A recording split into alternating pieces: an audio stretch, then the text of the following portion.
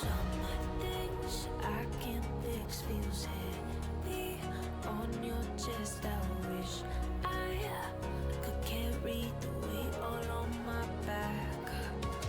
Colors now faded. There's only so much hope in that. I can't do what I'd rather lose than lose you. Do what you gotta do, what you gotta do to be you again. Do what you gotta do, what you gotta do to put your heart to rest. I'll keep waiting as long as it takes. Do what you gotta do, what you gotta do to be you again.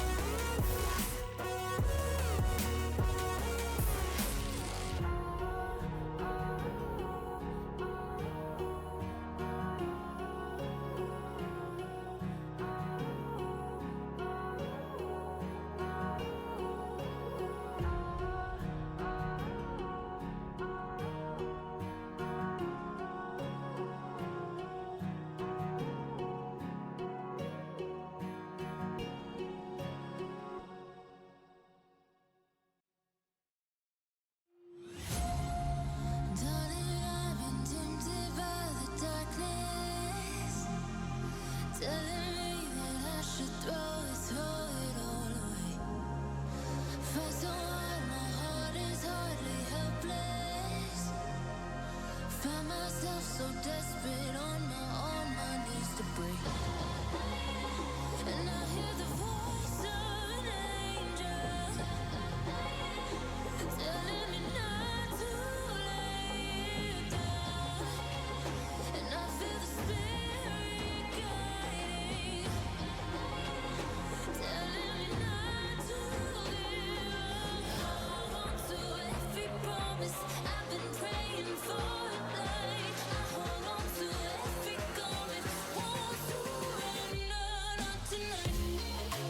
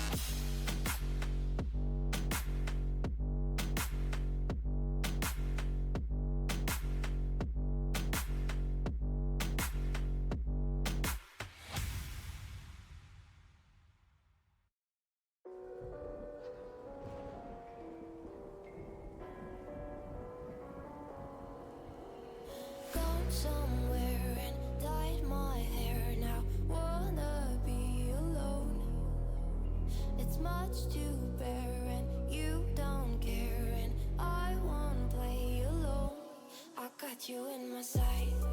I keep all the words you said to me. I get you, get you, get you, get you on your knees. Rewrite all the things you said that I should be. I'll get you, get you, get you. Now you beg me, please. Hey. Now I stay away. You were never meant to save me. Now I stay away. I don't hear you say you're sorry. Hate I even loved you. Hate I fell in love with you. Hate I even loved you. Hate I kinda fell in love with you. Hate I even loved you. Hate I fell in love with you. Hate I even loved you. Hate I kinda fell in love with you. With you, I cried with you. Now will not be alone. I lied for you, I tried for you. You wouldn't play alone. I got you in my sight. I keep all the words you said to me. I get you, get you, get you, get you on your knees. Rewrite all the things you said that I should be. I'll get you, get you, get you. Now you beg me, please. Hey. Now I stay away. You were never meant to save me. Now I stay away. I don't hear you say you're sorry. Hate I even loved you. Hate I fell in love with you. Hate I even loved you. Hate I kinda fell in love with you. Hate I even loved you. Hate I fell in love with you. Hate I even loved you. Hate I kinda fell in love with you.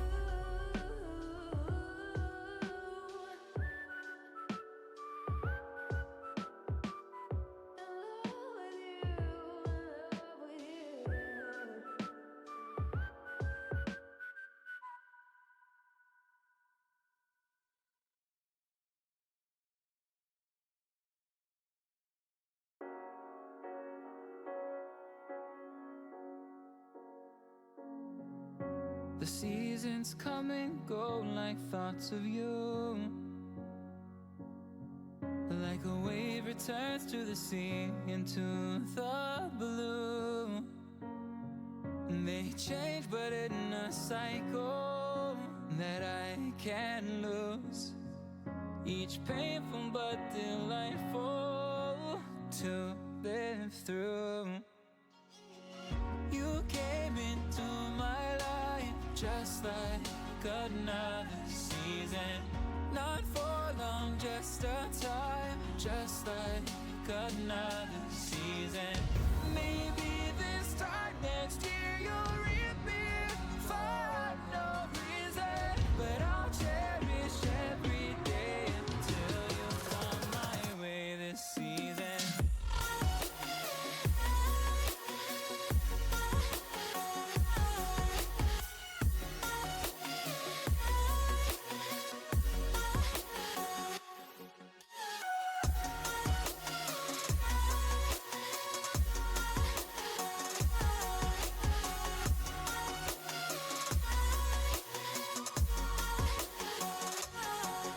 The seasons turn and change just like your mind. Like the sun gives into the moon, into the night. Time continues marching, it slowly crawls. With each new one starting, I recall. You came into my life just like another season. Not for long, just a time. Just like another season.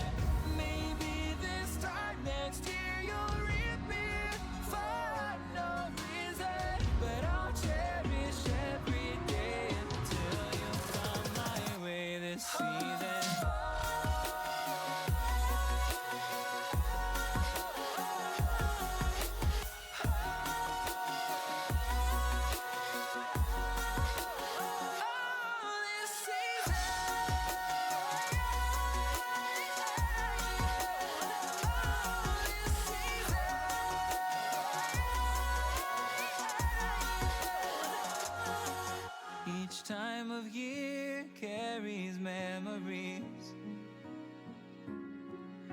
like an never fading whisper in the breeze. Oh, we will keep on changing all over again. Yeah, we will keep on changing. Just like another season. Don't want another day without you by my side. Oh, this season.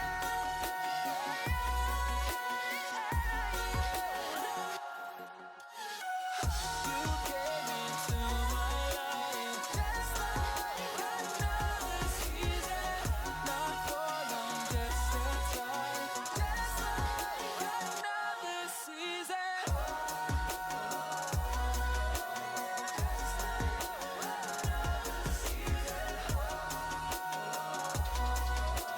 Just like another season.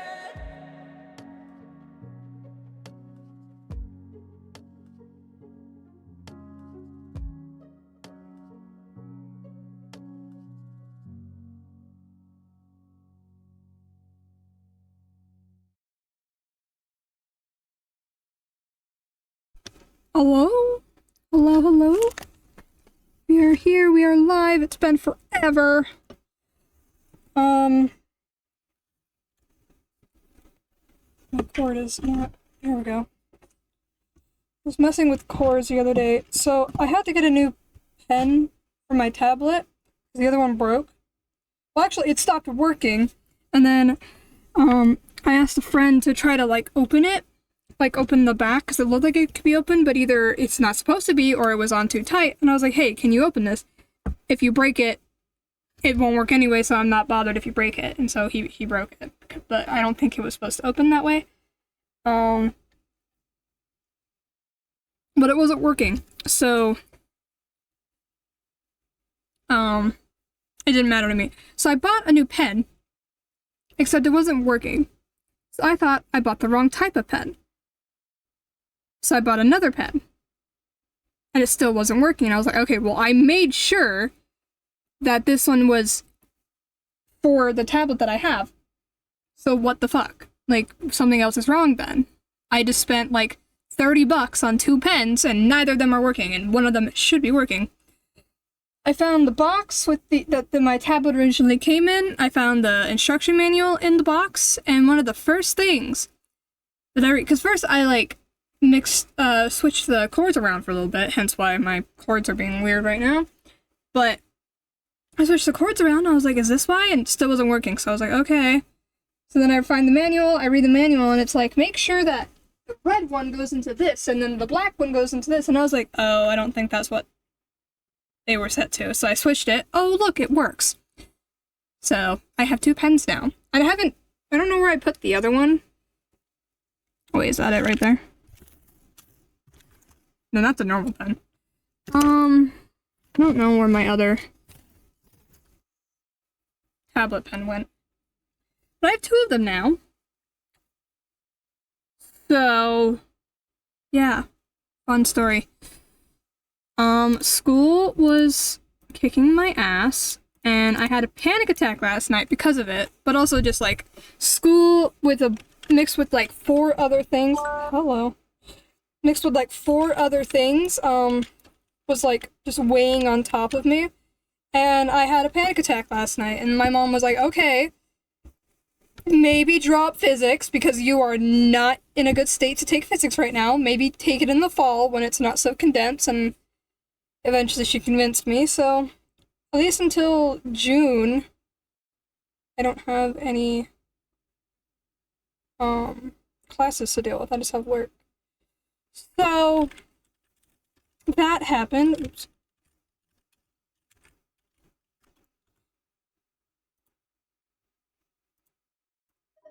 The audio back on. There we go. Oh god. Oh, there we go.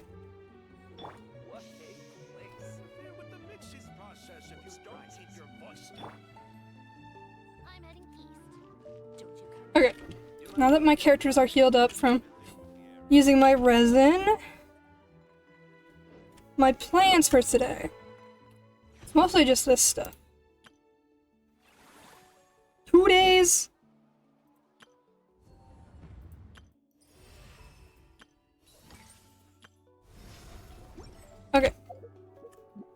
But I also have this.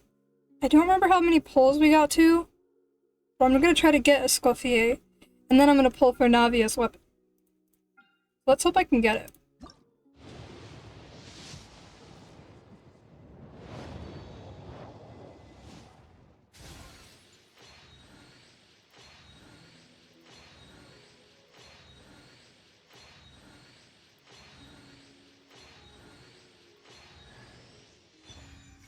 Aoife.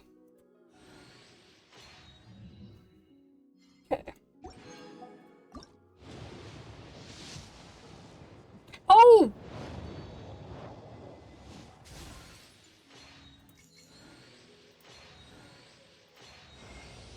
Well met. I am Escoffier, Patissiere Supreme, and Master of Precision Gastronomy.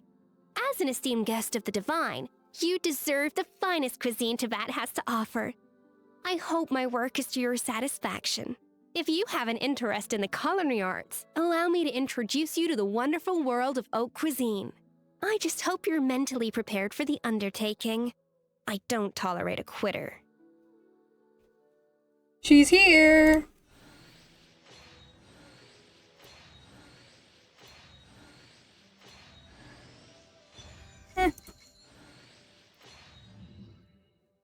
Okay. That means I have 80 to try to pull for Navia's weapon.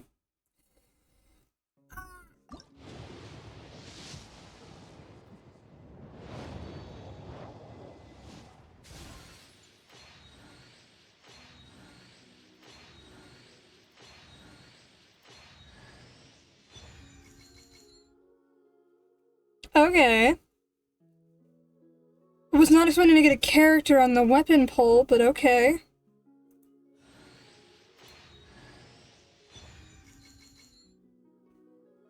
That's new.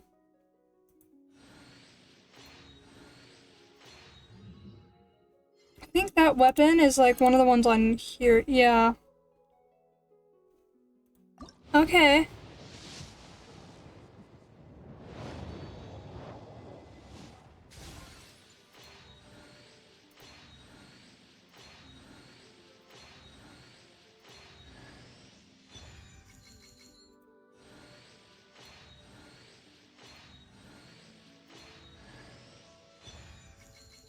That's new as well. I like 4-star weapons, especially 4-star weapons that I don't have yet. Like that one. Unless it's a bow, then I'm annoyed, because I don't use bow characters. I just have none built, really. I was just saying I don't like getting bows. Because I don't have any built bow characters.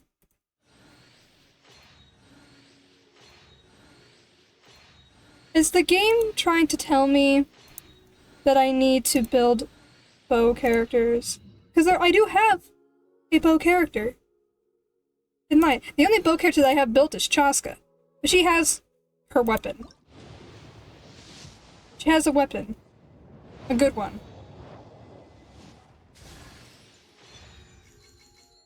Okay.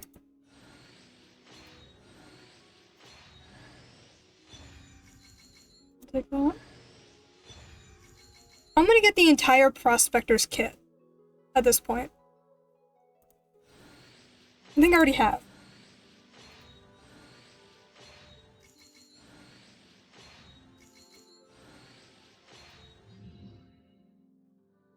Three 4-star weapons.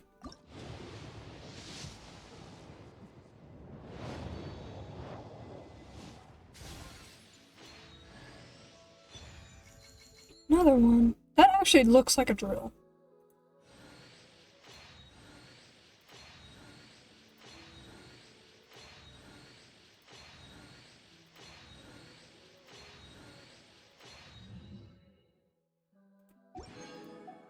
Come on.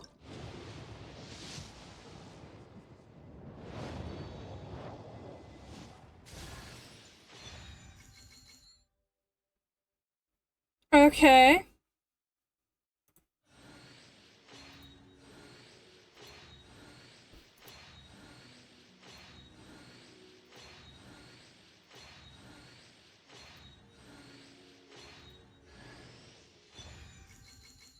don't need that.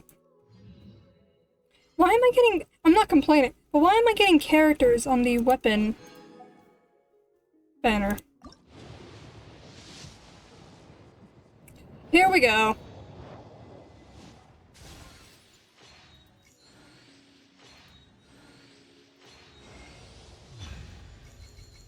Here it is.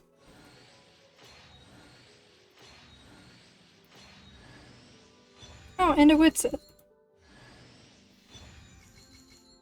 And a Roron? Since when do you get characters on the weapon banner?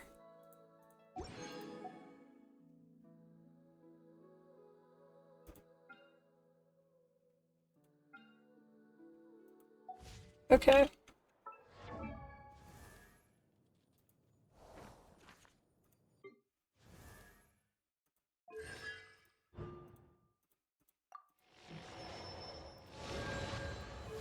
Hi, Scoffier.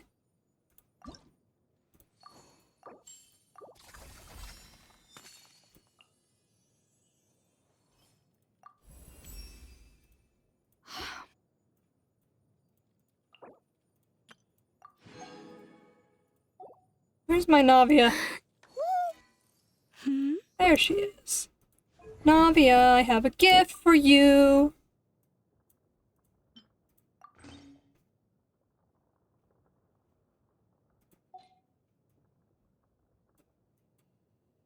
Ah, it's beautiful.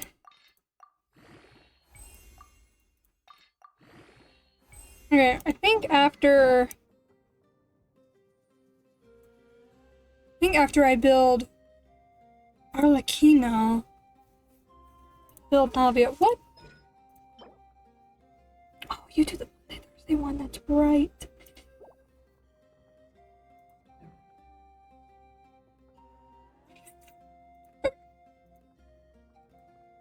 That's gonna suck. I've read almost every novel from Yaipa.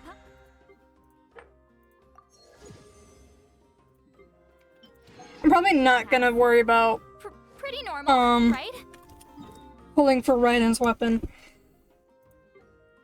Because I have the catch for her, but if I ended up moving the catch to someone else, it would go to Toma. Then again, my Toma isn't built, and I don't really have plans to build him anytime soon. My list right now, let's look at my list of the order in which I'm going to build characters.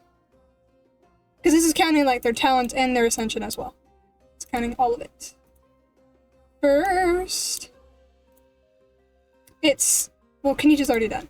Because I can't go any higher. Well, besides his artifacts. But the talents I don't have the stuff for past level 6. So he's done. I'm working on Arlecchino. And then I'm going to max out the talents for Rosaria. Oh god, I put Navia way down. Okay, wait.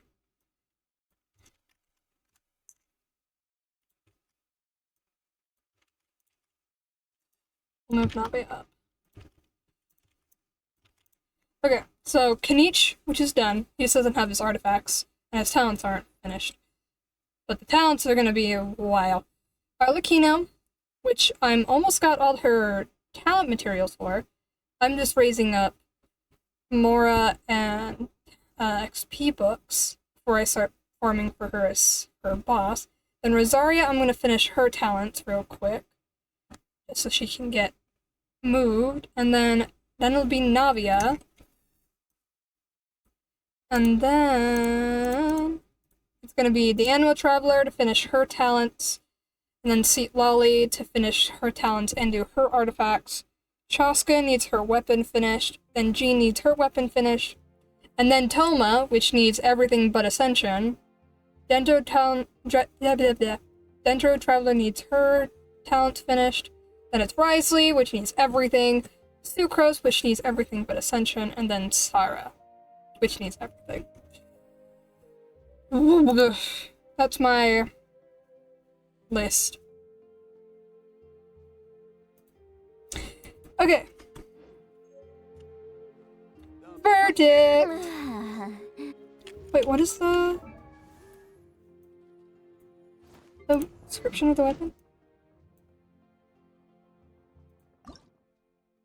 I can send the weapon.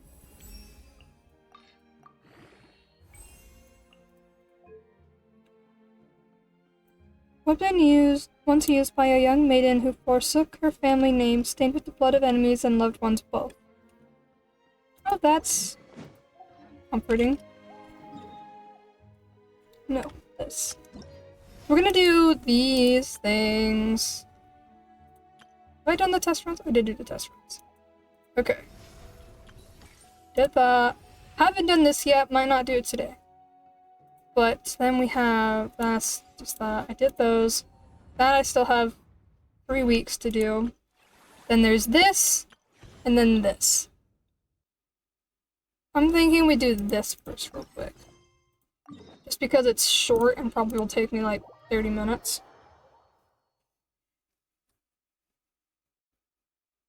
And then we'll do like the big fancy one. Which ends in 2 days.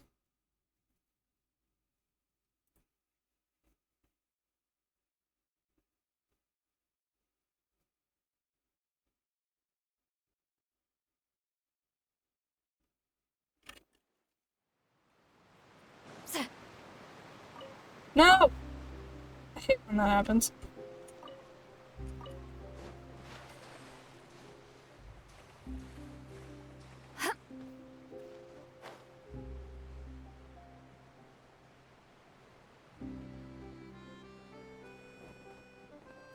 Incoming!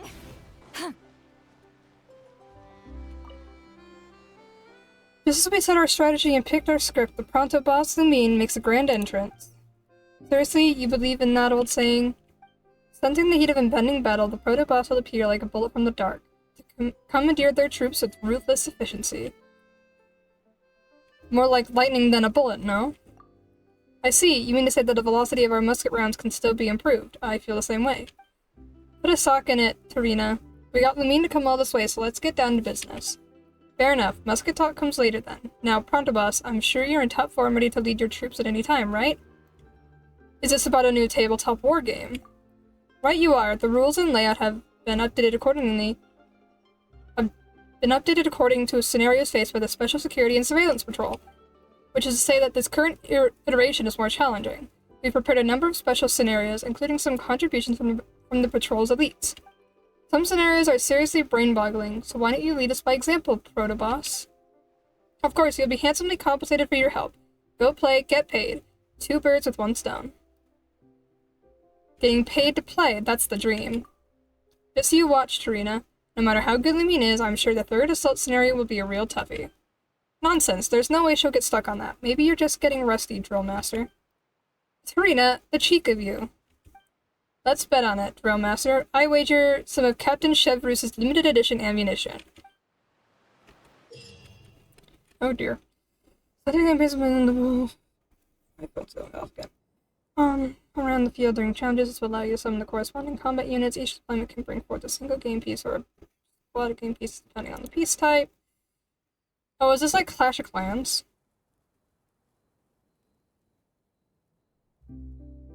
This is literally like Clash of Clans.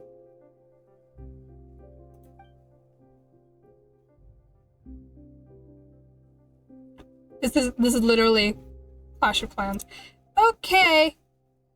I haven't played Clash of Clans in a long time. Oh dear god, there's so many.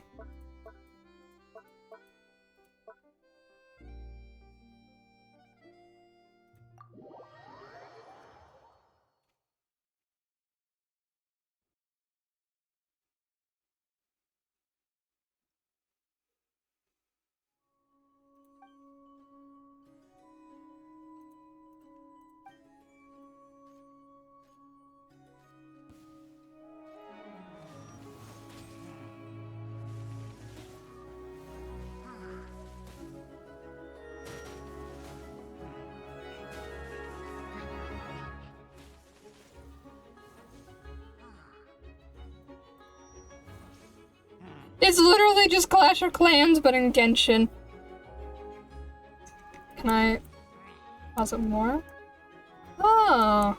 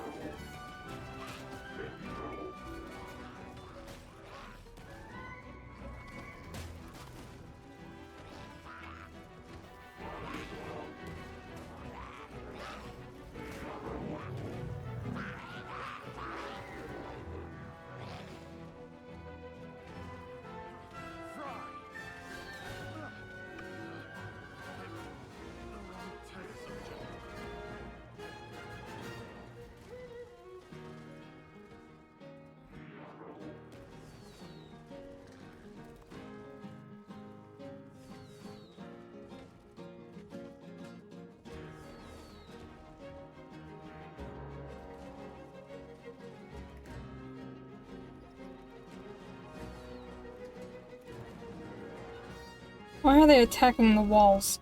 Okay.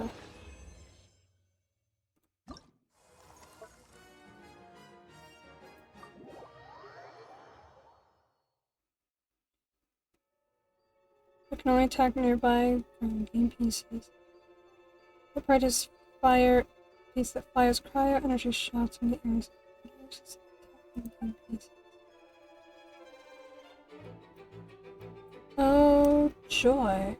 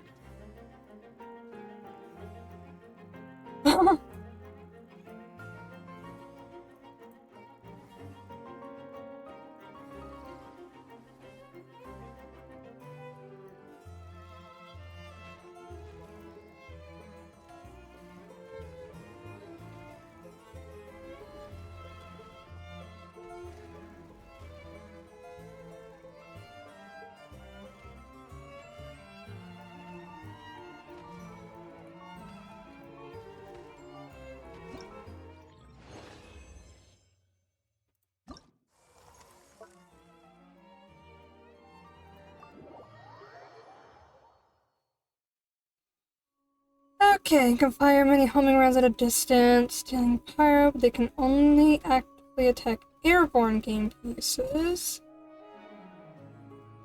Deals immense damage to wooden palisades when moving up better than moving toward the opposing corner. All game pieces and installations in its path. Okay.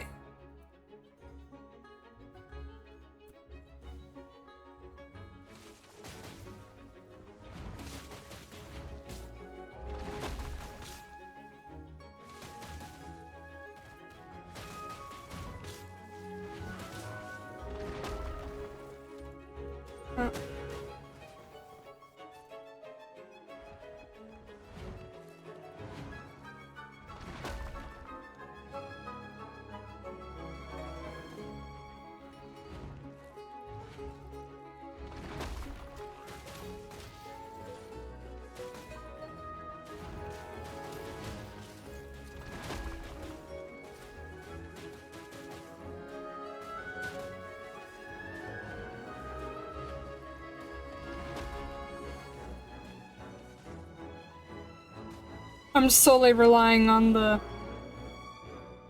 whatever those things are called. Hello! Hello, Pika Goku. This music is also very loud. I'm playing water. My water's up in my bed. Oh. My posture could be improved, I guess. Hold on. My water's up in my bed. Give me a second. Ah! Oh, it's at the far corner of my bed. Even worse. Okay, give me 1 second.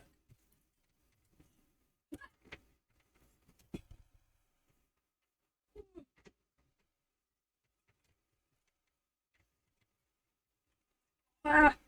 Ow. I got the water. What? Hold on. Do we need proof? That's the wrong button. Water. How much water is still in this thing? Quite a bit. I got this, like, giant thing of water from work a while ago. I, like, won it in some, like, contest. I don't even remember what the contest was for. And so it's now my bed/desk water. Because I don't want to put, like, anything that isn't water in it, because then I don't want to have to clean it. So, because I don't want to have to try to figure out how to clean, like, juice out of the straw. So I was expecting a water bottle and a water jug. Well, I have a normal water bottle right here, but the water jug is what I've been using for a while. Oh god. When I explode, when an opponent passes by, it will be shackled by it. Can fire bubbles from afar. Oh dear god. Okay.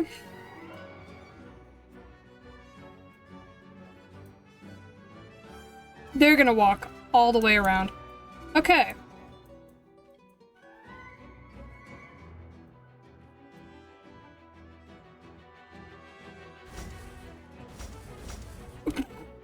What is this?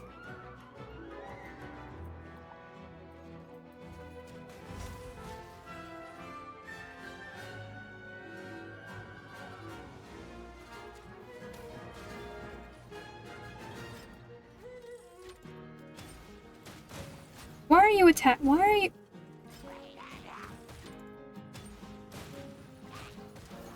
Okay. Rush with hilichurls? Can you tell it's been a while since I've played Clash of Clans? I'm pretty sure if I open Clash of Clans right now, it's gonna be that little scene where, like, the one girl's like, beware, goblin, and it's like, oh wait, no, you're our chief, and I'm pretty sure that's gonna happen if I open Clash of Clans right now. I bet you right now. I get bored of it! Taking me for goblins, guys. Yeah! That whole scene.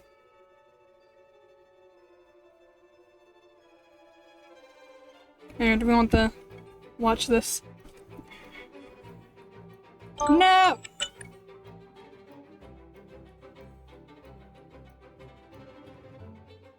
Oh, fuck you! Load. I have to load my old village.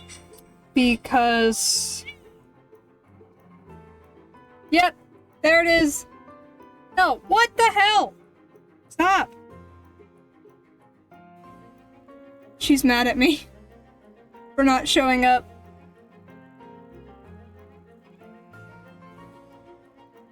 Not a step closer. I know a disguised goblin when I see one.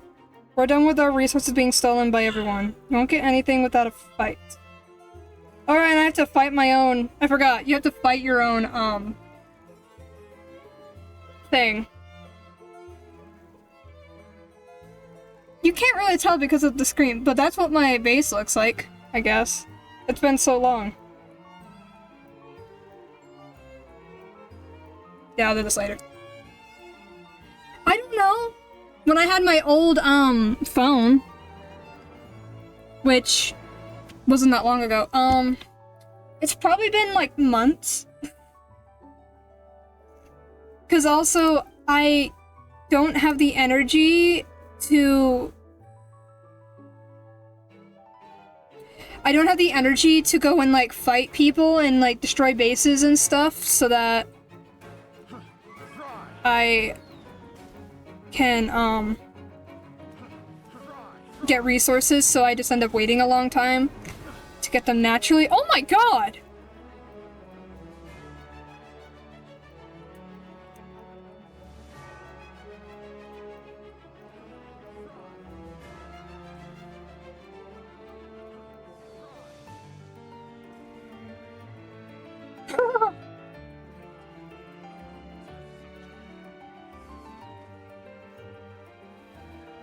Okay.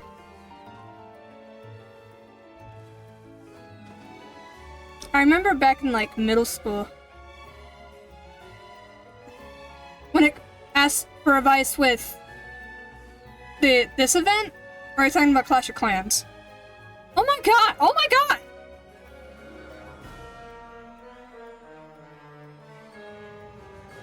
This part? Sure. I'm down for any advice. Oh.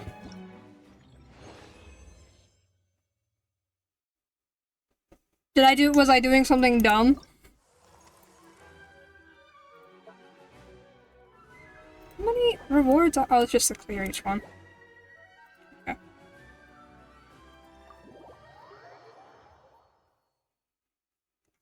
Oh.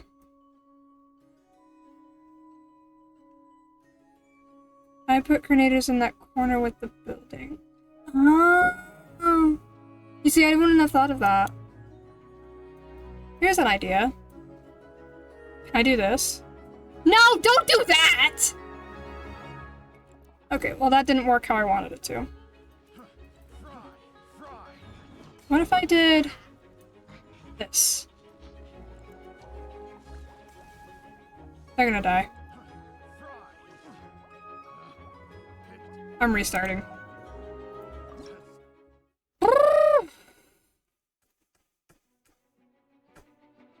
Daily Trails, and I have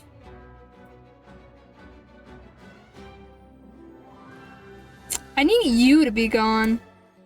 So if I no.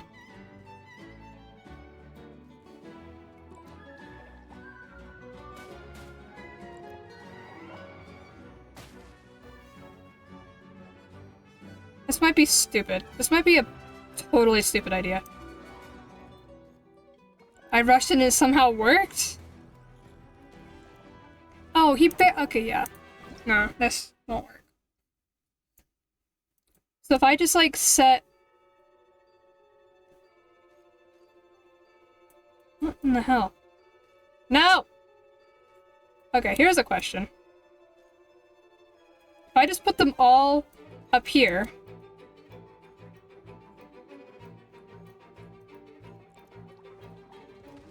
and then they just, like, run around. They're dying to the slimes!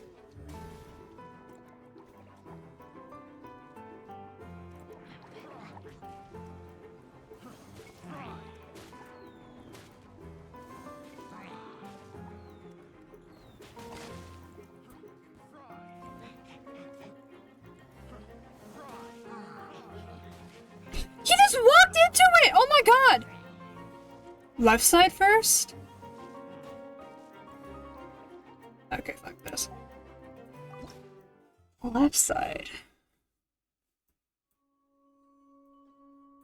So if I just, like... I do this. Maybe not have them, like, right next to each other. Oh! Now you do that?! I don't know if it's a reliable strategy. We'll see. So they won't attack the, like, main base, but they'll attack the corner ones. Oh, okay.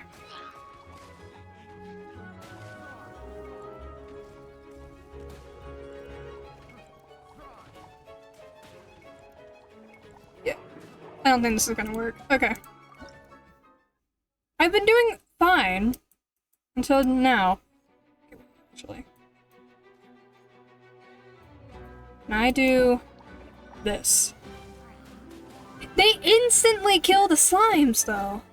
Or the slimes instantly kill them. What if...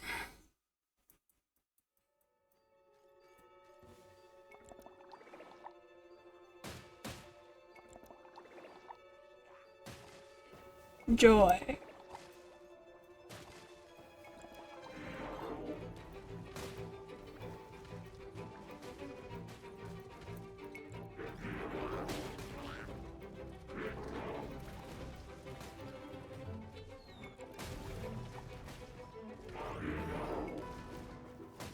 Ah! Yes! Yes, yes, yes, yes! Okay. It's just that one slime all the way over there.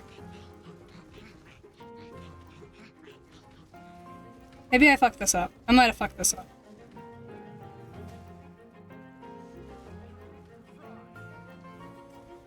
Don't attack the slime! Attack the thing! It's right there! Okay.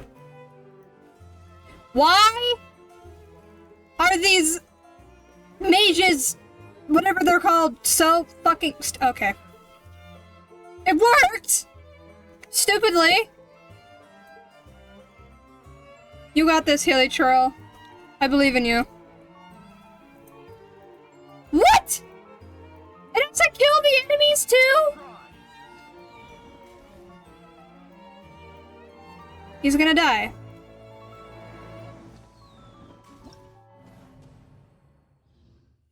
Ah!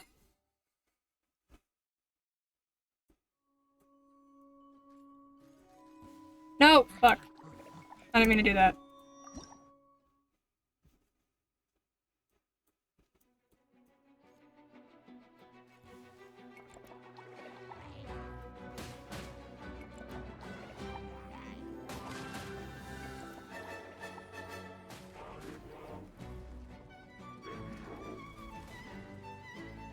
All my village girls are dead. This is not right! Okay. How did I do it before?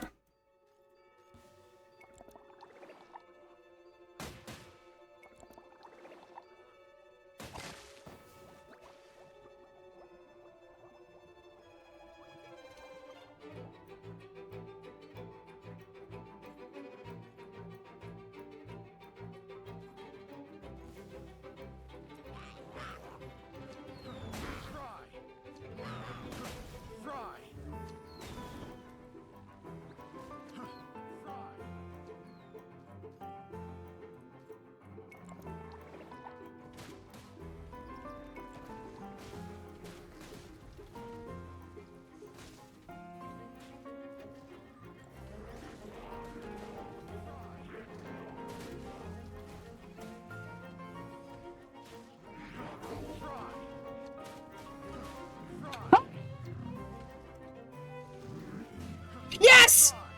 Please! Maybe. I didn't realize those guys died so quickly.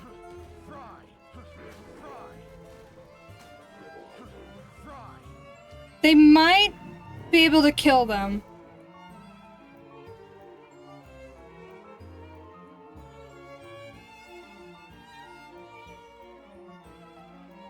I'm just gonna sit here and I'm just gonna watch anxiously.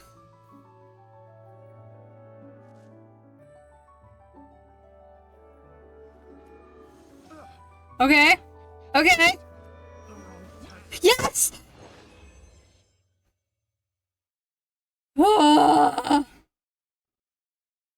Rune guard, tail trails, and 1 summon on the left, and then 1 summon on the right is what I did, and it worked consistently.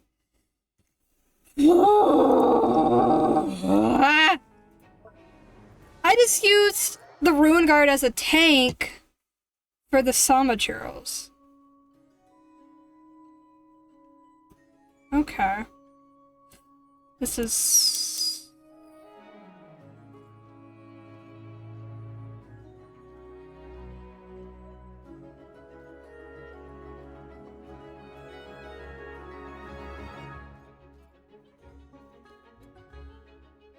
These will attack the fences.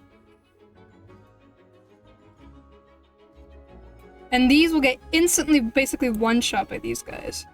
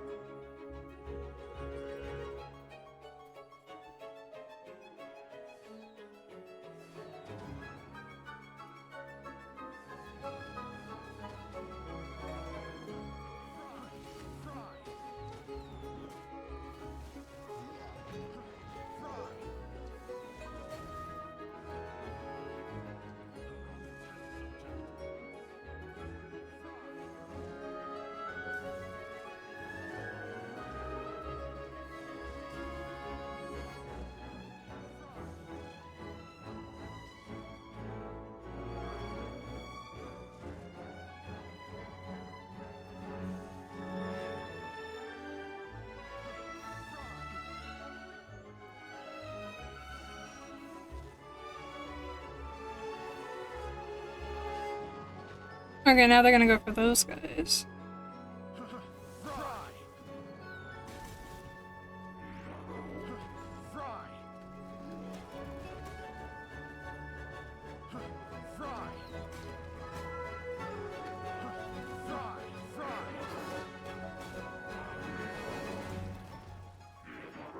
I don't think this is gonna work. Yeah, no. That's not gonna work.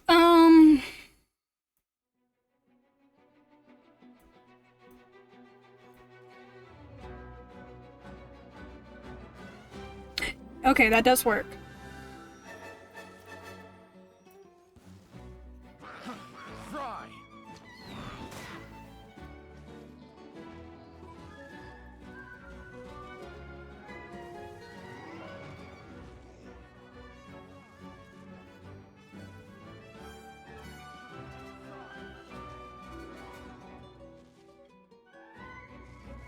Okay.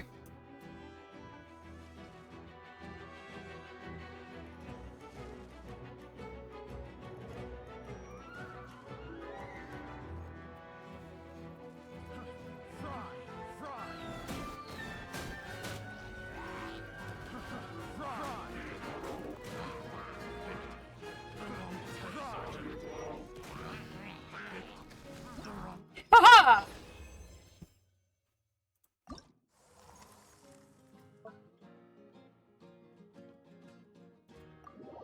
Okay. I actually have to like think now instead of just rushing everything. Too ahead of you, and I was literally this close to finishing it? Bro. That's insane. Oh my god, what is this? Okay.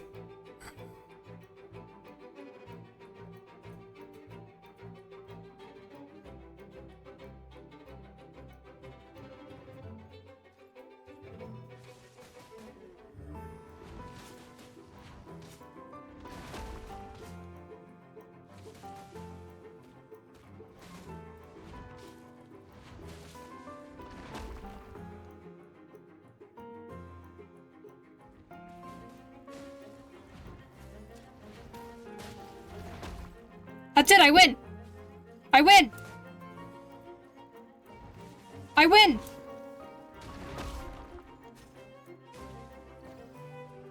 Okay, I can't deploy any of them, but... I win!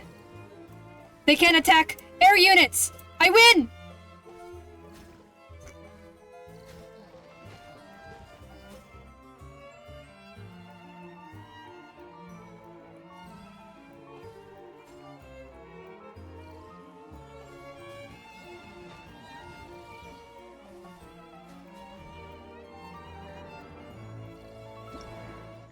I win! I'm a genius! Oh god.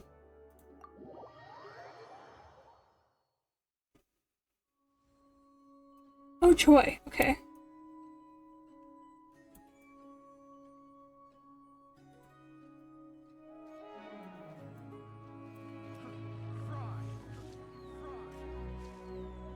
Okay, that did not work.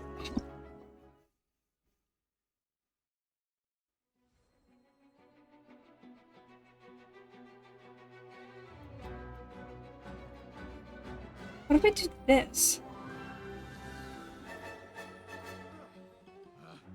Picked the wrong test subject. Fry. Picked the wrong test subject.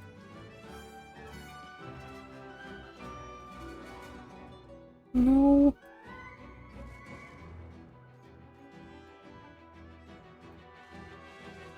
What if I use you as bait?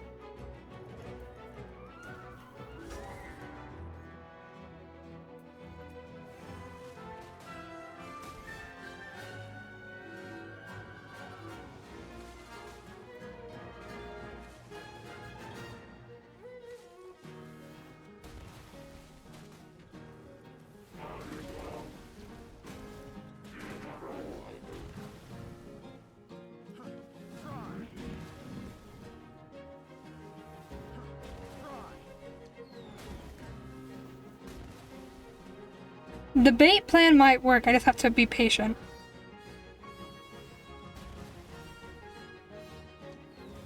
Where did you come from?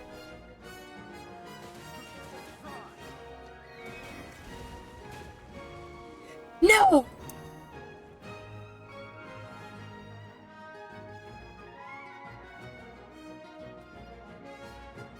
Oh, yes! Yes, yes, yes, yes, yes! Yes! It worked! My plan worked! Okay, last one. Oh god.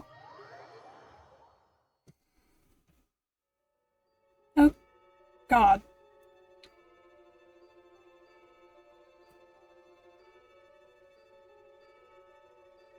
Oh, okay. This will be fun.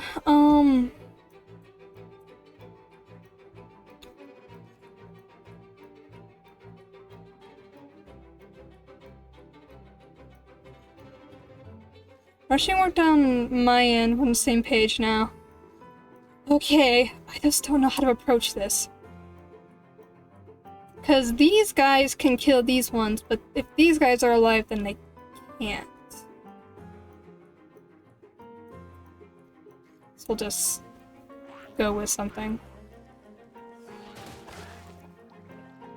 That did not work how I intended it to. Okay, let me try. They, like, instantly died.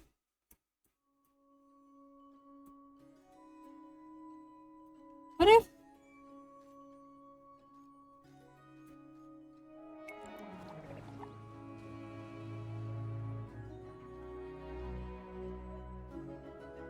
No.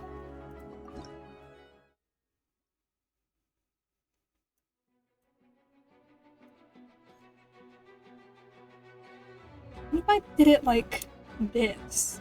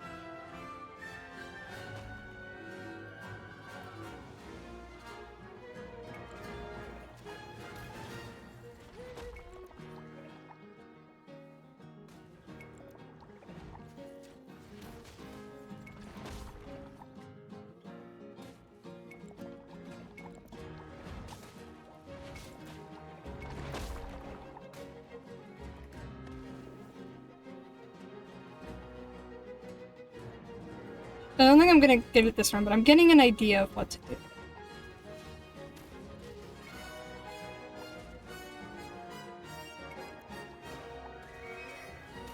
Wait, what?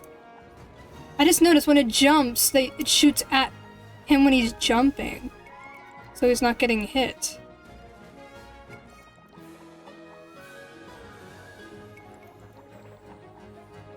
What the fuck? Okay.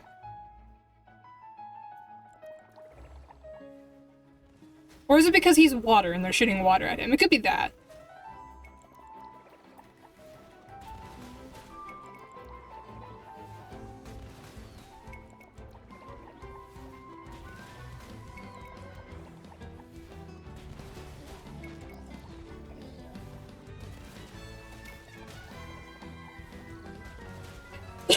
What is happening?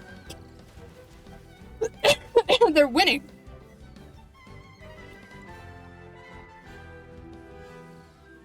Just found out the grenadiers don't seem to aggro the mechas. Yeah, these guys, they don't aggro those. They don't aggro the big guys either.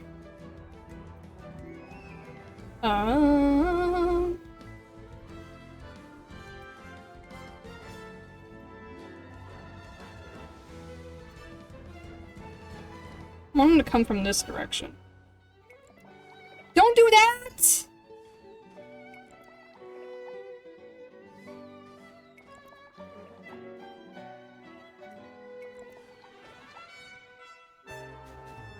Oh. It was an insta-kill. Oh, I'm fine! Okay. Just use the flame as they get... Use my time they grab another. I went through, like, every stage of grief during that. I was like, no, this won't work. Maybe it will work. Yes, it will. No, it won't. Yes, it will. No, it won't. Afterward. Oh, I get to talk to them now. No! The route taken by the attacking force and the coordination with the supporting flank teams when targeting an enemy stronghold. These aspects must be studied further. But what about the means unorthodox tactics? They don't seem to make sense at a glance, and yet... Any textbook examples for your recruits? Indeed, as you can see, once the main forces have been deployed, it is difficult for them to disengage for a short period of time. This window is when covering the enemy's flanks and cutting off the reinforcements become crucial. But with limited troops, it becomes difficult to decide how many to allocate to the support unit. Now, if we had the numbers, we could downsize the main force. But if we couldn't spare many, we might not even be able to cut the enemy off. Nobody knows for sure how much manpower we'd have each time. It's customary for the special patrol to form a support unit of about 1/4 the strength of the main attacking force, and deploy them to patrol areas where we might expect enemy reinforcements to show up. Normally this arrangement would suffice, although there have been exceptions. One time while the support unit was leisurely patrolling their target area with no enemies in sight, the main force was running thin and had to fight for their lives. But as for you, Protoboss, you planned your attack routes for the main force exceptionally well, coordinating their movements with those of the support unit. That way both units could rely on each other for support when it mattered, making the most of our manpower. When the main assault met heavy resistance, the support unit could act like reinforcements. Likewise, when enemy reinforcements suddenly arrived in force, both teams could move in tandem to intercept, like an offensive-defensive unit. Really? I just did whatever. Anyway, thanks to your unorthodox strategy, you demolished the same third assault scenario that had Drill Master and Hyun stopped. Fine, I admit defeat. You'll be getting your limited edition ammunition once we get back. Yeah, the pleasure's all mine, Drill Master. The very same limited edition bullets used by Captain Chevrus, renowned for their precision and velocity over long distances. And back to the topic at hand. I've always known you had an interest in firearms, Protoboss. I talked through some of the necessary application requirements with my colleagues, and you're a perfect fit. When you're free, we'll find an opportunity to get the relevant paperwork done, check up on your key data, and get you a custom-made musket of your own. I would like a custom-made musket in this game. That sounds great. What is this?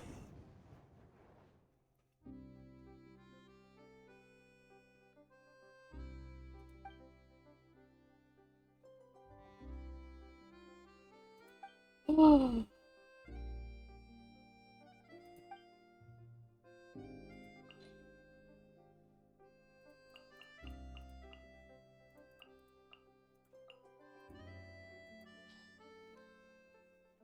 Oh, this will take me forever. Okay.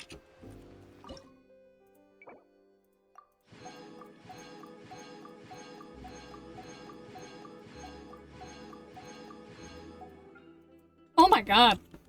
Primos galore. Okay. The other one will take me a million years to do. So I'll just ignore that for now. 10 days. I'll be fine. Whirling Waltz. This is what I specifically wanted. Fancy bow. Why is it always weapons that I don't need? Anyway. Oh, wait, maybe I should change my party. I've been running around as Seat Lolly. So I was fighting at Natland. Okay. So sweet to get. I'll do it eventually. There's still a long road ahead. I just feel like I'm gonna be sitting here for like an hour trying to do that stuff when the main thing that I wanted to do today was the Whirling Waltz questline. Ba-ba-ba-ba-ba.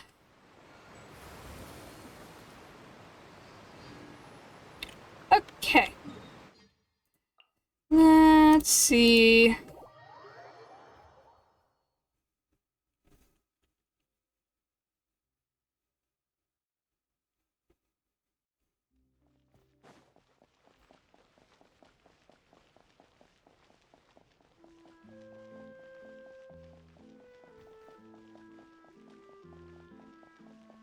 Kaniche!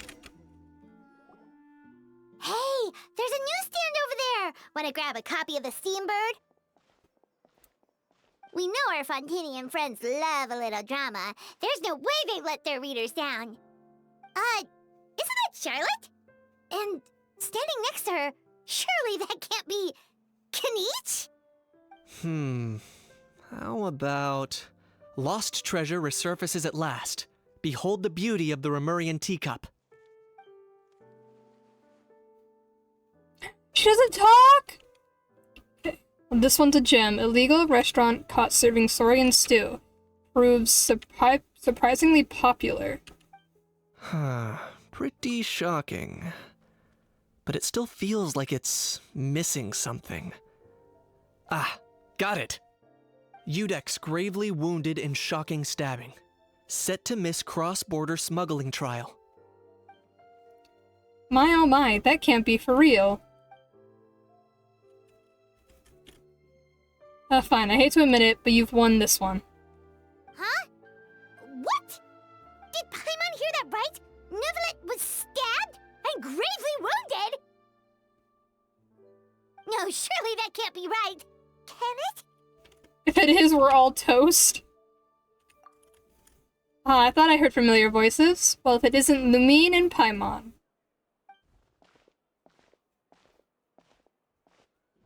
What a coincidence. Mr. Kaniche and I were talking about you two just a few minutes ago. Unfortunately for me, he's a very loyal friend. I pressed him for some juicy details, but he remained tight-lipped, da-ba-da-ba-da. So, anything you want to share with me about the Great Lumine's triumphant exploits in Natland? It was a team effort. Modest as ever. Anyway, I'm getting a bit ahead of myself. Sorry. Let me backtrack a little. Hi, you two. It's been ages. What brings you back to Fontaine? Hey there, you two. Fancy running into you here. What a pleasant surprise. Yeah, that, and also a less than pleasant shock. What the heck was all that about a Saurian meat restaurant and the Udex getting stabbed? Please say you weren't being serious. Oh, that? We were just trading tabloid headlines. Is that what you're talking about? Trading tabloid headlines? Yeah. Charlotte and I were having a little contest to see who could find the most ridiculous fake news stories. Either I got lucky, or I have a knack for honing in on the most outrageous material. I'm sorry you had to see such an unflattering side to Fontaine, Mr. Kaniche. These third-rate tabloids write their headlines purely to shock and scandalize. All they care about is grabbing your attention to boost their sales. The ones who still get a shred of integrity will at least clarify the truth in the main body of the article, although the misleading headline is still an underhanded trick to draw readers in. But others, like the one we were just reading aloud, have no qualms about making outright fabrications. If I had to quantify it, I'd say about 1% of what they write is the truth. That's pretty lenient of you, Mr. Kaniche. Huh? Him? Lenient? Ugh, you gotta be kidding! Ah! Don't get me wrong. I'm not trying to give credit to these so-called news stories for occasionally including a grain of truth. All I'm saying is, even the wildest leaps of the human imagination are always rooted in reality. You mean all those fake headlines you mentioned actually do have some basis in fact? Sure they do. For instance, there was in fact a smuggling trial recently. Considering the amount of speculation surrounding the smuggled goods, it's no wonder there are rumors about restaurants serving saurian meat or teacups being unearthed from ancient ruins. But in reality, the goods in question were simply a few ancient relics dug up from ruins in Natlan. Rest assured, no saurians were harmed in the process.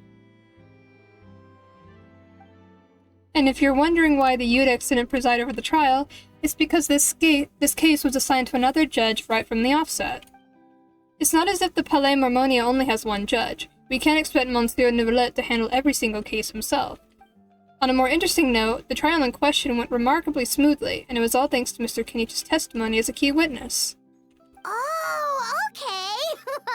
Paimon was so busy freaking out about those headlines that she totally forgot to ask why you're here in Fontaine, Kenich. It was all a misunderstanding. The world's not going to end. Maybe not, but it'd be an even better world for me if Mr. Kenich here would agree to another exclusive interview with the Steambird. It was a pretty open and shut case, and my testimony in court was clear enough. But I'm guessing, Mademoiselle Charlotte, that you're less interested in the case than you are in trying to uncover some news stories about Natlan. Drat, you saw right through me. Guess I'll put it down to the keen instincts of a renowned saurian hunter. Any response to that, or...? I appreciate your kind invitation, but like I said, storytelling isn't really my forte. Kenich the speechless! Kenich the tongue-tied! Huh? If you're dead set on doing an interview, why not talk to the Traveler instead? Back to me again? Of course, that's a brilliant idea. But that also means I'll need a bit more time to prep. Let me put together a thorough list of interview questions. Sounds like I'm not allowed to refuse? And well, I know I can be persistent, but at the end of the day, it's your call. Anyway, I should probably be getting back to work. I also need to go track down a questionnaire and report these increasingly outrageous tabloids. Farewell, my friends, until we meet again. Charlotte never stops, does she? Anyway, Paimon just has to ask. That how thing that popped out before, or was it a how? It kind of looked like a how, but at the same time... Oh, that thing. Huh? Yeah, that was a how. Huh? What's up with him? Like, he's still noisy, but he's way quieter than before. It's like he's trying to hide or something. Maybe he's not acclimatizing very well to Fontaine. Could be. Not acclimatizing? Aw, poor Almighty Dragon Lord is not feeling well. Too bad he can't come out to argue back. What do you mean? There's nothing physically wrong with him. It actually has to do with a strange law we learned about after arriving in Fontaine. Apparently, it's forbidden to release flying objects within Fontaine city limits during the first 3 days of each month. Oh, I get it now, and I'm sure Paimon gets it even better. Paimon sure does. Paimon's been down this road before. There's an easy solution. As long as Kenich holds onto a house tail, he'll be considered an Almighty Dragon Lord balloon, not a flying Almighty Dragon Lord. Not gonna lie, I was considering that. But a How wasn't too thrilled with the idea of huffing and puffing away in the form of a mini helium balloon. That said, it's pretty annoying how he keeps randomly popping up all of a sudden. Anyway, this morning I saw a notice outside the Palais Marmonia about an event that's set to take place outside the city soon. Something to do with filmmaking. I hear that's all the rage here. I was planning to stay here and do some exploring for a few extra days anyway, so I think I'll go check it out. It'll be a good chance to let that noisy helium balloon out. He might even learn a thing or two. If you're free, why don't you come along? Sure, seeing how angry always makes my day. I know where it is, so let me lead the way.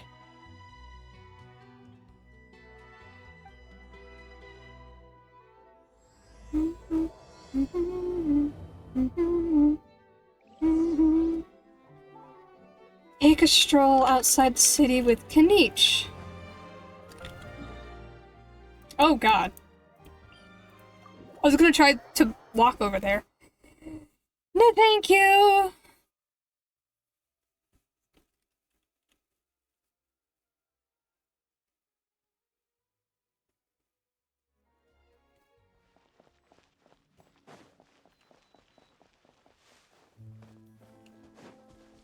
Are we gonna be making a movie?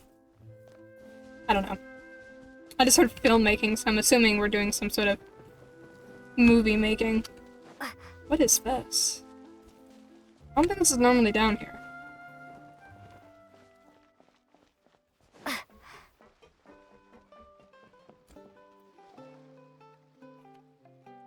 Looks like I remembered correctly.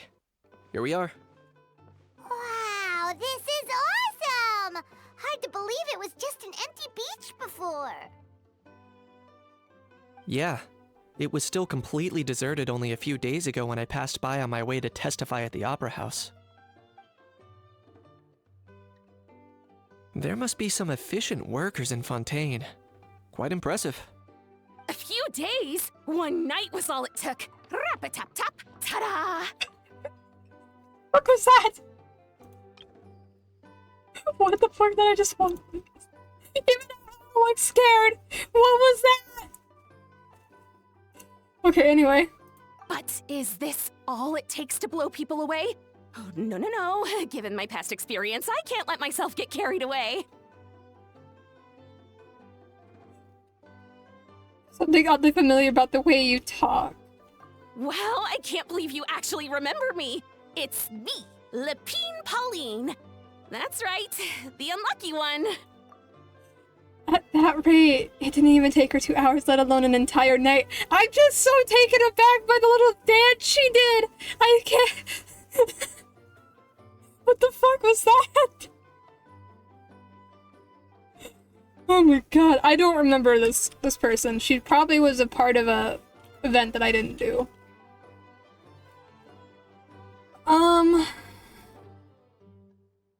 Good. Oh wait. The prototype lenses come in handy, by the way.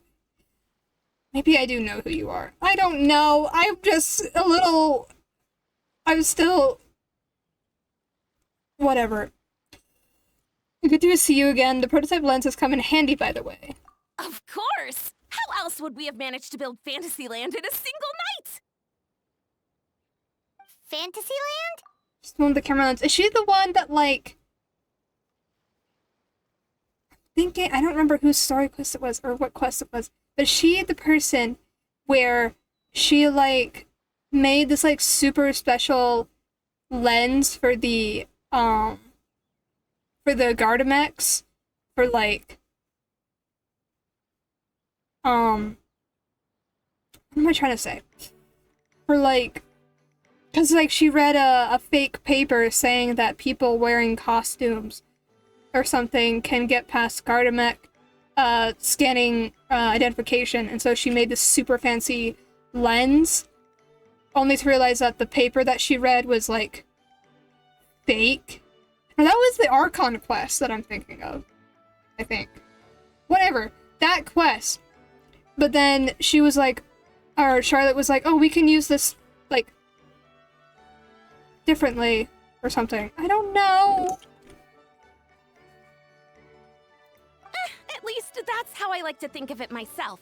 A magical land of fantasy, the stuff of film buffs' dreams. I know it sounds like I'm laying it on thick, but that really is the goal here. As you can see, the theme of this amusement park is Fontainian filmmaking, a place for all film lovers to come together and co-construct a world of dreams. Co-construct? Well, that's a relief. Sounds like you're sharing the cost this time rather than pouring your entire life savings into a single project. Nope!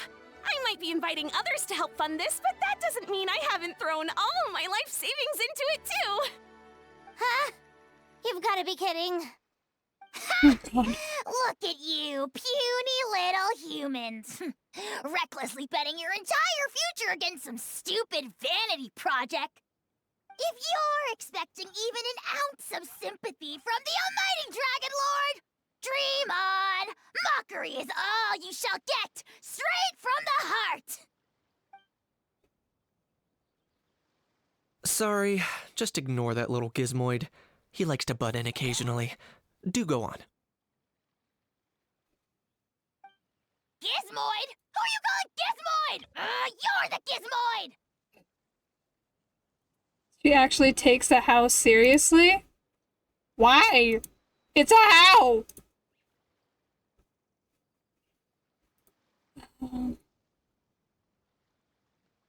Oh, she is who I think she is! Okay. I looked up her name. To see if, like... she might. Okay. She seems a little crazy in general. But she is who I thought she was. The girl that, like, made this super fancy lens for the Garden Mix only to realize that the story she read was fictional. Eccentric. Sounds terrifying. Wow! That's quite a nifty mecha you've got yourself there. Is it some sort of smart personal assistant? It's a mecha. You ought to let Miss Charlotte see your cool gadget. Who knows? Maybe you could even look into mass production. Oh, please don't. Mass production? Ugh, insolent, vulgar, and disrespectful! I, the almighty Dragon Lord, am one of a kind! There has never been another like me, nor will there ever be! And another thing, smart is the understatement of the century! I shall have you know that I am Kahula, forebear of ancient wisdom! I lived for eons long before any of you were born! Apparently Thomas Edison was eccentric. Oh god. Eccentric people just... I mean, I guess as long as they're not hurting anyone.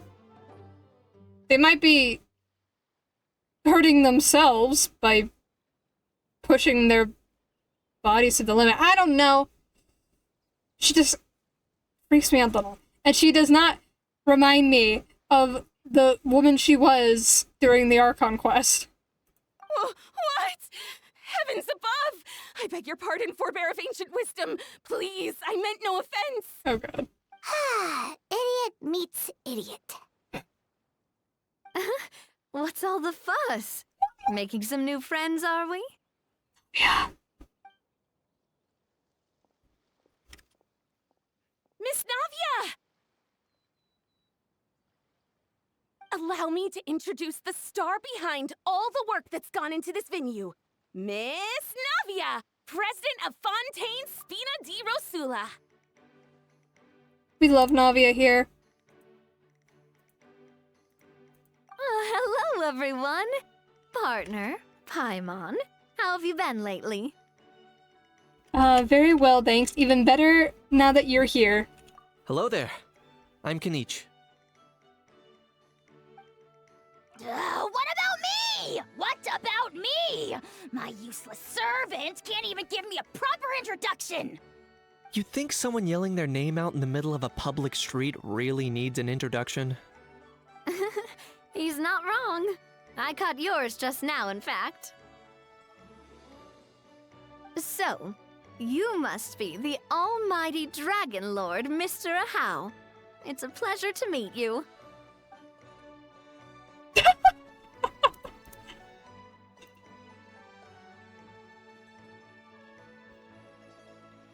Oh, see that? That's what I call proper manners. Remember, you're the useless one. Your only use of how is to be Kanich's grappling hook. I thought he had the grappling hook. I didn't know Kanich or how was the grappling hook. But also, Kanichi is like a warrior, and he could probably move around just fine without his grappling hook. He doesn't really need a hat. He's fine on it. He's a saurian hunter! Anyway. Well, it's not every day you meet a well-mannered human. Navia, was it? Excellent. You may address the almighty Dragon Lord by his name. Navia, don't you think the title Almighty Dragon Lord is a bit silly? Especially when you use his skill in midair, he's hanging onto a how's tail. I've never noticed that, but also I've just barely started building my Kanichi, so I haven't really used him all that much. And every time I have used him, it's during, like, trials and stuff, so I don't really have the moment to observe. I need to look now. When I get a chance, I'll look. It's no big deal. All little animals do that, don't they? I mean, try to puff themselves up to look more impressive.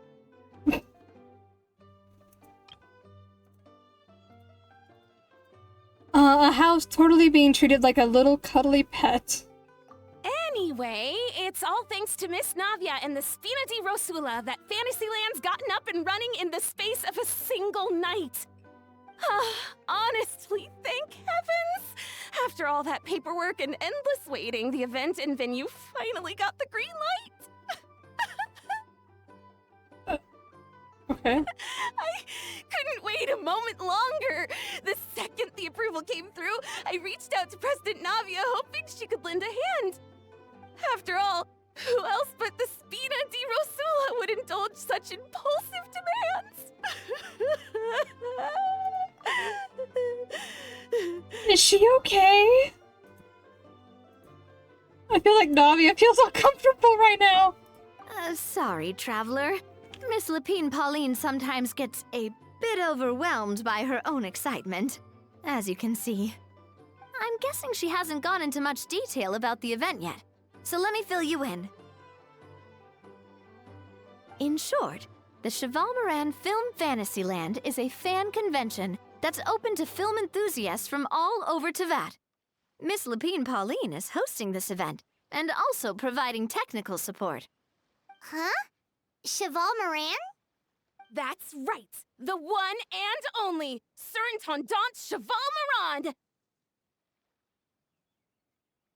I don't know who After that is. much persistence and many solicitations, I finally obtained Lady Farina's permission to use the image of her close friend. Not only is our adorable mascot drawing in fans by the minute, but she's also boosting her own popularity. And that was always the goal! A win-win arrangement. It's been a while since we last met, but still, it's a surprise to hear Lapine Pauline coming out with such sensible ideas. By the way, Miss Lapine Pauline, have you decided to switch careers and go into film tech? Not exactly. By chance, one of the prototype lenses I developed caught a photographer's eye, and it's now being used for the latest cinematic productions. Thanks to this unexpected opportunity, I've had the chance to invent various film-related equipment and props. That's right. So don't underestimate Miss Lapine Pauline, our resident engineer.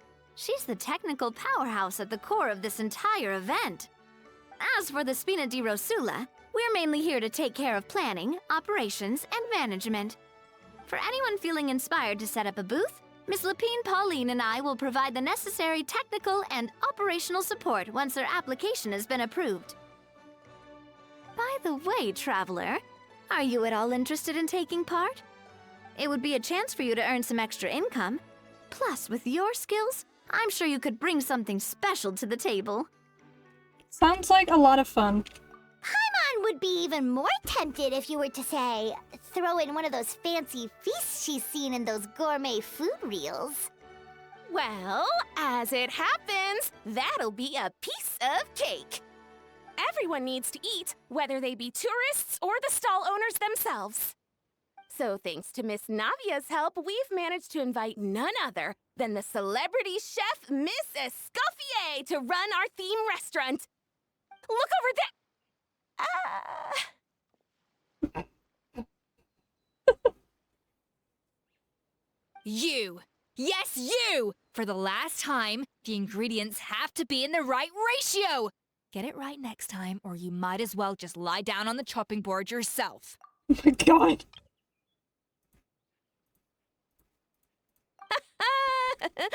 She seems a bit busy right now. Well, I'm sold. I think I'll make a How go be her assistant.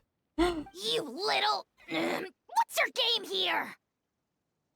Demoiselle, sorry to bother you, but there's an issue over here that requires your personal attention. Apologies. Looks like it's back to work with me. Please feel free to take a gander at what we've got. Anyway, if you're interested in taking part, come find me later. Sure thing.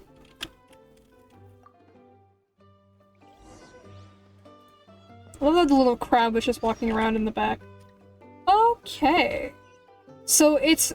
Farina's little friend is like one of her little buddies. Hold on. There she is! I didn't know they had names.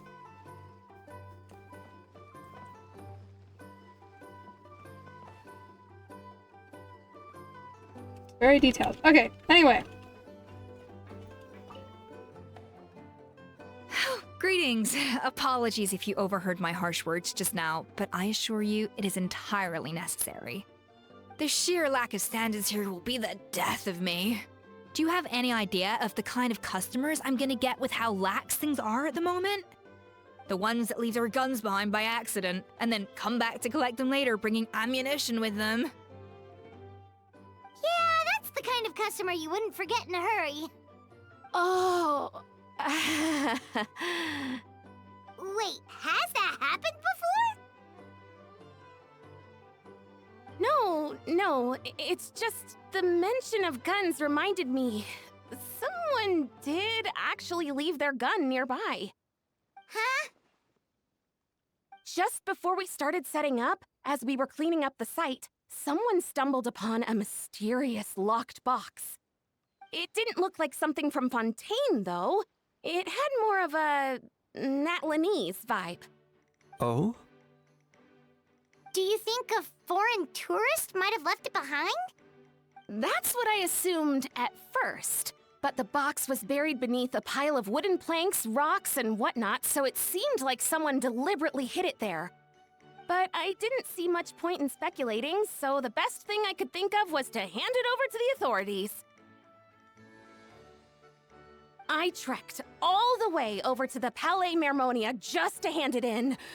Ugh, it was exhausting.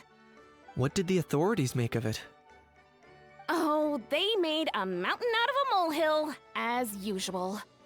Before even addressing the question of what was actually inside the box, they had several heated discussions about whose responsibility it was to write the lost and found notice.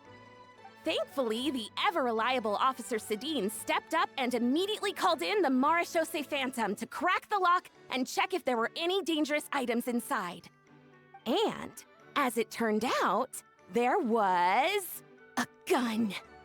Wow, that's a dangerous item, all right. Mind if I ask what kind of gun it was?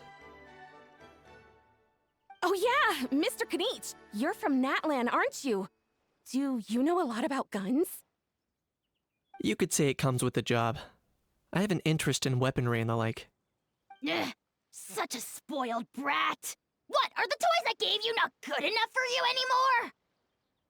Yep, got sick of those long ago. You little... Don't dare you turn your nose up at my gifts! Why, Time for a timeout, old-timer. Sorry, where were we? Oh yeah, do you recall what the gun looked like? It's a bit hard to describe. If you ask me, it didn't even really look like a gun.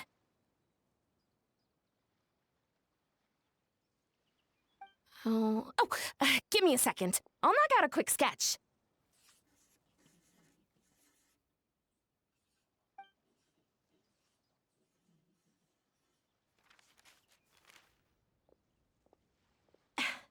Something like this. The hell?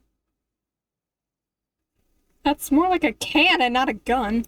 Whoa, it's so neat and precise. Sketched by a professional engineer, after all. It's nothing. Sorry. Is something wrong with my drawing? I know it doesn't really look like a gun, but I assure you, this is exactly what it looked like. And it certainly could shoot as well, too. I confirmed that with the officer from the Marechaussee Phantom. No, quite the opposite. The features are very accurate, and it is definitely from Natlan. Please, don't mind me. I'm just taking a moment to admire it.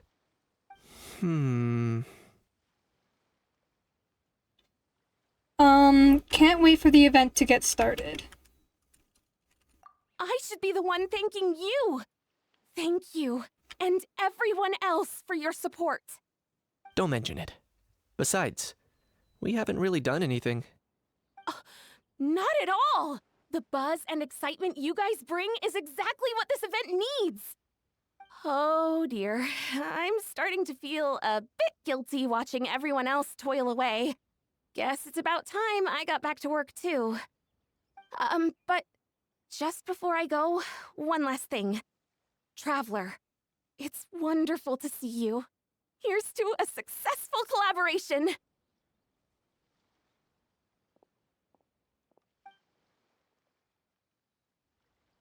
Seems like Kanish has something to say. Let's find a quiet spot.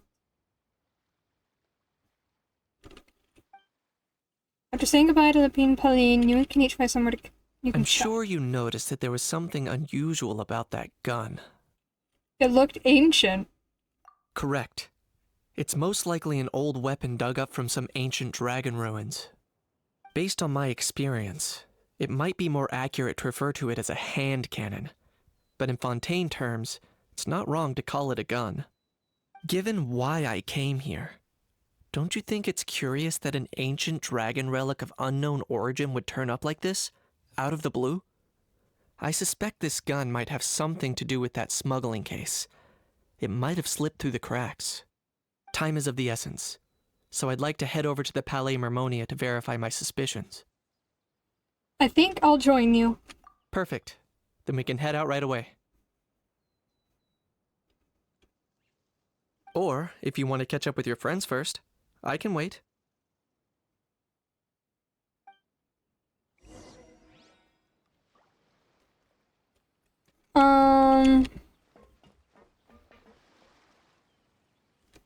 Is Navia the only other person to talk? I guess I can talk to Escoffier. The fresh vegetables from the new batch are exceptional quality. I just wish I could say the same about the new staff.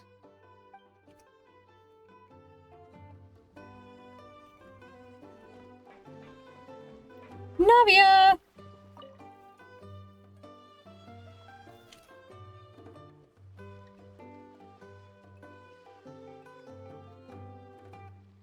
Traveler, it's you! Ready to join the Cheval Moran Film Fantasyland crew?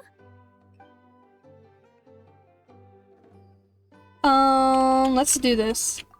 It's time, dear partner in Paimon, for us to turn our attention to the Cheval Moran Film Fantasyland. As I mentioned, the park was started up by enthusiasts who brought in the Spina di Rosula to handle the planning, construction, and operations. Of course, enthusiasts aren't typically all-around experts.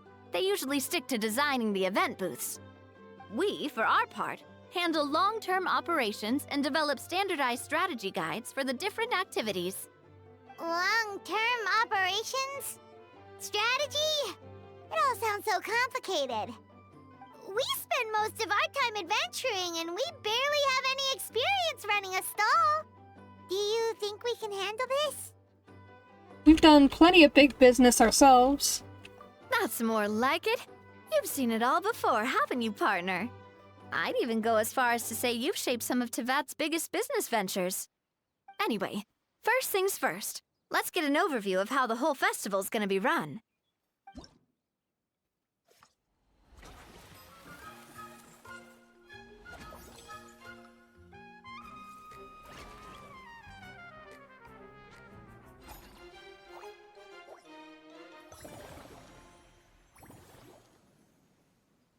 As you can see, our fantasy land's a bit like a sugar-free macaron right now. Several areas are still under construction. Oh, do I have to click? The Spina's only been able to hire a limited number of craftsmen. Besides, we don't have enough experience to handle multiple projects simultaneously. That's why I chose to adopt a time slot-based planning method, so we can focus on specific tasks during each designated period. Upgrading facilities, expanding the venue, hiring staff. All of this requires funds and time slots to accomplish. So, it's our job to allocate precious time slots in each business cycle to the most worthwhile tasks. As we attract more guests and earn money to add to our funds, we'll also be able to work more efficiently, which will allow us to divide each cycle into finer time slots, which will let us get more done. So we'll be limited in the decisions we can make and tasks we can focus on within each time period. Which means we have to use our limited actions and Mora to earn even more Mora. Kinda like playing chess or cards then. Cooking up a strategy in advance is gonna be key. Paimon thinks she just about gets it. How do you feel about it, Traveler? Sounds right up my alley. Yep, come on, we can do this! You mentioned standardized strategy guides just now.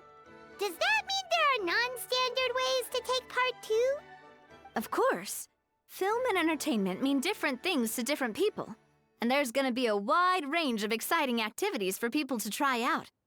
If we're not careful, some visitors might wander off and end up getting in trouble, and others might pick up dangerous props by mistake. To avoid confusion, we need to create a standardized strategy guide for each activity. Just think of it like a walkthrough. You want me to be your test player? Wow, if we're the first ones to test out the activities, who knows what surprises there could be waiting for us? But if we hit a tough spot, we'll just have to rely on our skills to carry us through. Hopefully it goes without saying that I'd never put you in danger, partner. I carefully checked all the existing activities before you arrived, and I can assure you that they're all perfectly safe. I also wanted you to experience the activities before anyone else gets to. It'll be fun. Plus, we'd like to hear your thoughts and suggestions. Oh, those are two things Navia is best at! Making people feel safe and having fun! Great! Well, I can't wait to hear what you think. Your input is super important to us. All right then, let's start with Eclectic Escapades and put our first guide together.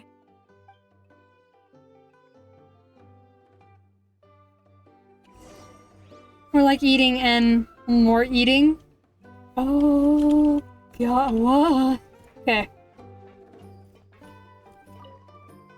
All right then, time to try out Eclectic Escapades. Let's I'll do leave the that. strategy guide to you guys.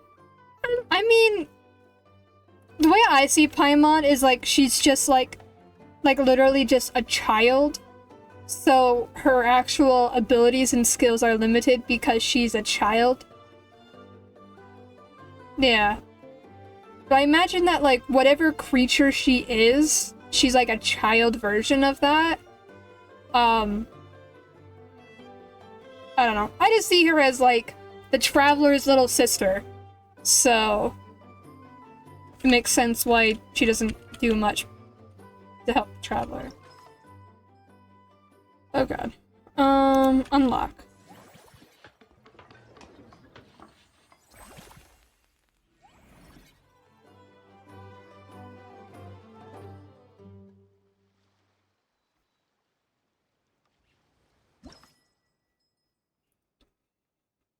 Ready to ensure smooth running of the facility.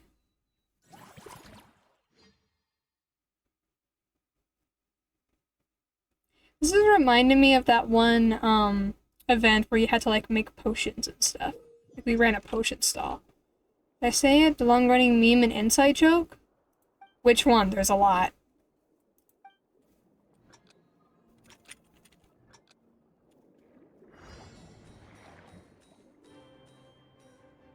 She's emergency food. Ah, that one.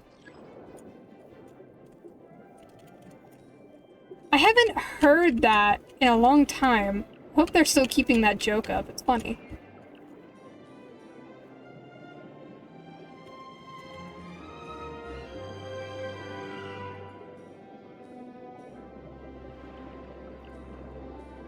They are, believe me? Okay. I was hoping that Hoyo didn't forget about it. Because everyone who plays this game basically recycles the joke over and over. I saw one person make like an animation of Lumine and Paimon when they were in Sumeru, and then Lumine's like, Paimon's emergency food, and then Paimon's like, seriously, we're in Sumeru now, don't you think that joke's getting old? And then they both laugh, because it's funny.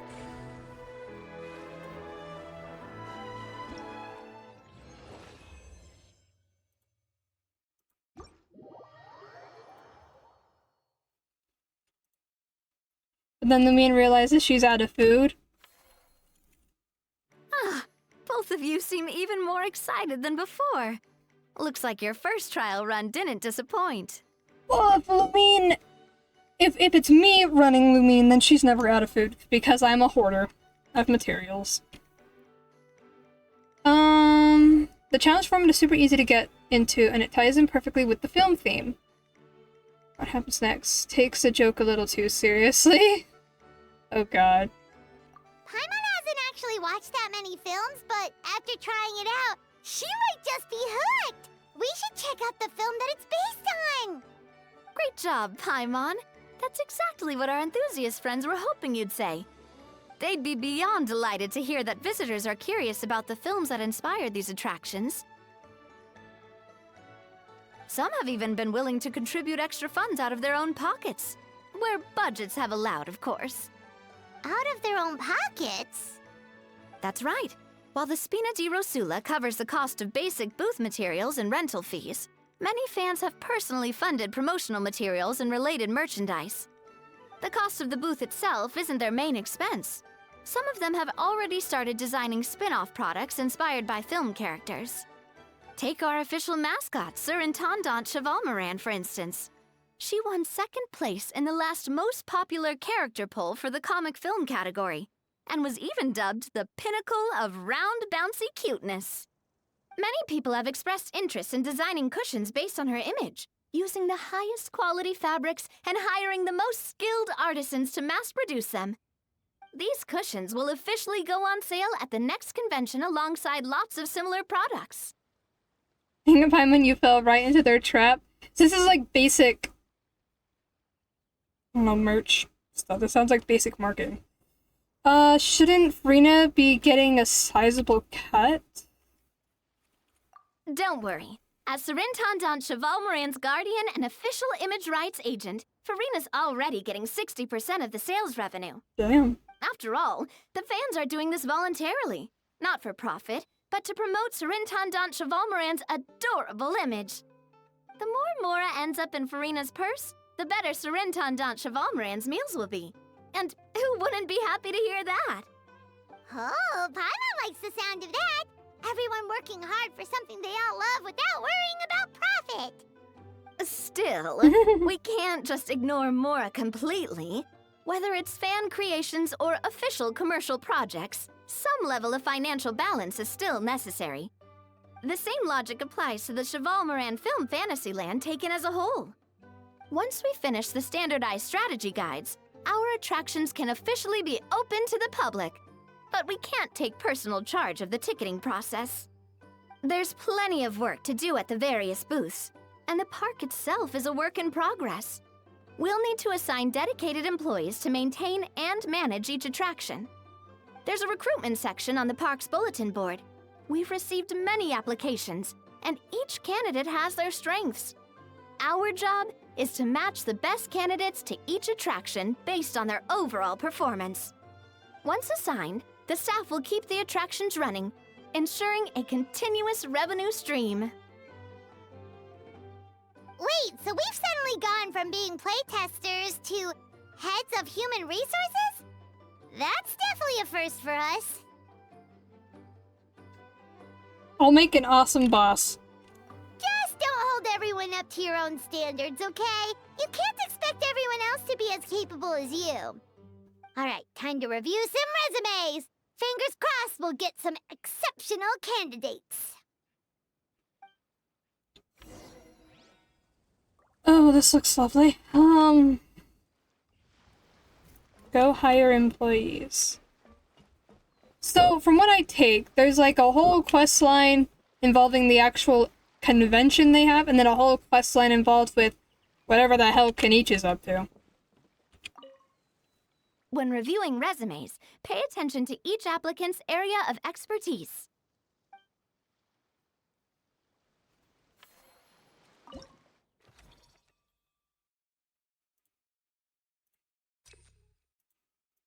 Oh, it's making me hire her. Okay.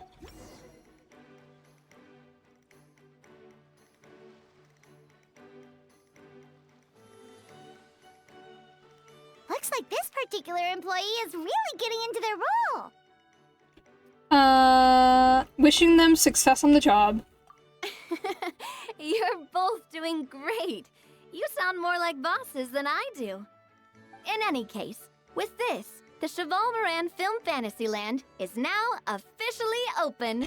Yay! Running a theme park is a long-term project. You won't make much if you try and rush it. We're just about done with our current work setup, so let's take a short break and wait for this cycle's revenue report to come in. Hold up, I still have 2 time slots! Okay, well, fuck you then. Well, this cycle of operation sure got us off to a good start. On to the next one.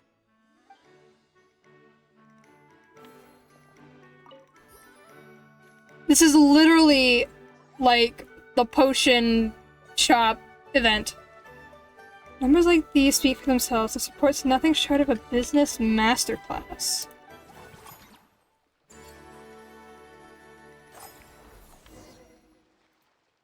Well, the numbers might not look that impressive, but given that we're just getting the ball rolling, I'd say that wasn't a bad start. Building on this momentum, we must consider rolling out more unique business strategies during the next cycle. To draw in the crowds, I've invited one of Fontaine's very own celebrity chefs, my good friend Escoffier. And Navia would usually scold you whenever you don't use all your time slots, even if you had nothing you could spend them on. Oh, lovely. I'm a very good multitasker, though. I'm a very organized person. My insane Google Sheet that freaks anyone out that I show it to is proof of that. And also, I know where just about anything I own is in my room, despite how messy it is. So, I think I'll be fine. She'll be performing right here in the amusement park's restaurant. On that note, let's go catch up with her. So, is the restaurant part of our business strategy too? There are so many layers to this operation. Pile for everything and everything in its pile. Yep. Exactly. Except instead of piles, it's grocery bags. That I stole from downstairs. Because we always have like a pack of grocery bags that we hold on to. And so I just stole one of those bags full of grocery bags. And threw everything in designated bags. And shoot them across the room. And my room will eventually be clean once I finish building my desk. Which hopefully will be soon, since I dropped my physics class, so I'll have time to actually, like, finish it now. Anyway! Restaurant! Hi, Escoffier. The restaurant is up to standard, and the waterside location will make for a unique dining experience. The beautiful scenic reflections in the water create a stunning backdrop, lifting diners' spirits and allowing them to truly savor their meals. Ingredients, check. Cooking utensils, check. Looks like we're ready to rumble. Hey there, Escoffier! Oh, my employers are here. The president of the Spina di Rasula, plus the famous traveler and Paimon. I must say, you seem a bit overqualified to be running a film-themed amusement park. I'd say that if anyone here was overqualified, it would be the former head chef of the Hotel de Boer. Wherever you walk, the aroma of fine cuisine follows in your wake. Let's get back to business. I'm guessing you want the traveler to help me decide the theme dish for each cycle, right? Theme dish? This is the business strategy I mentioned earlier. Using Escoffier's top-tier dishes to attract more visitors to the park. But this isn't just about attracting visitors. Her culinary masterpieces will surely have other surprising effects. Just imagine, Paimon, if all you needed was a single ticket to enjoy all the attractions and taste all the legendary food. Wouldn't you be tempted? Then Paimon come every single day! I'd find a way to live here. Now, here's the twist. To get the most out of this strategy, the menu can't be made public. Based on research by a certain food branding consultant, many restaurants have started offering a special chef surprise dish. So give me some inspiration every few business cycles, and I'll decide on our next theme dish. Now then, give me your hand. Huh? My hand?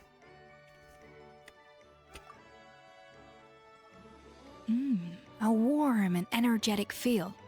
What? Your hands are calloused from wielding your sword, but still quite delicate. When you grasp its hilt, it's like you're holding the bow of a violin. What is happening? I mean, it makes sense that her hands are calloused. She's a swordsman. A sword, then. The theme this time shall be strength. Alright, let's find out what strength looks like in gastronomical form. Power-packed barbecue ribs. Spend 30% less the next time you upgrade any attraction. I guess it's the only dish I... Despite the every few cycles, as she said, you need to visit her every cycle? Oh, great. I've refined the sauce for these barbecue ribs. It's a richer flavor than the classic version, but not at all greasy. The mint extract in the seasoning leaves a refreshing aftertaste, perfect for indulging yourself after a fun-filled day. But if you ask me, I'd say the artisans need these more than the guests. The artisans? As I'm sure you've noticed, this park isn't quite finished. A serving of these barbecue ribs should help the artisans replenish their strength much more quickly. As their bosses, you have an obligation to provide meals for them. So why not invite them to dine here? Who knows? The morale boost might even improve their productivity. She makes a good point. Oh, if I recall correctly, you once served up some special fish and chips for the porters over at the Fleuve Centre.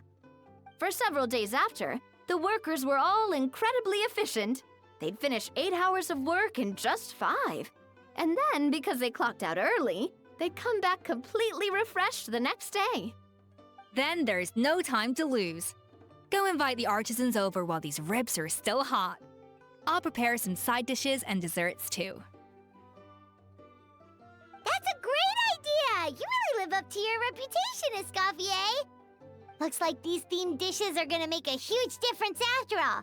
We'll have to make sure we check in with you regularly. No, I mean by the artisans over The artisans are pumped and ready to roll thanks to that themed dish. And perfect timing, too. Let's take this chance to take the facilities of our eclectic escapades to the next level.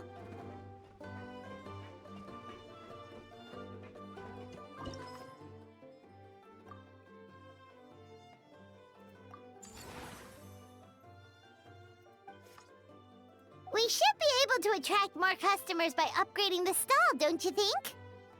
That's right. Based on my business experience with the Spina di Rosula, I've quantified the service value to help you intuitively understand how satisfied customers are with each stall. An attraction will reach its ideal revenue only when its service value meets customer expectations. As we improve and expand our facilities, expectations will also increase accordingly. When that happens, we can deploy more capable employees or invest funds in training to enhance our employees' skills.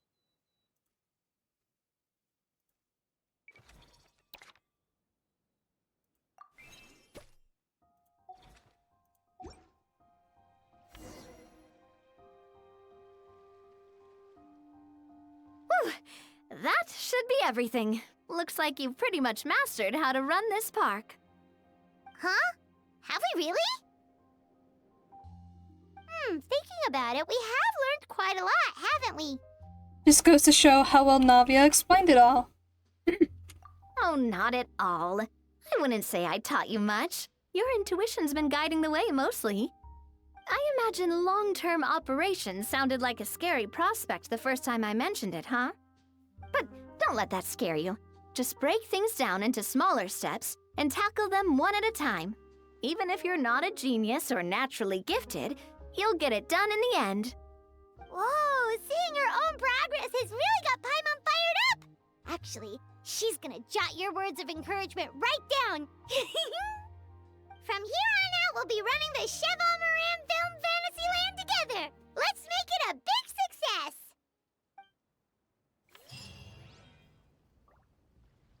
Okay.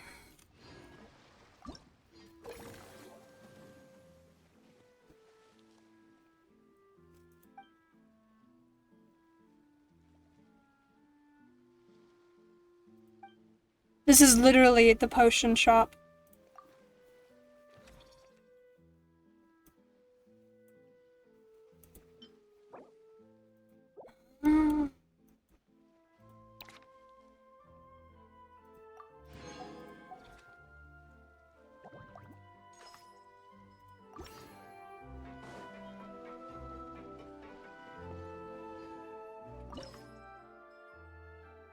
I wouldn't know, I hadn't even heard of Genshin back then. It was a few years ago, a couple years ago. If I can find the stream VOD, I can figure out how long ago it was. It was like right when I came back. And it's 25. Let's see if I scroll down far enough.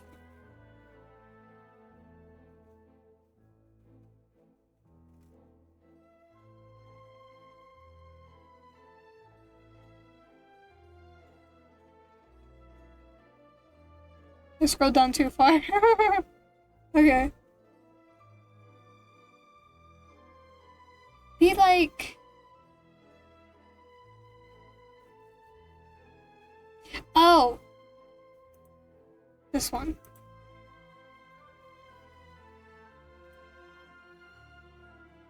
The VOD was uploaded April 24, so it was around then.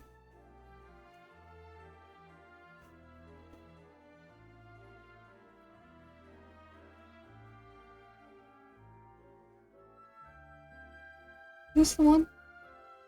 Yeah. It's literally the same thing. Sick.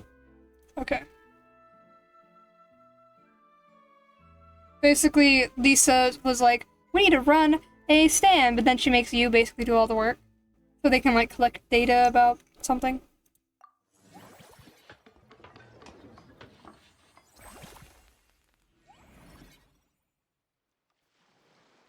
Wahoo!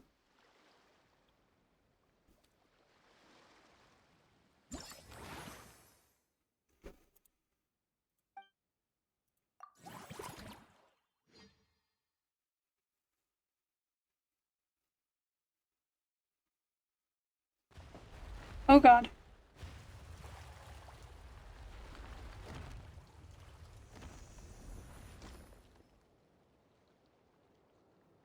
Curiosity, and I know it's not exactly on topic, but how many of Fontaine's local legends have you beaten?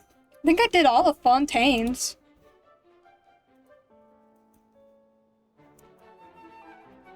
I think I got all of Fontaine's, yeah. I'm just missing Natlan ones. Even the many underwater ones? Yeah. My Fontaine is pretty much completely 100. Like my map. Hold on, I can show it. This is my map. There's still some like random little things that I have to get. Here's Natlan. But Fontaine basically is done. The only thing I'm missing is this random chest over here. And then this puzzle which requires a second person. So everything's gone. Like if I even add in the other things that are pulled off.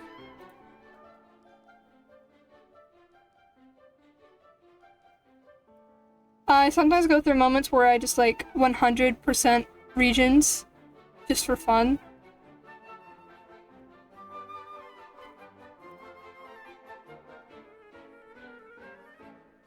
This music is something.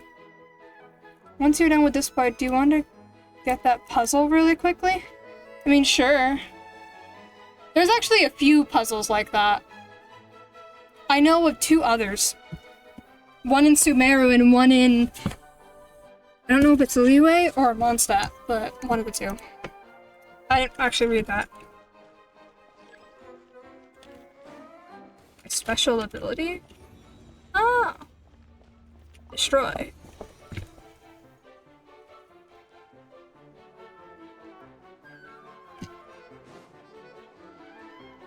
Whee!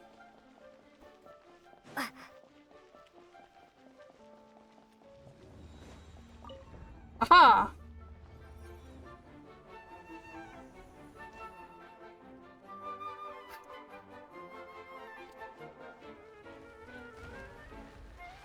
That's...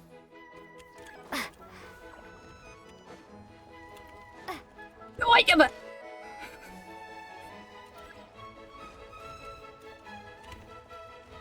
Bro! I can't! What?!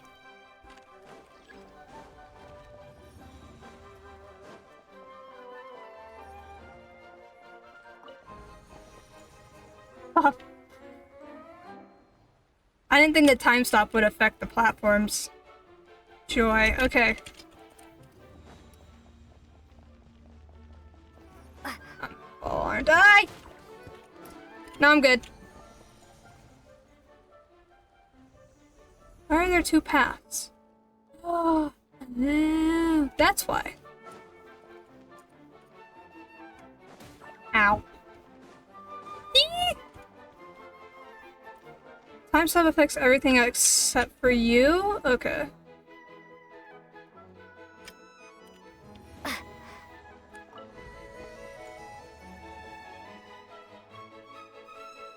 Hooray!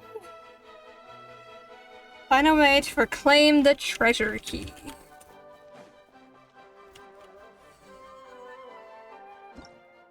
Find a way! I just walked towards it. Okay.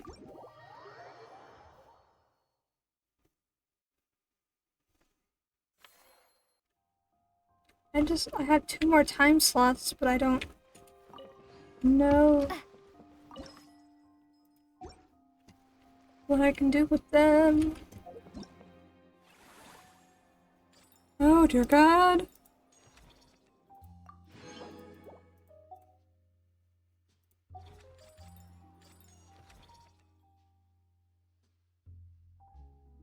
Oh, this is the actual, like, quest.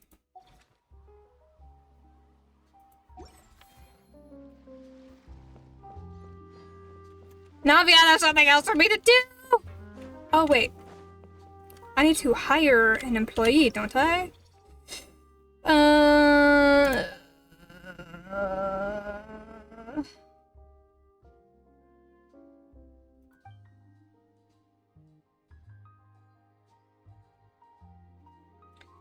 I'm gonna Fontaine local legends killing spree. Tell me when you want to get those puzzles. Okay. If I don't forget.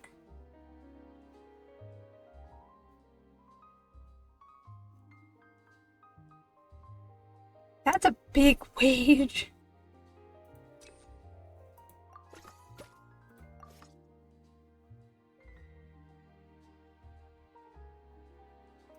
Okay.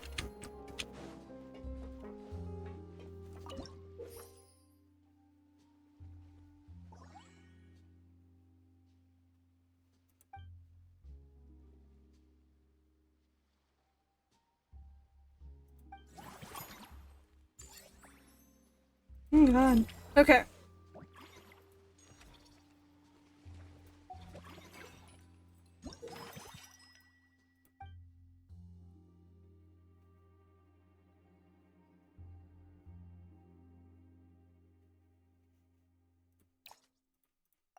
I'll do that one.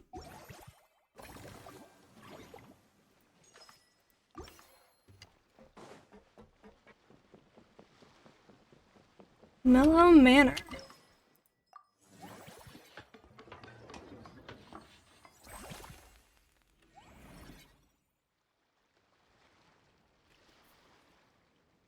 Any food?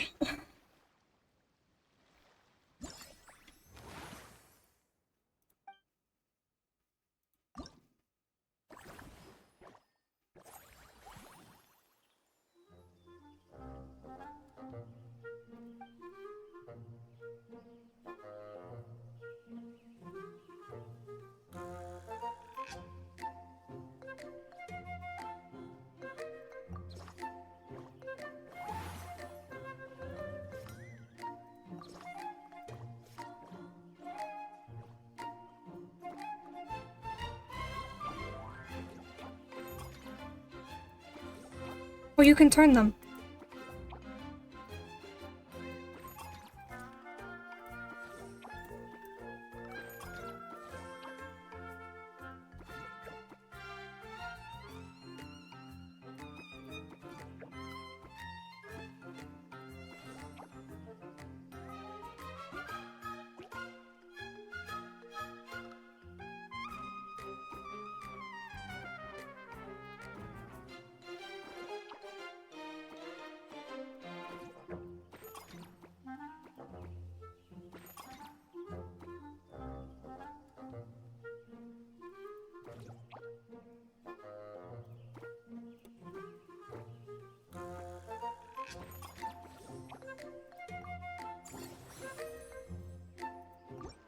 Okay.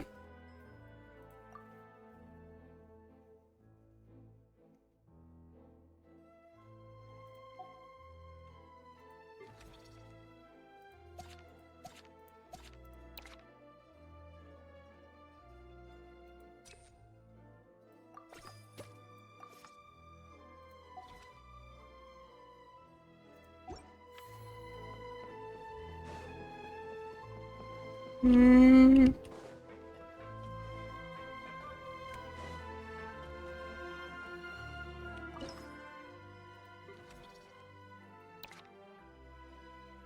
Oh, you're already maxed level. Okay.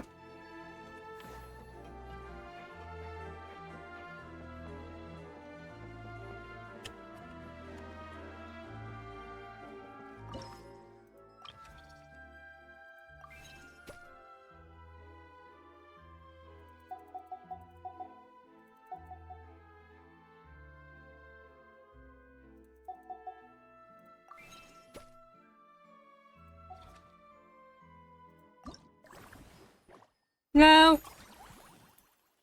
Not that one.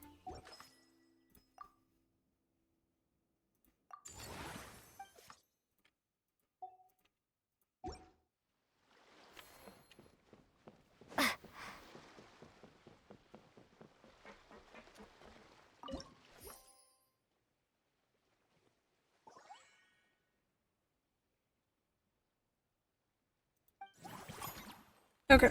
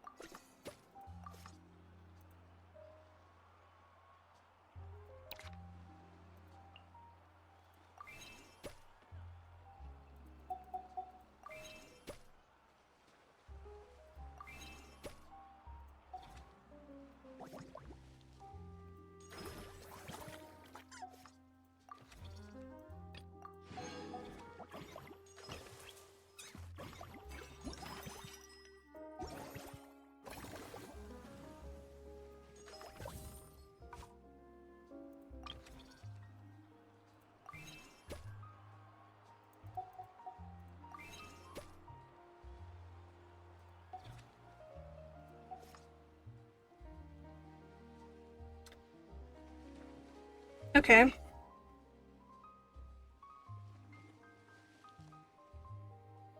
Yes.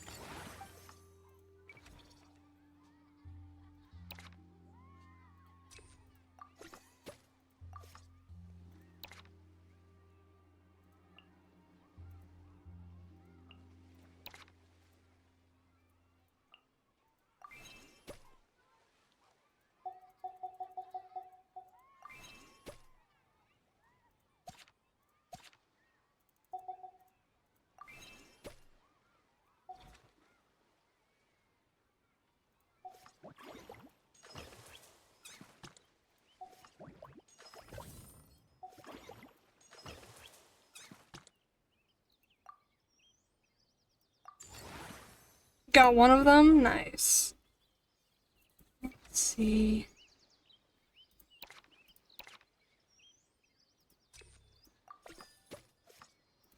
No! Here we go.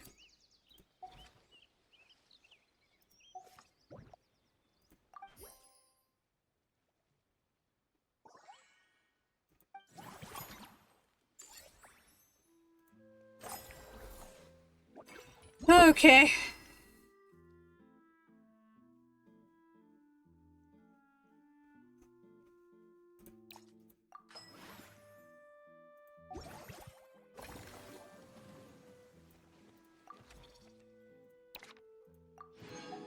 I got the bow! Okay. Oh god.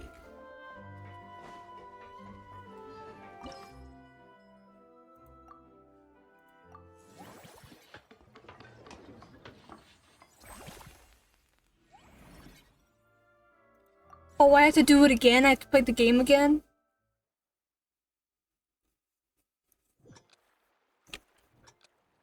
Okay.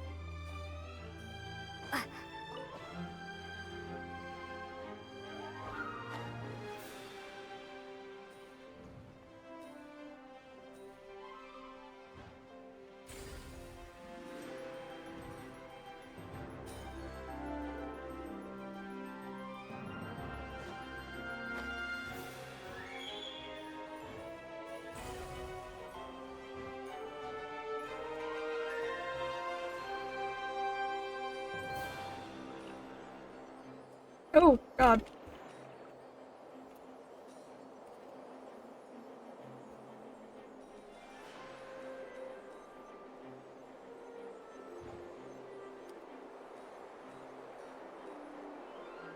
Oh my god, I'm going so fast! Oh my god.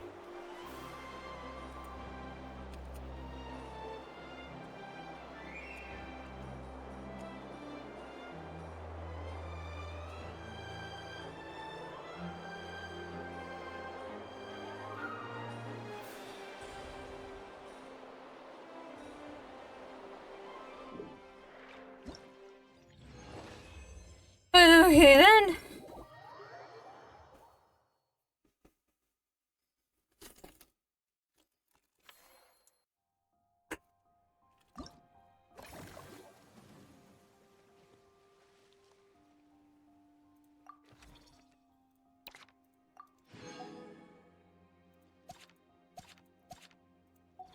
Oh my god, okay.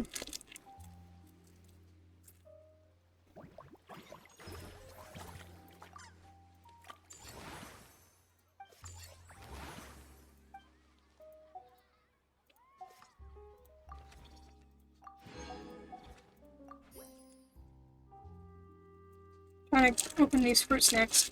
I'm struggling. There we go.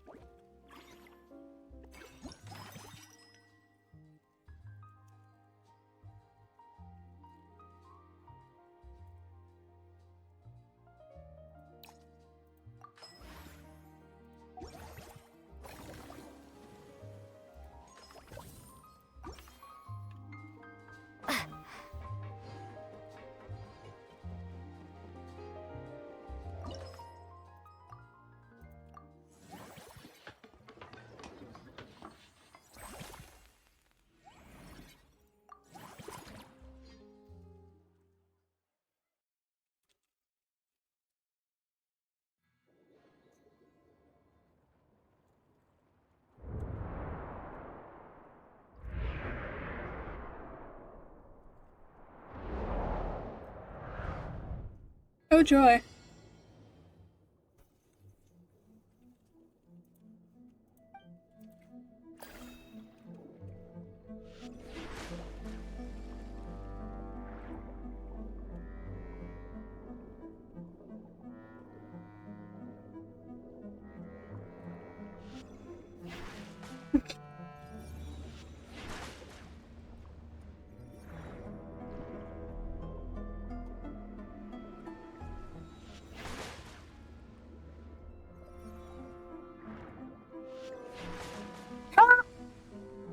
I did it without needing the ability.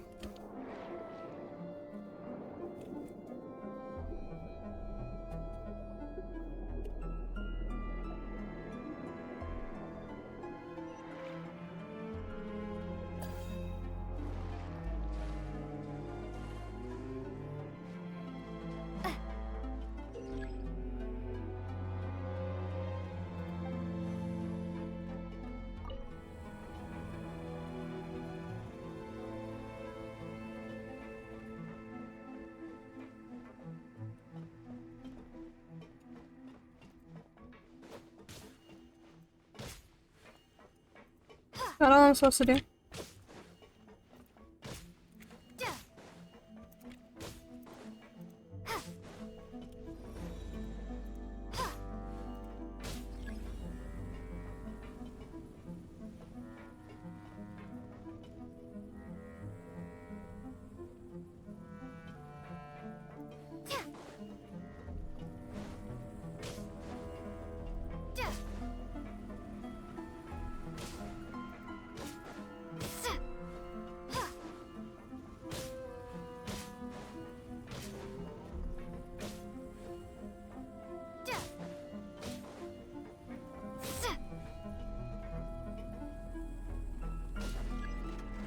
Oh, that's it?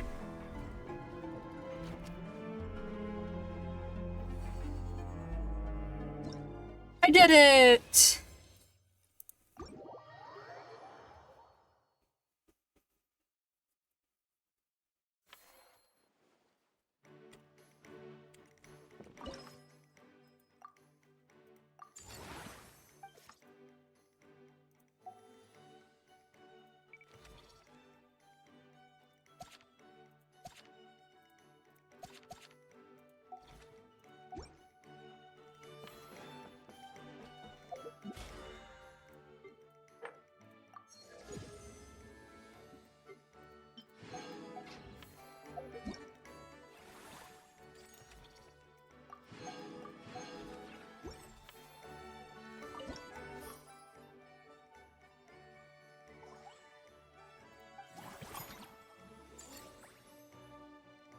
Okay.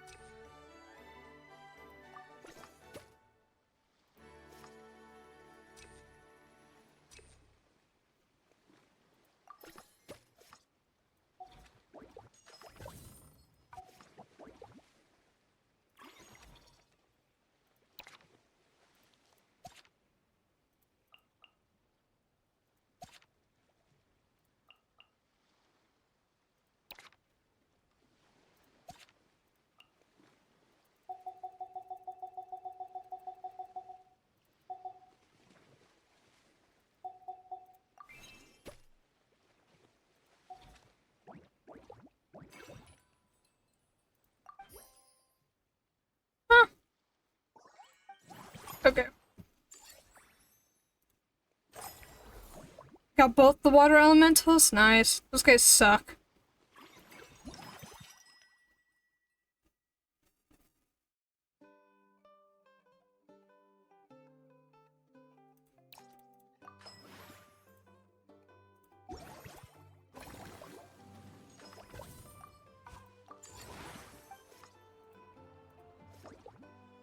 The trenches? Oh. Sounds lovely.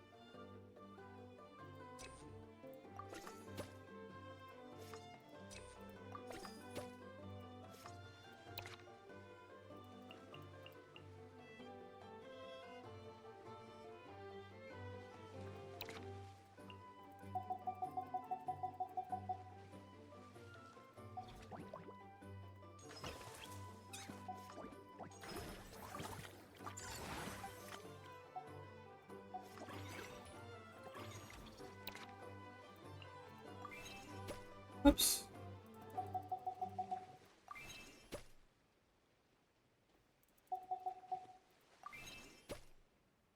My service value is above what it needs to be.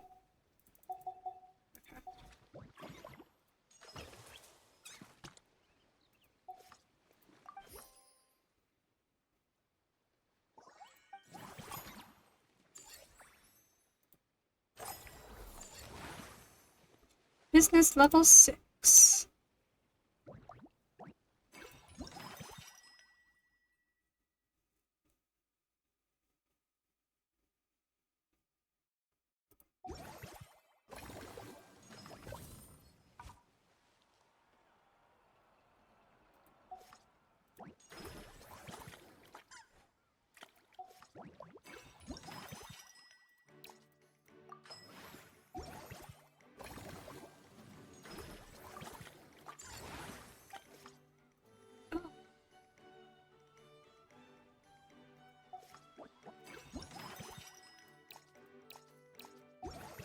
Damn. Okay.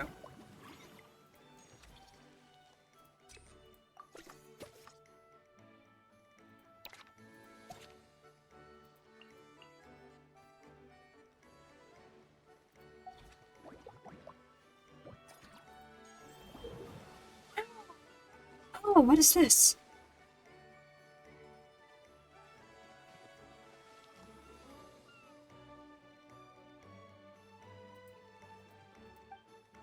Come for Ressa.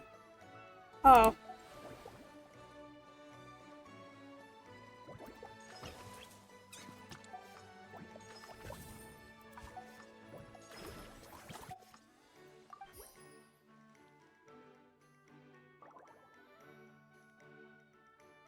Make the most of all your available action points. I can't. I don't have money. Okay.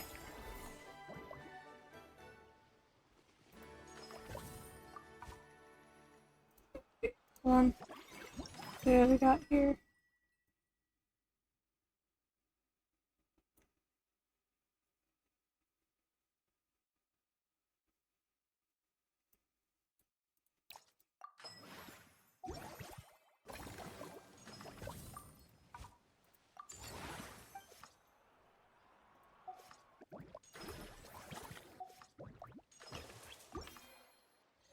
Oh god.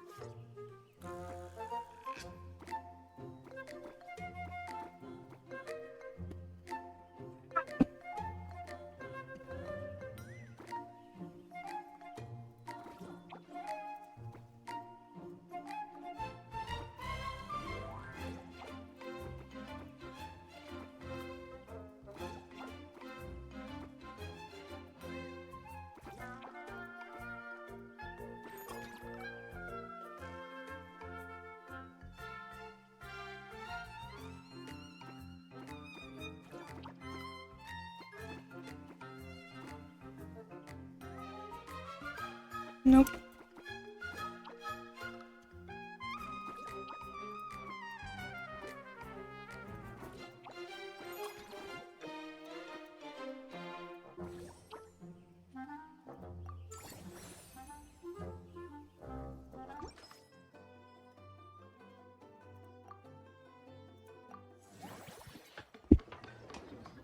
I think I just... The fairy twins? Which ones were those? Can't remember now. I just know a lot of them sucked.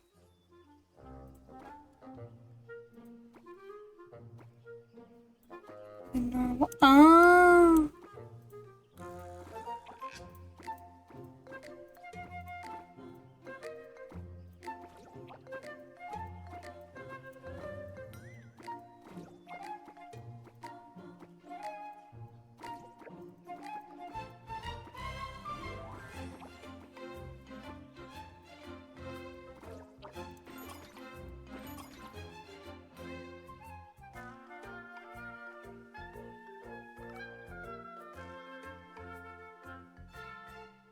One of the invincible blubber beasts?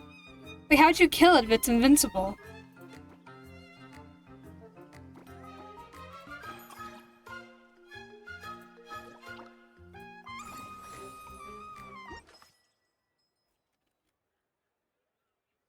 Oh, invisible.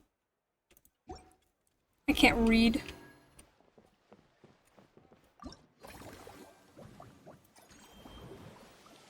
See, Shreen.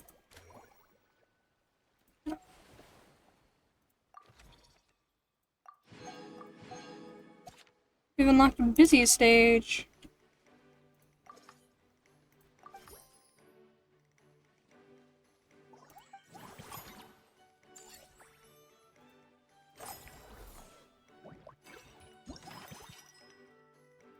Okay, hold on. Let's do... Oh, and Lynette's here too! Okay, Varessa.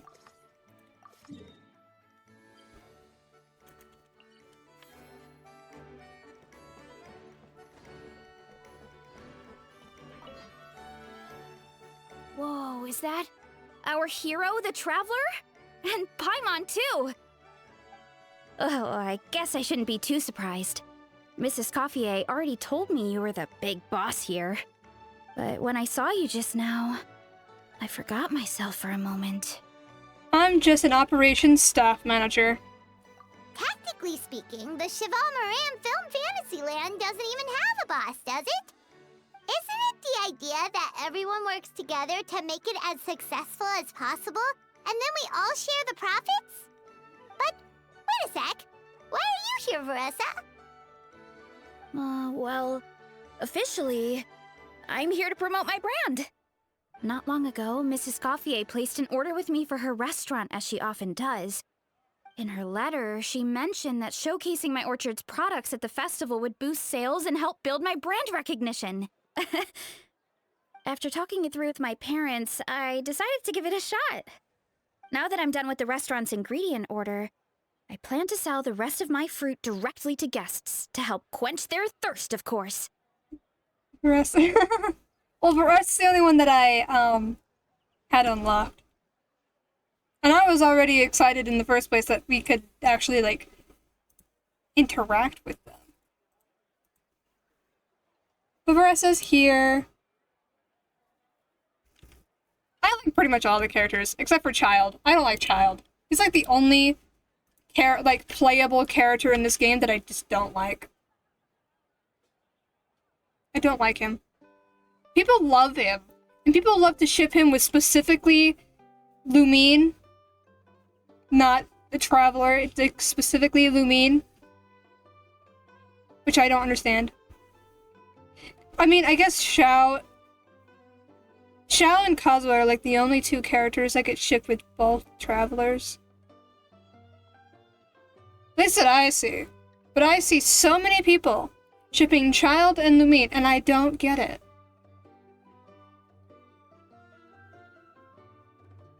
Like, I can get the Traveler sense of shipping Child with a Traveler, but why is it only Lumine? I don't know. I don't understand. I don't even like child, so it pisses me off. The thought of enjoying fresh fruit from Natland here in Fontaine does sound pretty appealing. But with this many customers, wouldn't it be exhausting to watch the stall all day? Huh? Am I supposed to be watching the stall the whole time? There's an attraction over there called Movie Masterpieces, right? I heard some of the challenges are based on famous films. Some of those films have even been adapted into great comics. I'd love to go give it a try. So, you're not doing any business at all? Back in the Collective of Plenty, I'd just set up a sign with the fruit prices, place a weighing scale and a coin jar to one side, then let people pay on their own. When closing time came around, I'd wake up and check the accounts. Not a single Mora's ever gone missing. You've got a lot of trust in people. To be fair, that does sound nice. People in the Collective of Plenty are a law-abiding bunch. No one would even think about taking something without paying. Makes sense that tending your stall wouldn't take too much effort. Fontanian customers are no doubt trustworthy too, but let's just say they're not used to self-service shopping.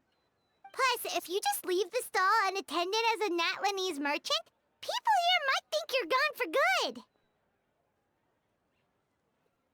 In that case, I'd better start acting the part.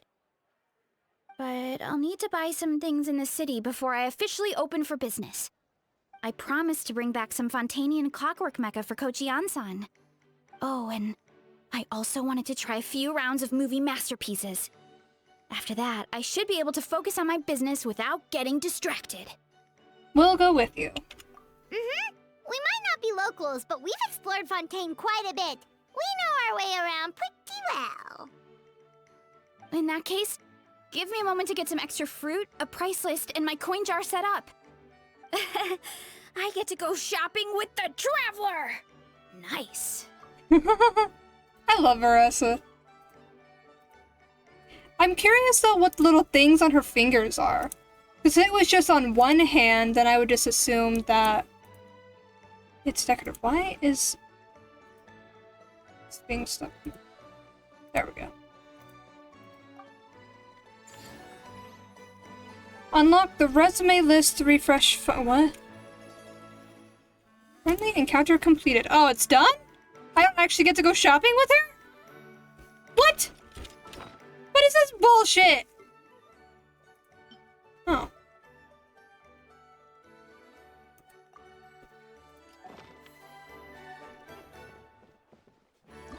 Okay then. Thought I was actually gonna be able to go shopping with her.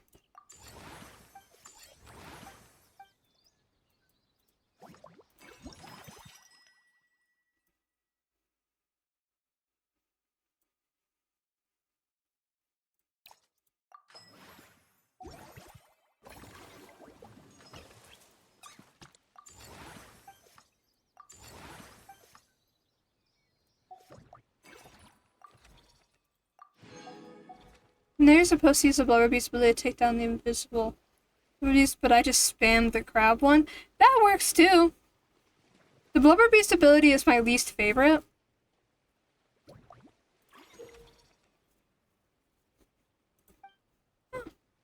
Okay.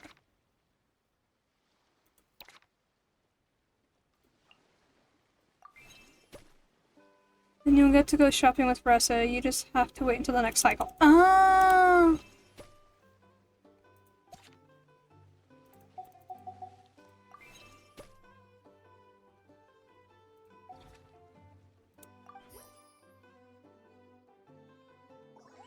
We're down though.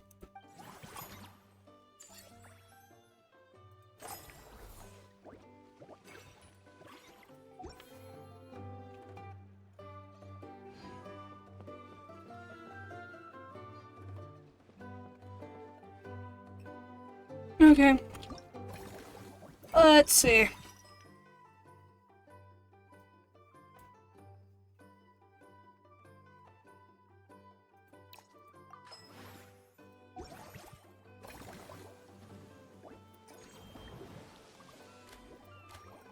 Oh, okay, I see.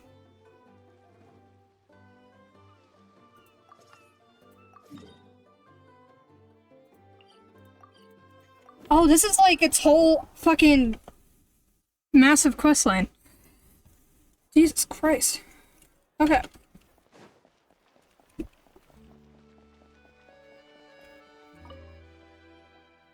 Hello, boss. I'm from the Collective of Plenty. You might recall receiving a letter from us requesting you to design some components. Wait a sec. Why does Eonsan need Clockwork Mecha? To whip lazy trainees into shape? Nothing like that. Our coach just wants to fine-tune her gym equipment so people can target different muscle groups more easily.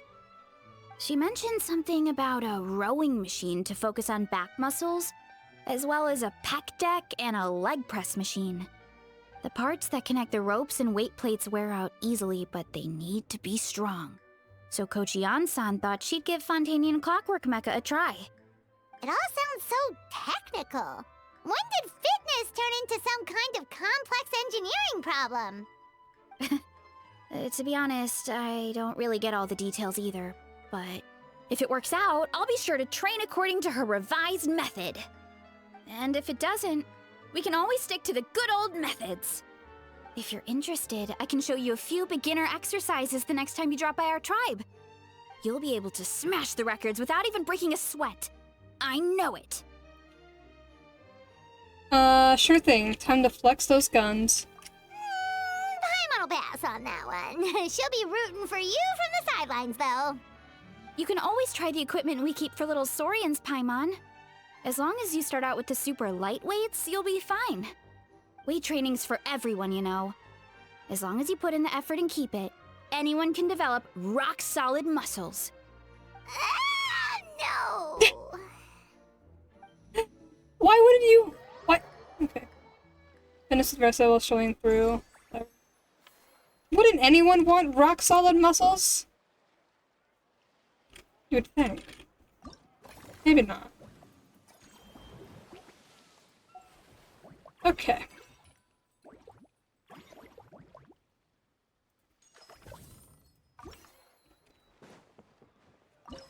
Where's my phone buzzing? Oh.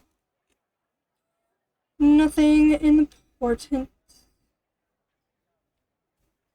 Okay.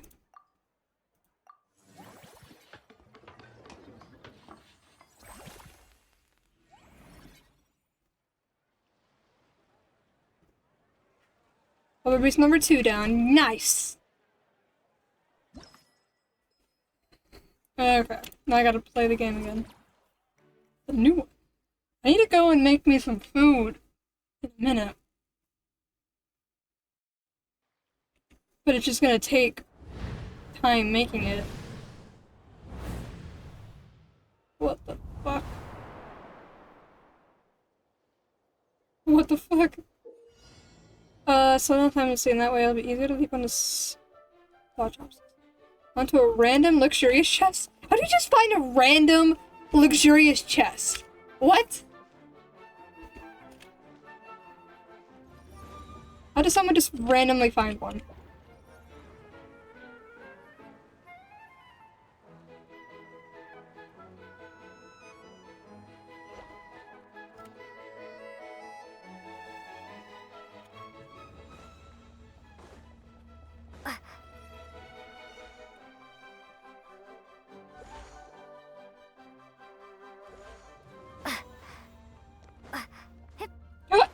Oh my god.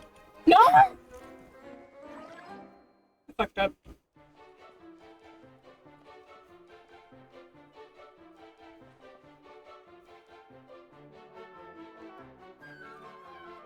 Oh.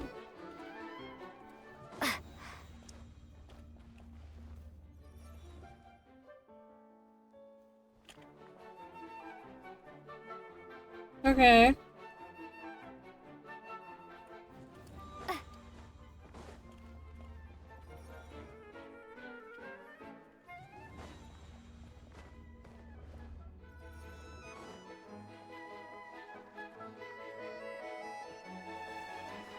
What the fuck?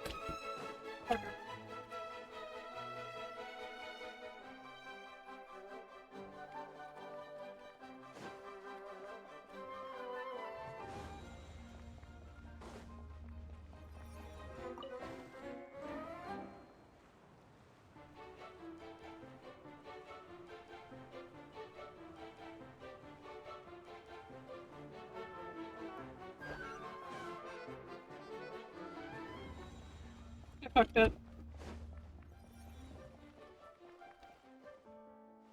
Oh my god.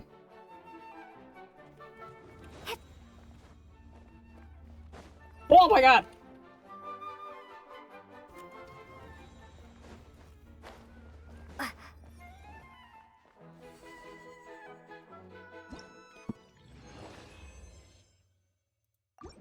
Makes me think of one game that I have that I've beaten. It was the first game that I like completed on Steam. I don't think I have it installed.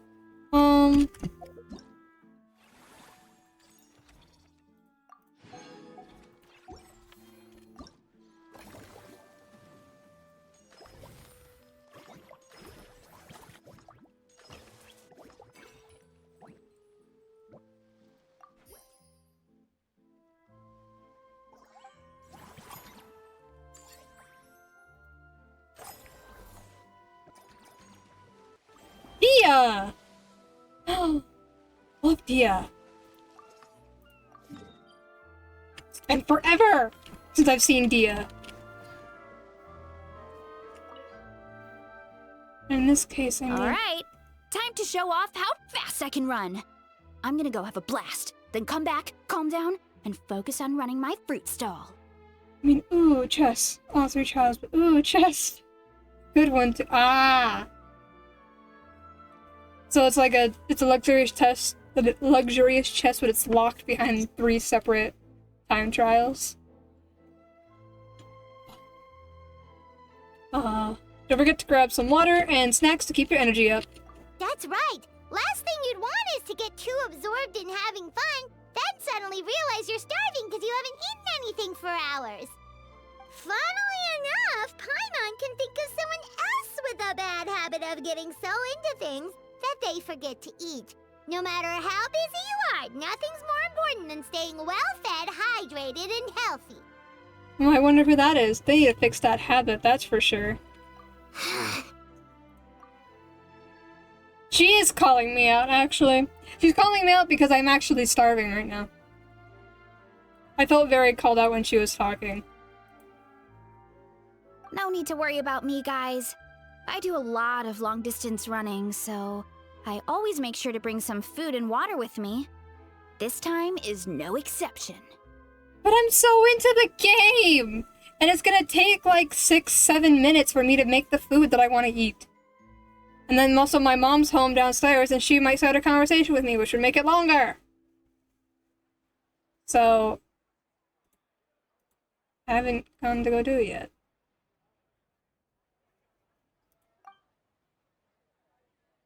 Masterpiece playzone and dives right in. Woohoo! That was incredible! How was it? Did you get through all the levels? It was amazing! Not only did I get a super high score, but I also checked up on every homage to the original films, and even recreated several iconic scenes starring comic book superheroes. I'll focus on doing business this time round, but if there's ever another event like this, please let me know as early as possible. I want in! I get the feeling that they put that line in there specifically for those who play/stream this game for 3+ hours. Okay, I'll finish the rest of this thing and then I'll go make something to eat. We'll let you know for sure. Yep. You know what? We should let you design the levels. I'm sure all the fans will be thrilled. That would be great! Anyway, back to business. Time to focus on my fruit stall. I'm gonna make a name for my orchard in Fontaine. She's so determined. Unlock the Vibrant Orchard. Receive bonus revenue each cycle. Nice!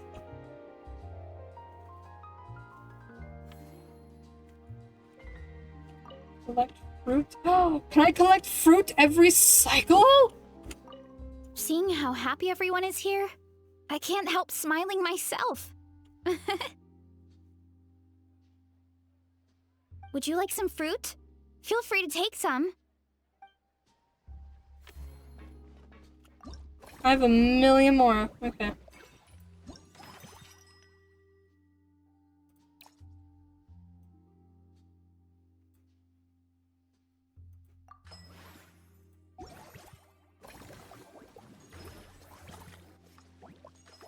Nine, 4, 9. Okay.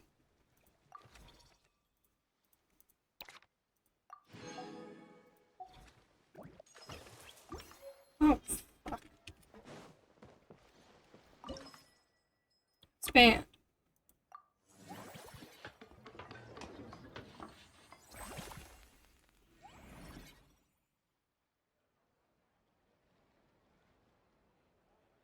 It does look expanded. Okay, manage. Ba-ba-da-ba-ba.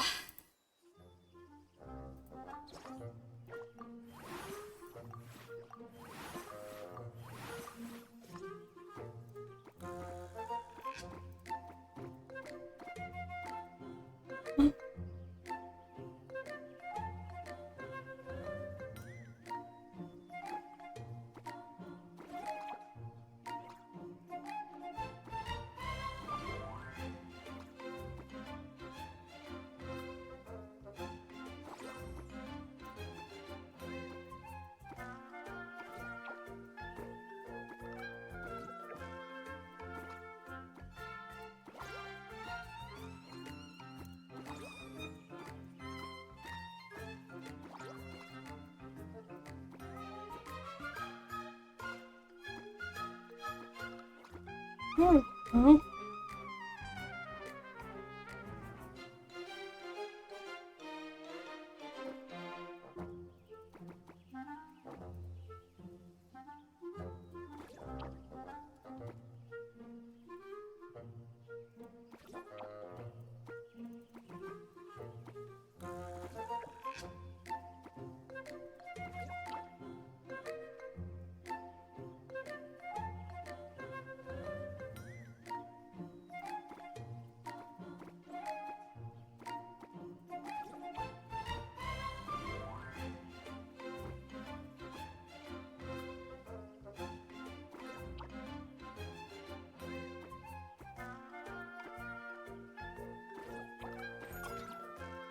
There we go.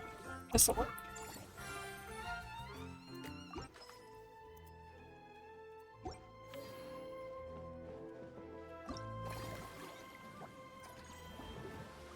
Oh, I've unlocked siege queens now. Okay.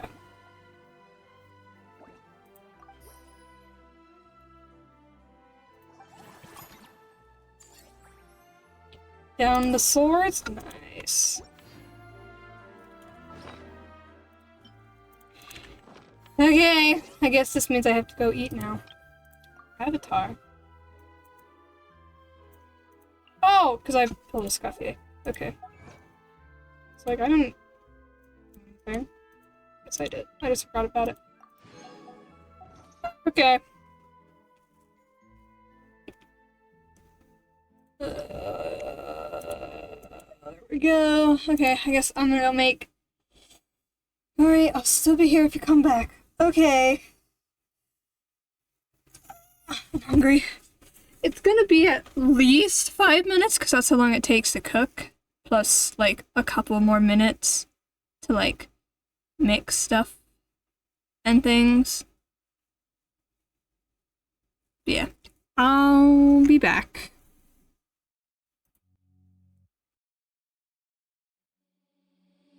Seeing monsters out your window. No, you can't sleep, you pretend though.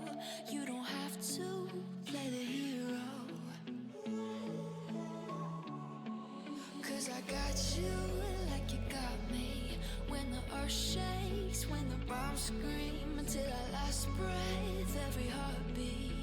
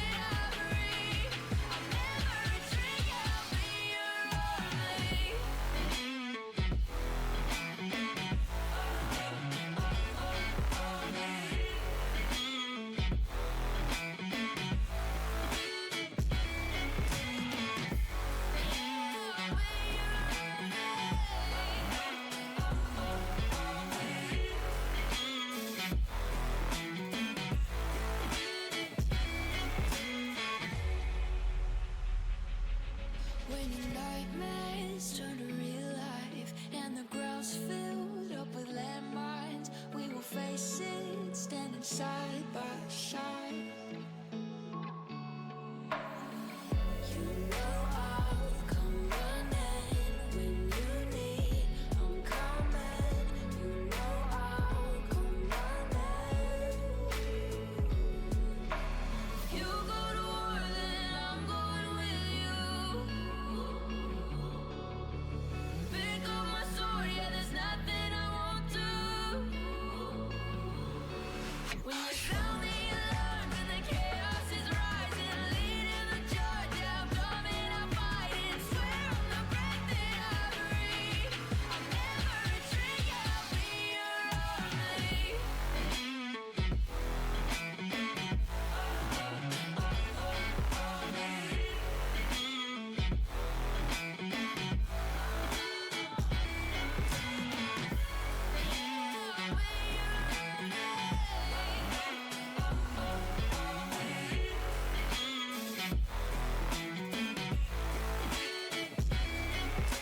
If you go to war, then I'm going with you. Pick up my sword, yeah, there's nothing I won't do. When you sound the alarms and the chaos is rising, leading the charge, I'm coming, I'm fighting. Swear on the breath that I breathe, I'll never retreat, yeah, I'll be your army.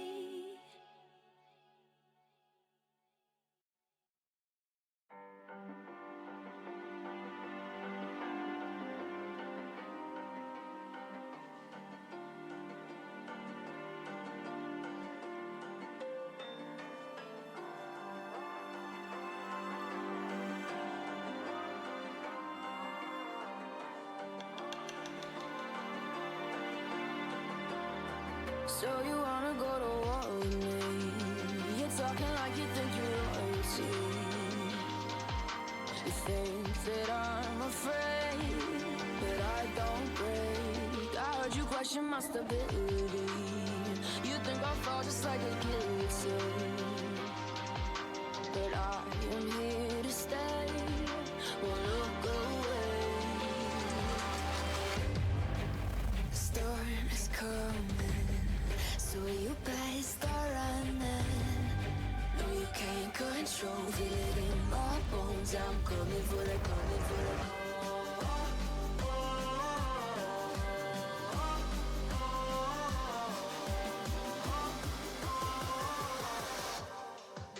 I'm coming for the throne.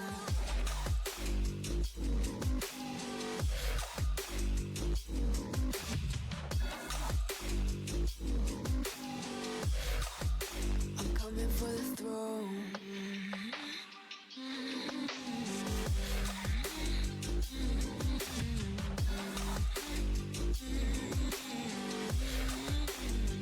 So you wanna be my enemy?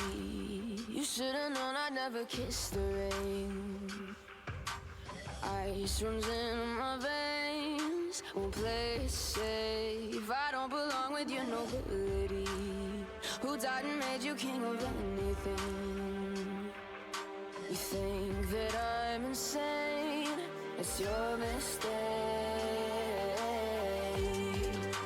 Kingdoms rise and fall. I've come to take it all. I'll take it. I've come to take it. Kingdoms rise and fall. I've come to take it all. I'll take it all. The storm is coming, so you better start running. No, you can't control, feel it in my bones. I'm coming for the, coming for the.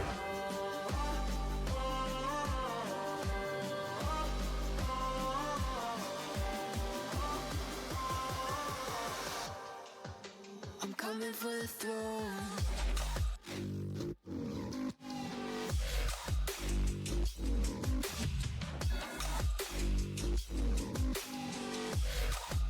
I'm coming for the throne.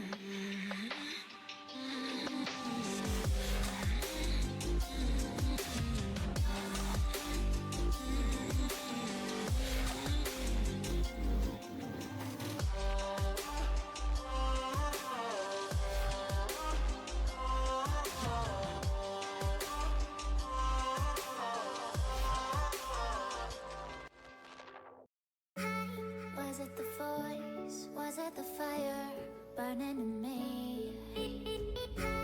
All of the noise turned into choirs of harmony. Left me with the pieces of forever that you broke. But since you left me alone, I've been high.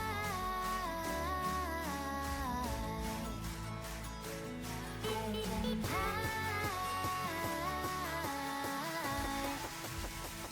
Lately I've been high.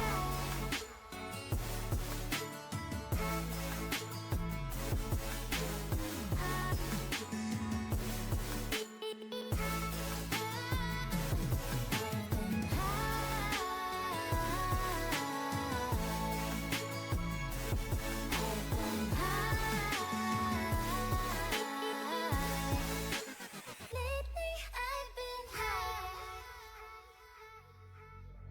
I wanna.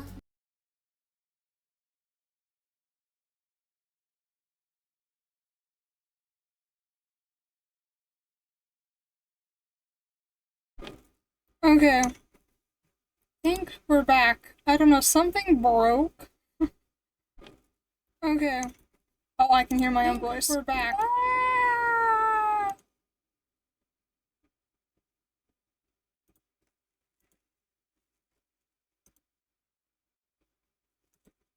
I don't know what broke.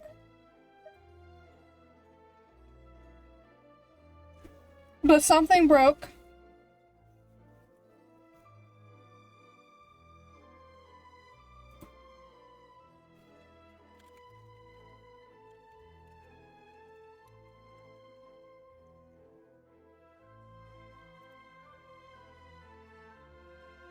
I hope I am. Okay.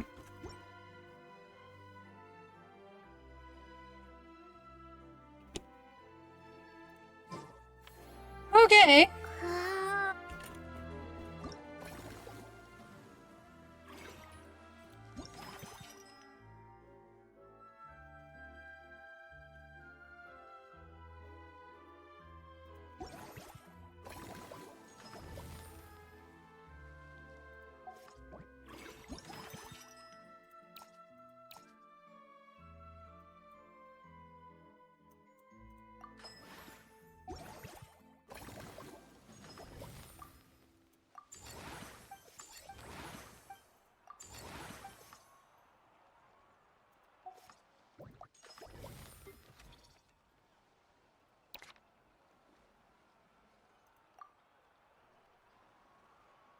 Oh, goodness.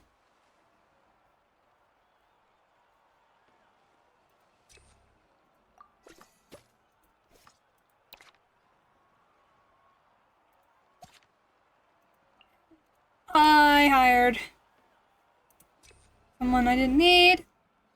Oh boy.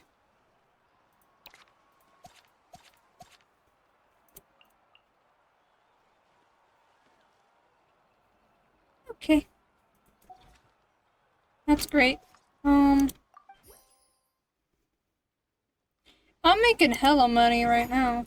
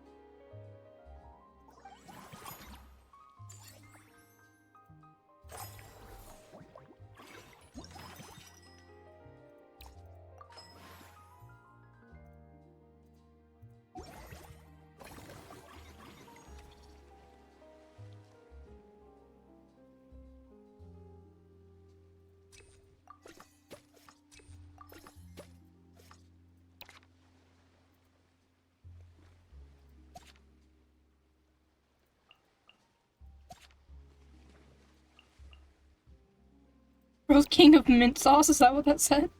King of grilled fish and mint sauce.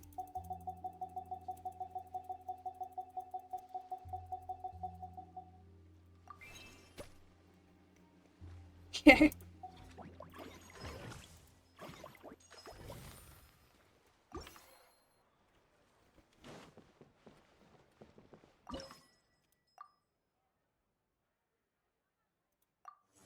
You know, I never announced that I was live in my thing. In my Discord. I always forget.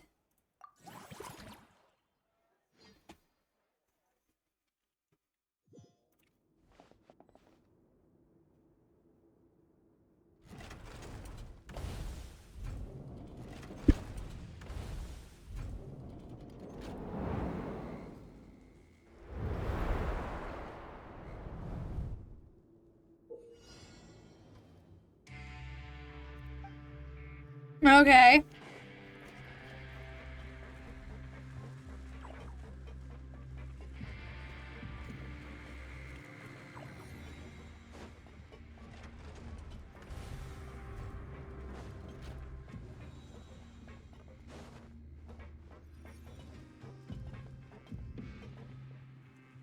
Oh, God.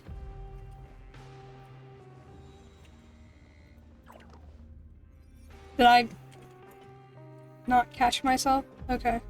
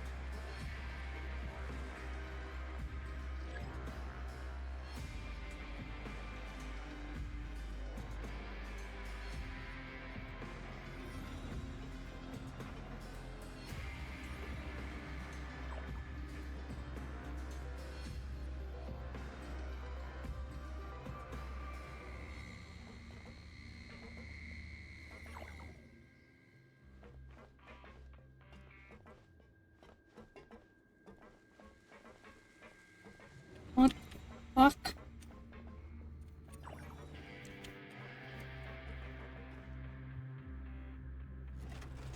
Okay, I'm fine. I guess.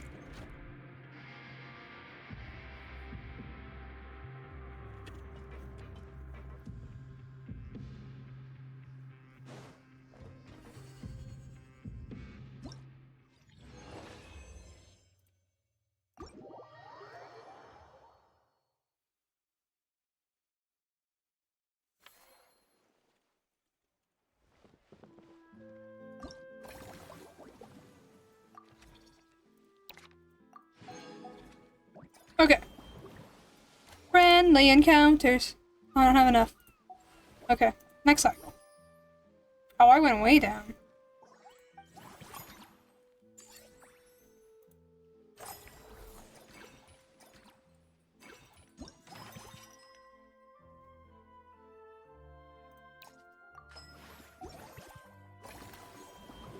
Sea swing.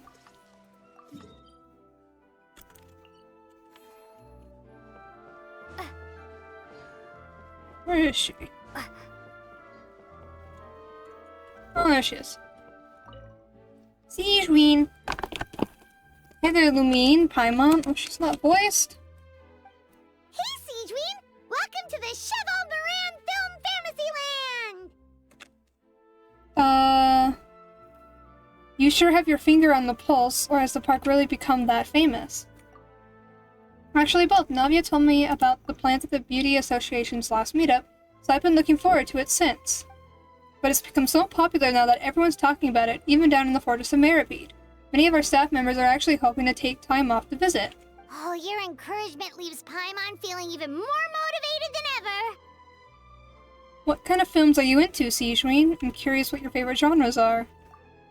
Oh well, I guess I prefer animated films, you know, the light-hearted and fun type. For example, there's a group of creators who came up with these magical stories about cute little animals. I watched every last one of their films. Funnily enough, it just so happens that according to our new regulations, well-behaved inmates are now allowed to spend their credit coupons on watching films up to 3 times a week. I run the projector in my free time since we don't have a dedicated staff member yet.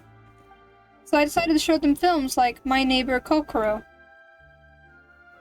Is that okay.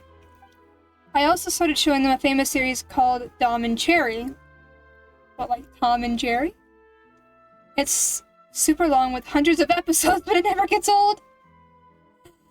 A bunch of hardened criminals watching films about cute little animals. I'm finding it quite hard to imagine. But now they've got films to watch. Even the ones who used to cause trouble might settle down a bit, right? We have our very own animal-themed area, by the way. We call it Mellow Manor. Customers are calling it the most relaxing place in the park. Oh, I've been there already. I wasn't expecting it to be so fun. There were all kinds of animals living together, ones I'd never even imagined, and almost felt like I'd stepped into the film Zoopolis. Zoopolis, like Zootopia? If you've got the time, why don't you come back every day? Oh, you mean we could invite Sijween to be a consultant at Mellow Manor? Now that you mention it, that sounds like a great idea! Sijween's great at caring for people, and she's so warm and gentle. Looking after animals should be a piece of cake! Consultant? Yeah, like someone who gives advice and tells the park staff how to do their jobs better. The workload won't be too heavy, but it's important work. Besides, you'll mostly be playing with the animals. That sounds like a lot of fun. Sign me up. As it happens, things aren't that busy in the fortress right now. Had I known you were recruiting for this position earlier, I might have even applied myself. Before I start, I'll have to make arrangements for the medical team in my absence, borrow some related books from my doctor friends, and, last but not least, prepare gifts for the animals. If it's not too inconvenient for you, why don't we meet up again at Marcotte Station sometime soon? No convenience at all. With Sijween on board, Mellow Manor's gonna be even better than before! Paimon has a feeling our revenue's gonna shoot through the roof! Hell yeah. Unused funds can generate additional income. Also, like interest?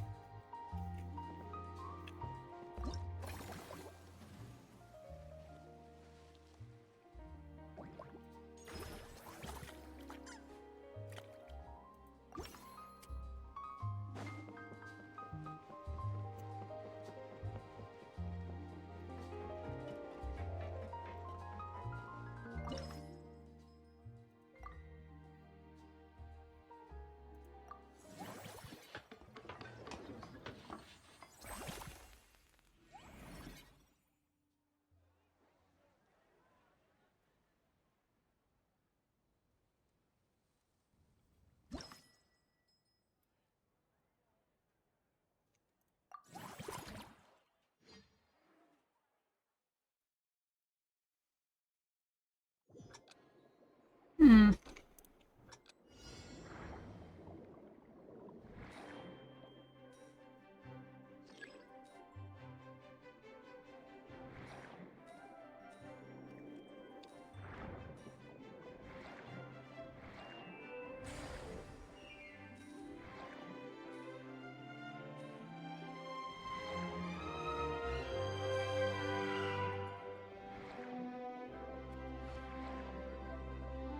Hmm.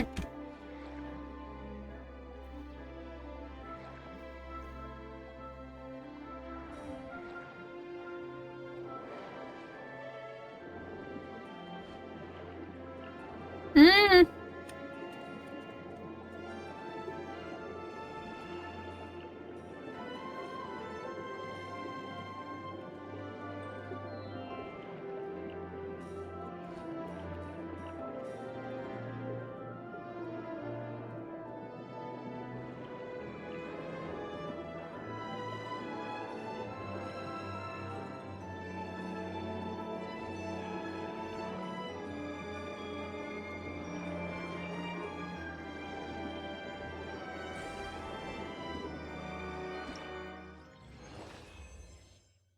I was sucking on a sucker that whole time.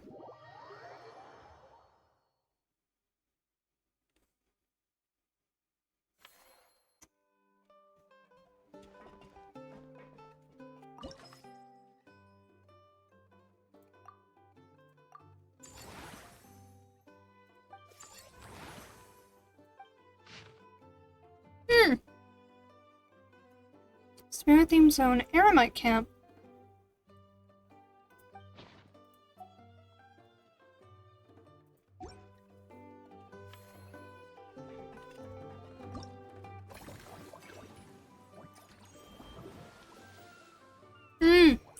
I unlocked Dia.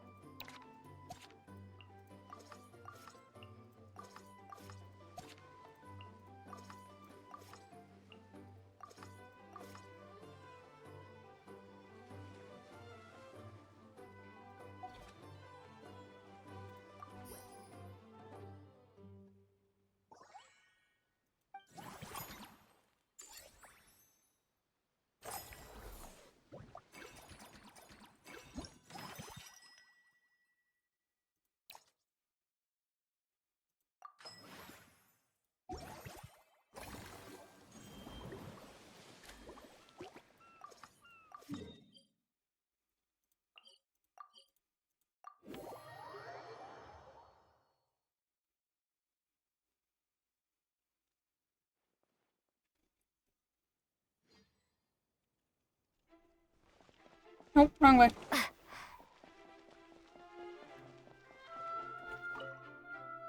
Okay. You're here. I've prepared 2 boxes of books about animals. We should be able to find the solution to any health issue they might have right away. That's reassuring.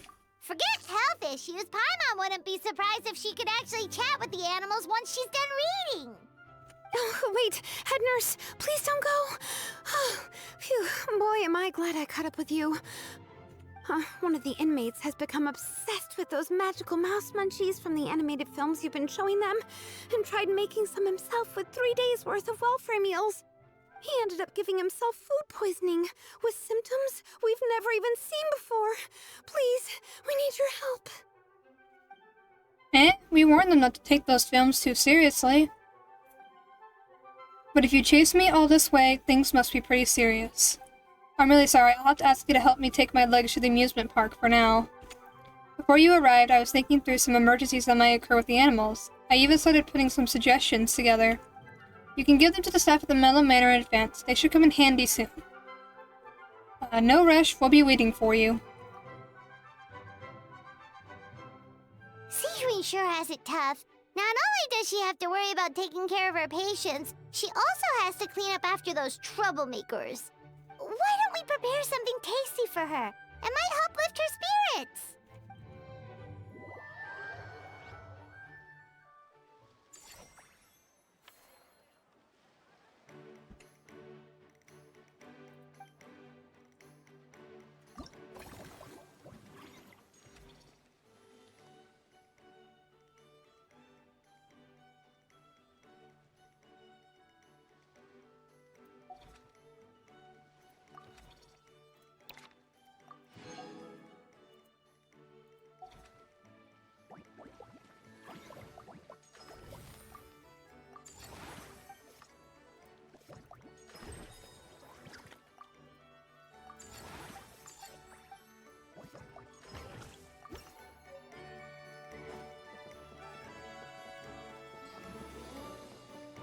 I walked right past it. Okay.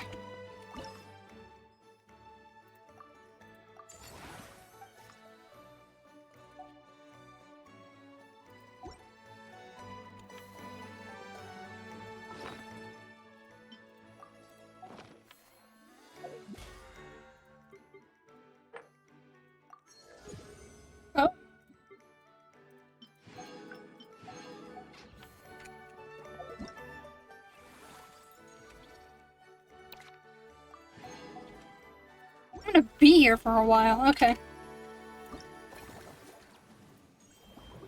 Oh, I've unlocked Lynette now, too.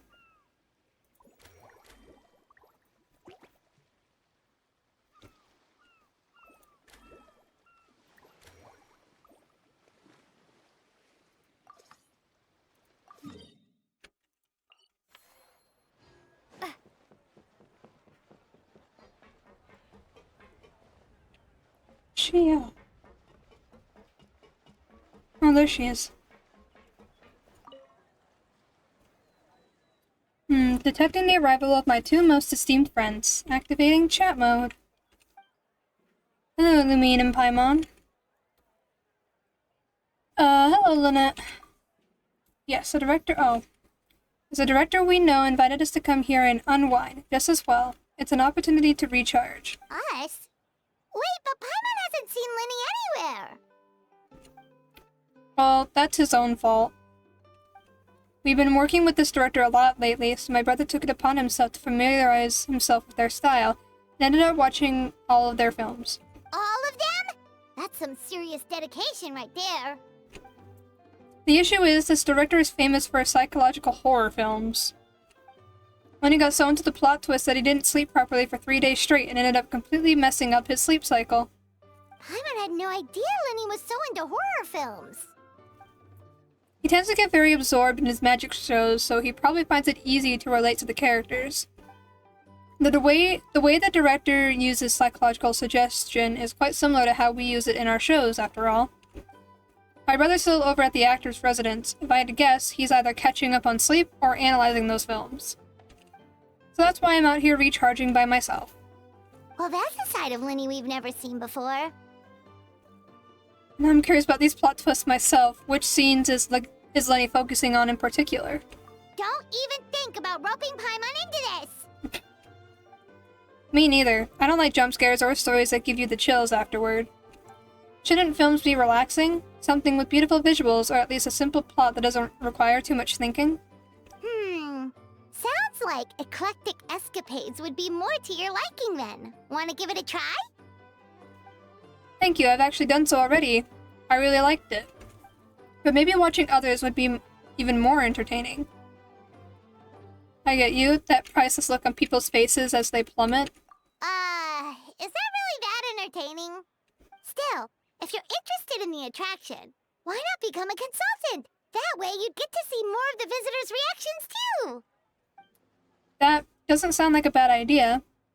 And as it happens, I do have a few days off before filming starts. But first, I need to help Linny pull himself together. I noticed an attraction nearby called Mellow Manor that looks really relaxing. Sounds like just what my brother needs to take his mind off those horror films. Plus, some magic tricks require animal assistance, so it'll be a chance for me to learn more about their habits. Great idea! Oh, I if we didn't can mean get Linny on board, the Cheval Moran Film Fantasyland will be even more popular than it already is!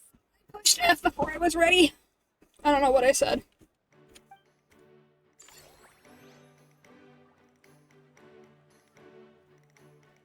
Okay.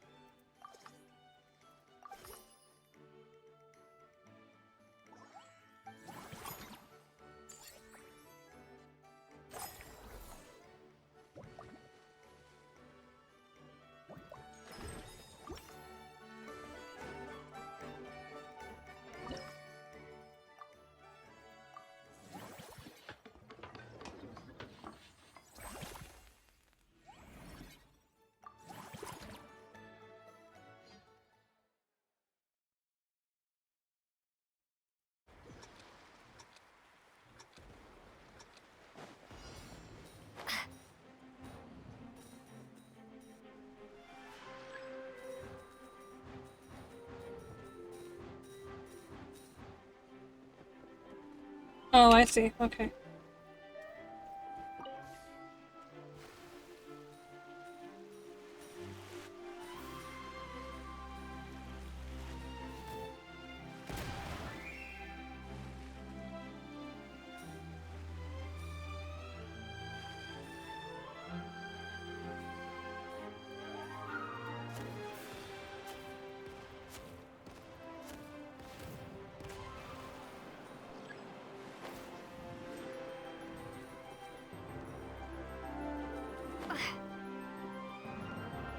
Whoops.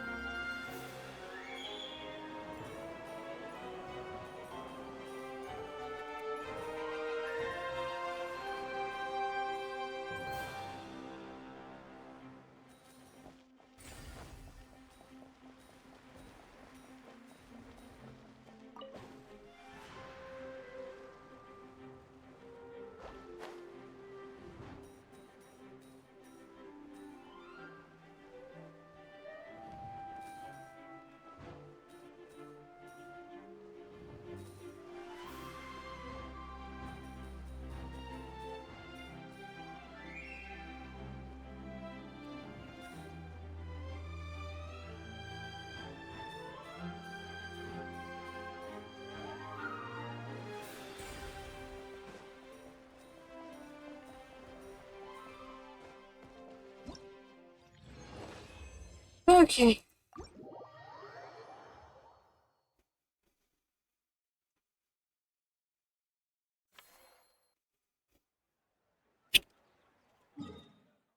Oh, wait.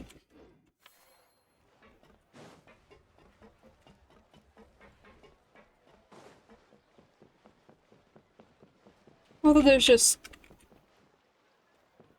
somewhat familiar seeming blubber beasts. That's great.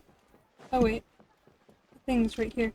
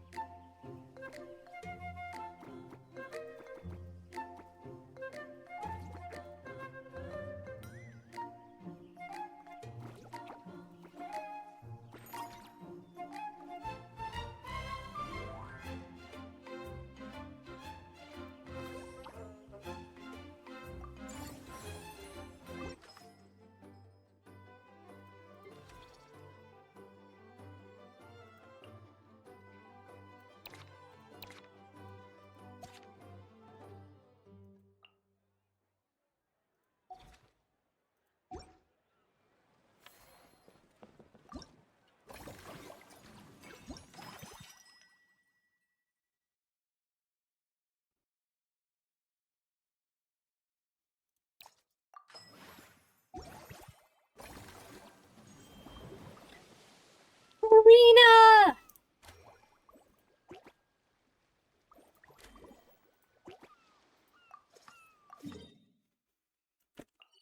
You're back. Stream cut out, so I didn't think you were coming back. It broke, like, right when I came back. It took me a second to realize that it was broken. And so I had to take a minute to, like, fix it. But I am back. I don't know what broke. This isn't the first time it's done this, though. So I don't know what happened.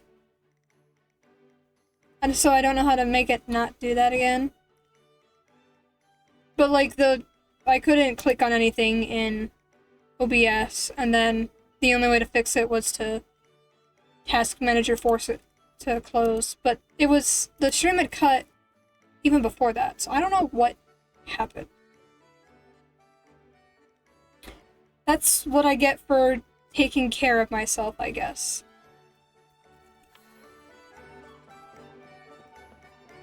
Where'd she go? Oh, there she is.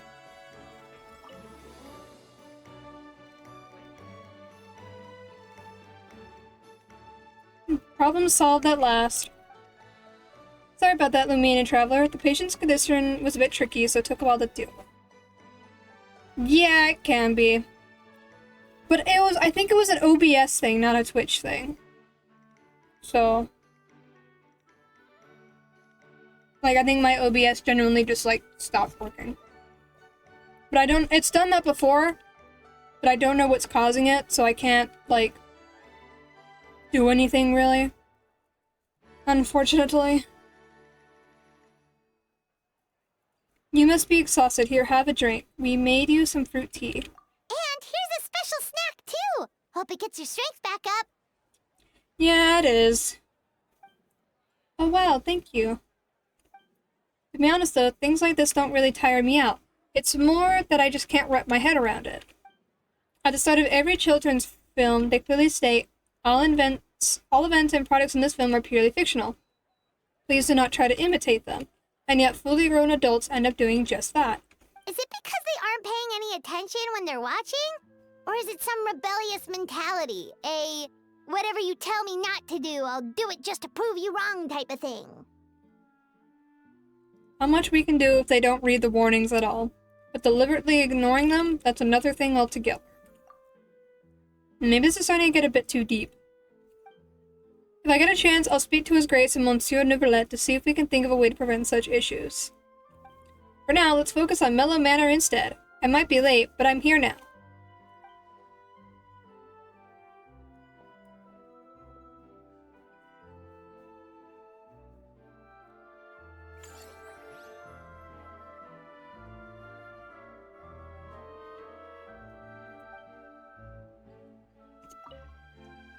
Our popularity is steadily rising, and our attractions just keep getting better.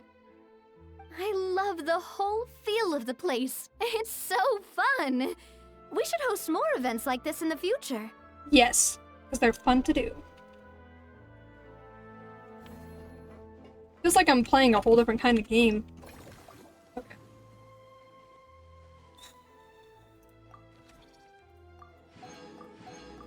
Oh, I've unlocked Bustling stage. Even though I haven't finished Busy stage.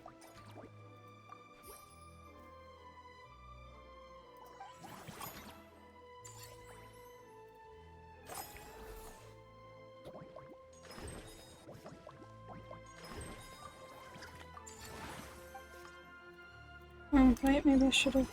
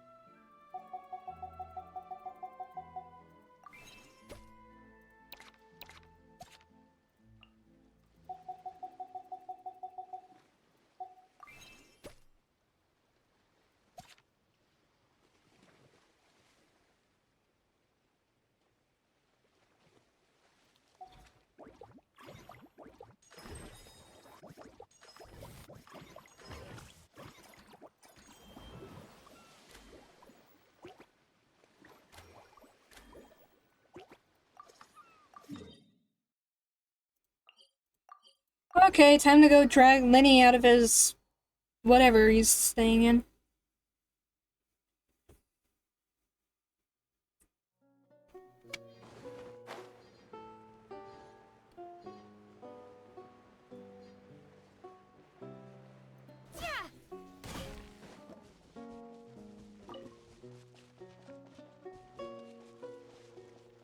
Rainbow roses.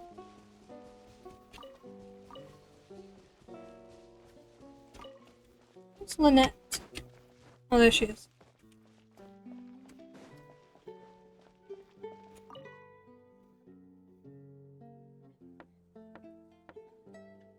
Lenny, I'm back. The Cheval Film Fantasyland is so much fun, and there are loads of cute little animals. Come on, take a break from those horror films already.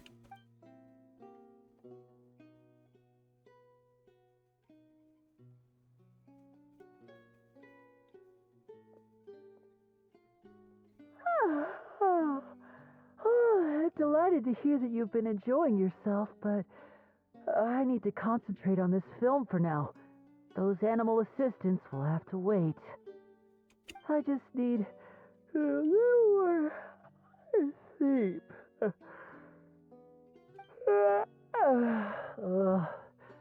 Every time I close my eyes, I keep thinking of new tricks.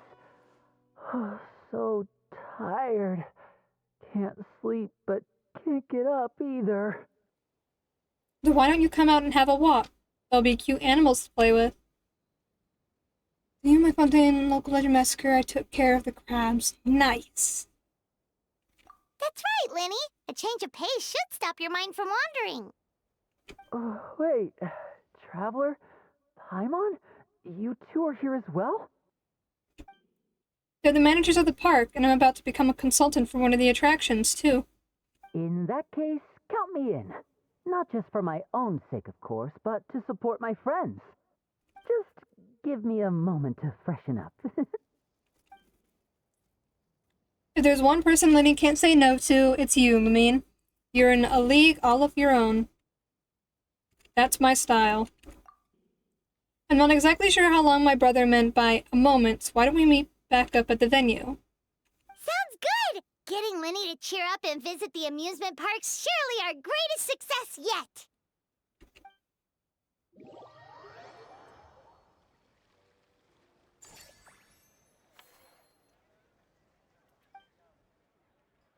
Okay.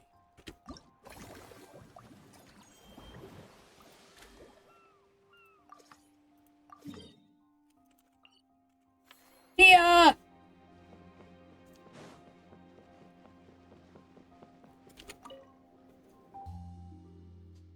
Hey, Lumine, Paimon. Why aren't you a voice either? What a coincidence running into you guys here. Dia? Paimon didn't expect to see you here either! Here to see the sights, or are you on a job? As it turns out, both. A while back, myself and some other members of the Blazing Beast were invited over to star in an adventure film here in Fontaine. The film was pretty well received, so as the director heard about this event, we were invited here as guests.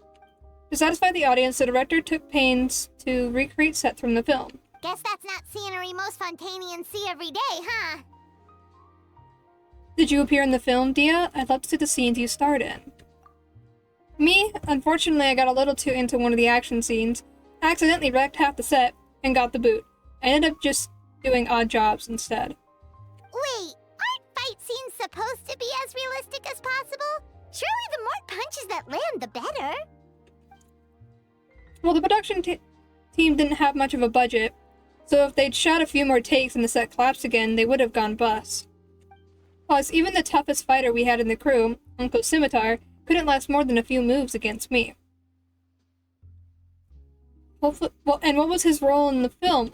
Hopefully not just to get pummeled into submission by you. Actually, no, he was playing one of the key villains, and was supposed to perform a grand sword dance in front of the protagonist. If things had gone how they were meant to, it would have been an amazing fight scene. But the lead actor, exhausted from working all day, was so hungry and in a rush to wrap the scene up that he improvised and pretended to shoot him with a gun instead. Damn. Damn it. I love Dia. After thinking it over, the director decided to keep the scene, and to our surprise, the audience loved it. It even turned Uncle Scimitar into a bit of a star. I thought I'd seen that guy somewhere before. Pretty sure I've done something similar before myself. In a little while, he's going to be very busy signing autographs for fans. Something I should really be helping out with, actually. But now that I've run into you guys, how about this? I go give them a heads up, get them to cover for me, and then we go out for a drink or two. You sure that's okay? Hey, we're old friends, so why not? Running into you and Paimon here in a foreign land is the best surprise I've had today. I heard about a bar called the Rusty Rudder along the coast of Southeast. I'll see you there.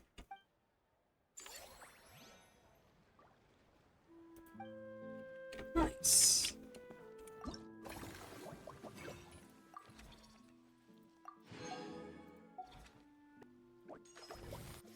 I'm out of money and I can't really do...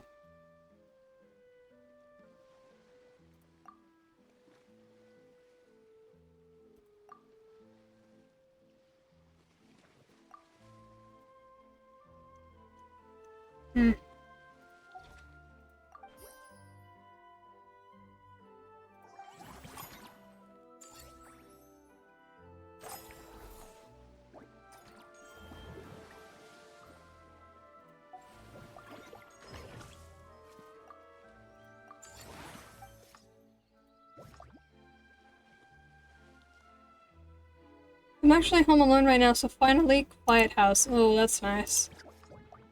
That's always a fun feeling.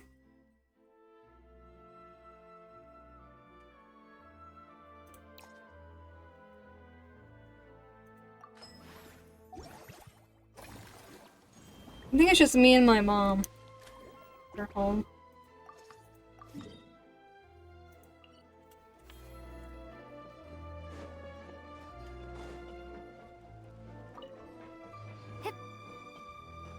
Lenny!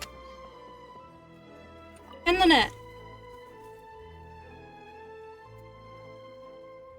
Thanks for inviting me to come down, you two. I must say, I feel like a new man after visiting the park and seeing all those adorable animals. Seems like Lynette has her eye on some great potential animal assistants, too.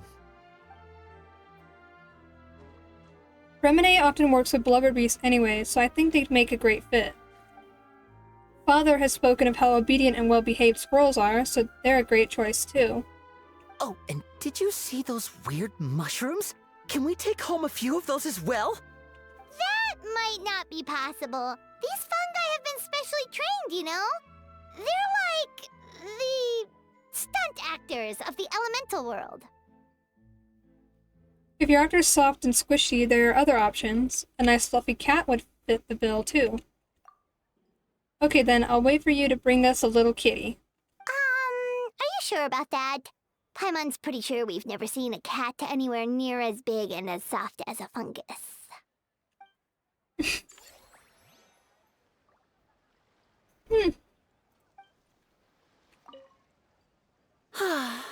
I feel so much better after seeing those animals. They're also carefree. The other two attractions were great too.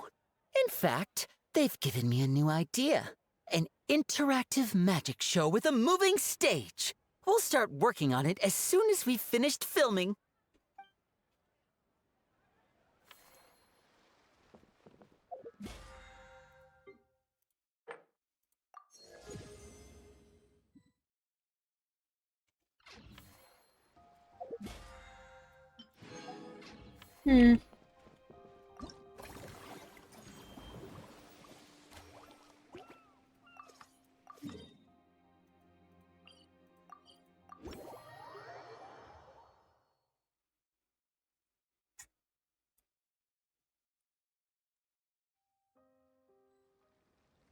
Alright.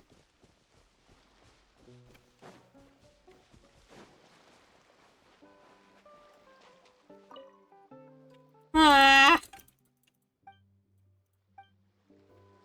Thought I could collect something. Oh, is she inside?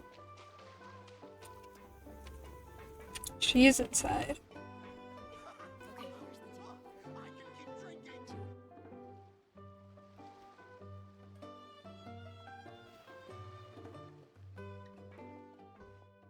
There you are. I took the liberty of ordering you a Misty Sunrise. It's basically Buell fruit juice, but flavored with Romaritime flower and Neelapala lotus extracts.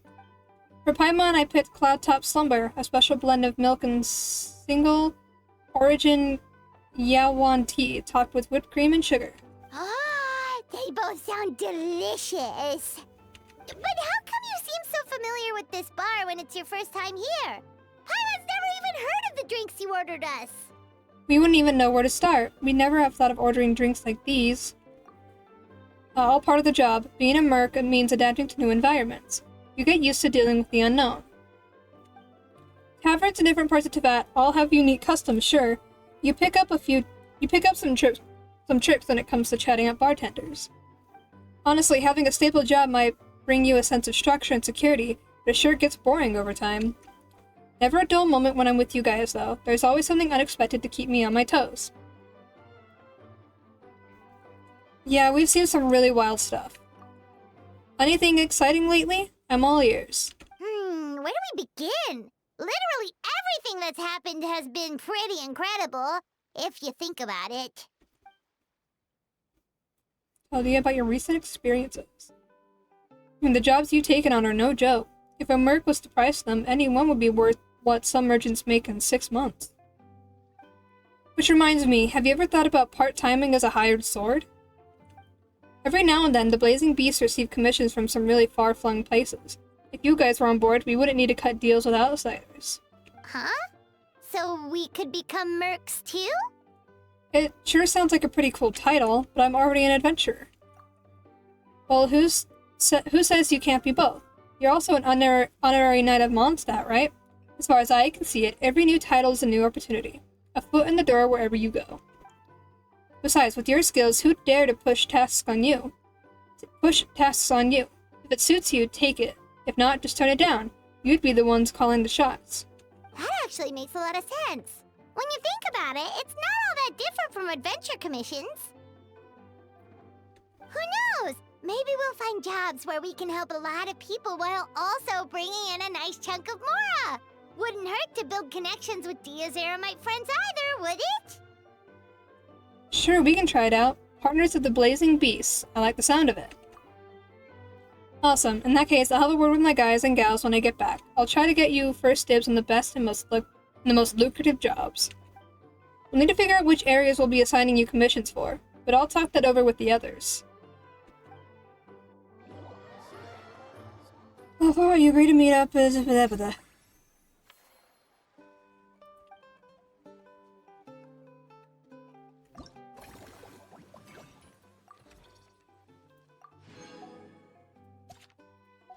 don't think I can actually do anything else.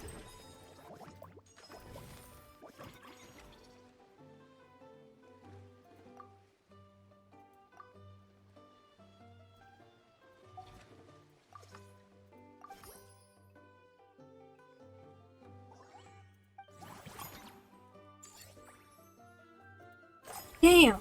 Okay.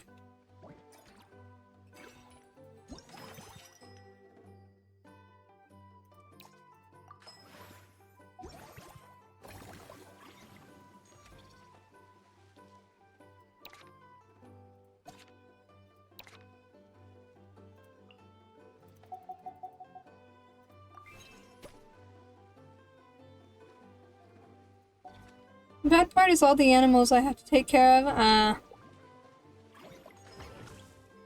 Makes sense.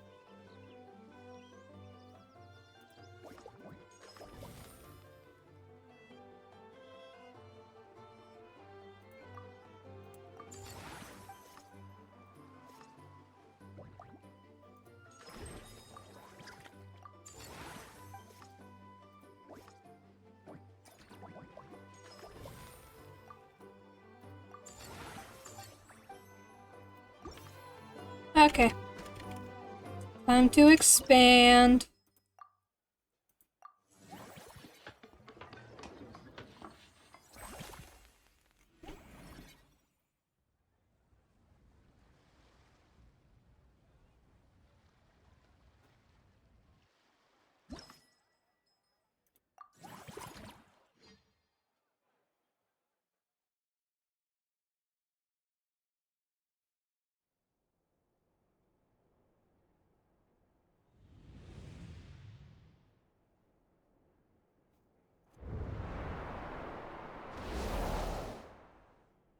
Is this supposed to be Mondstadt's library?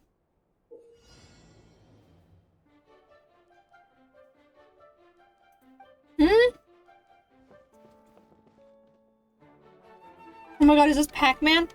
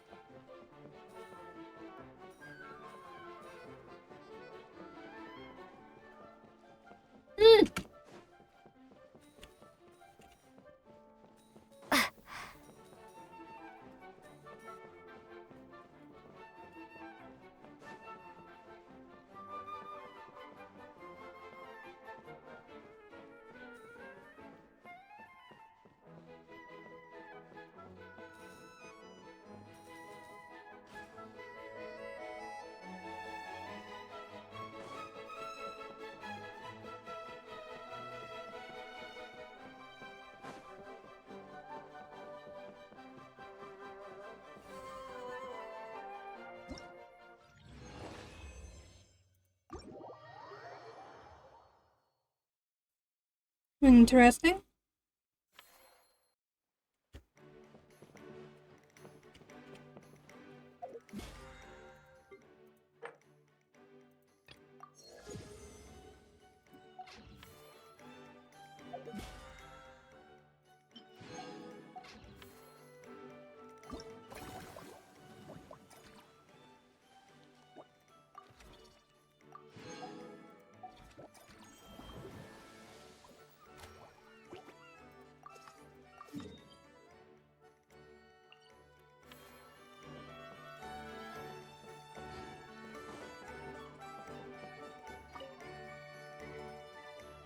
Okay. Lumine and Paimon, good news. I spoke to my crew. All Blazing Beasts are fully on board with the idea. Any commissions we receive from the region west of the Hypostyle Desert, north of the desert of Hadramaveth, east of Dravi Valley, and south of the Ashavan realm are yours. We haven't had many lately, but in the past, we've usually gotten a few good ones every year. Yes. Which one was that? I don't remember which one though it is, but nice! The pay is insane, but so are the risks. The type of work that normally calls for a team of heavily armed mercs. But this should be just right for you. If it were any easier, you might not even break a sweat. Oh, that guy! I hated that guy. Sounds perfect. Such clear-cut profit regions, too. You're so quick, Dia! Everyone agreed just like that! Guess that means we're now official partners of the Blazing Beast! Hooah! Watch out, world! There's a couple of new mercs on the scene! Maybe Paimon should give herself a proper mercenary name. What would I even call it? What would you even call yourself? But now I know how to beat it. Yuck, I hate the local legends. When you're working in other nations, don't forget to give the Blazing Beast a little plug now and then. We protect, you prosper. Anyway, I'll send a letter to the Adventurers Guild in various places when a job comes up. Make sure you check your mail. It's a deal!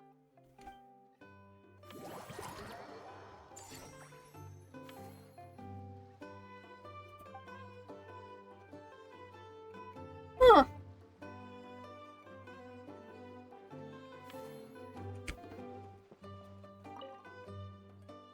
You know what? I haven't felt this relaxed in quite a while. The humid air here is a nice change, and combined with the warm weather, I'm actually getting kind of sleepy.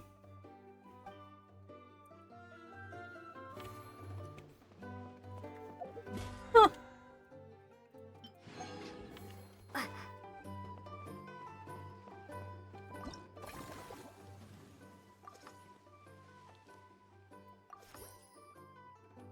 Damn.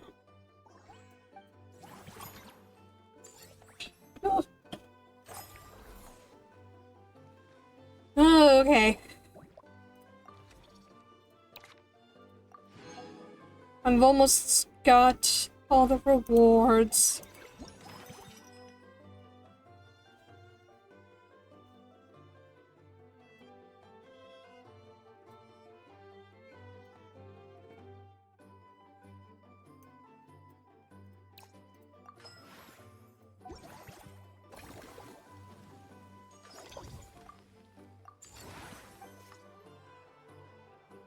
What's the Fatui? Oh god.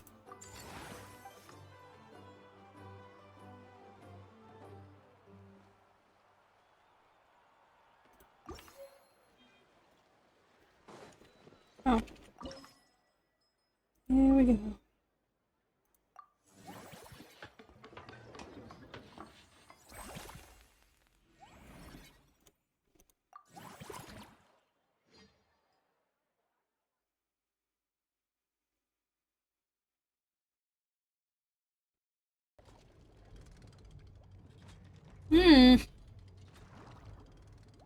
This will be fun.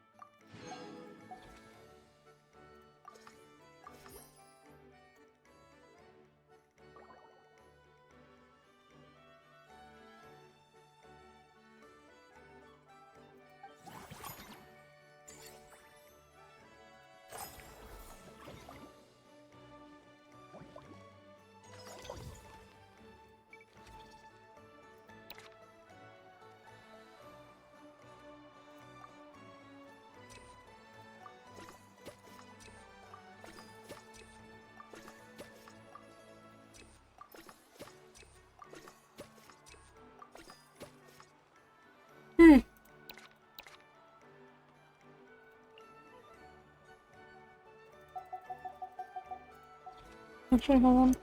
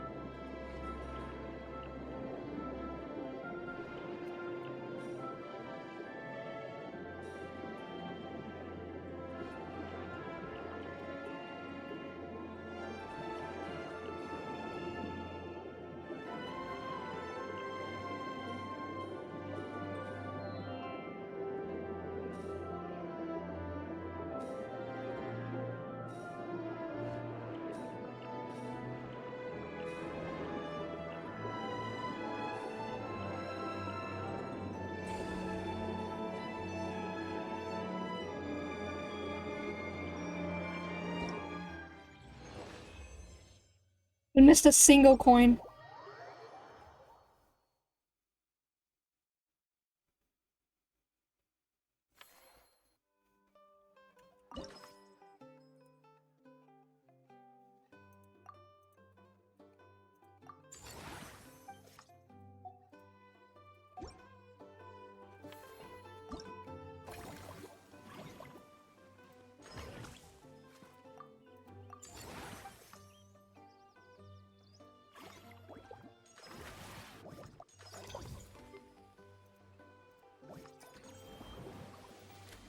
Oh! Marina!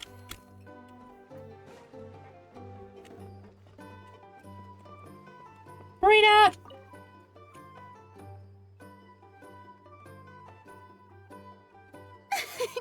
Why, hello there, traveler. Paimon. I sensed your enthusiasm from a mile off. Love you, Farina. You were so bright.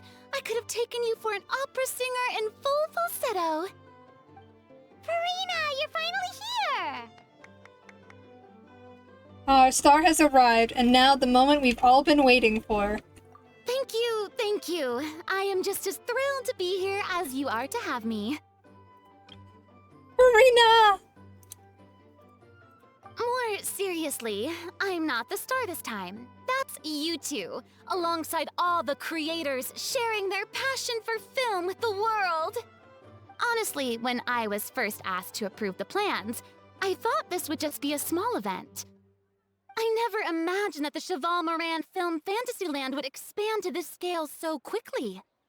Yeah, thinking back to when we first arrived, it really has all come together in no time.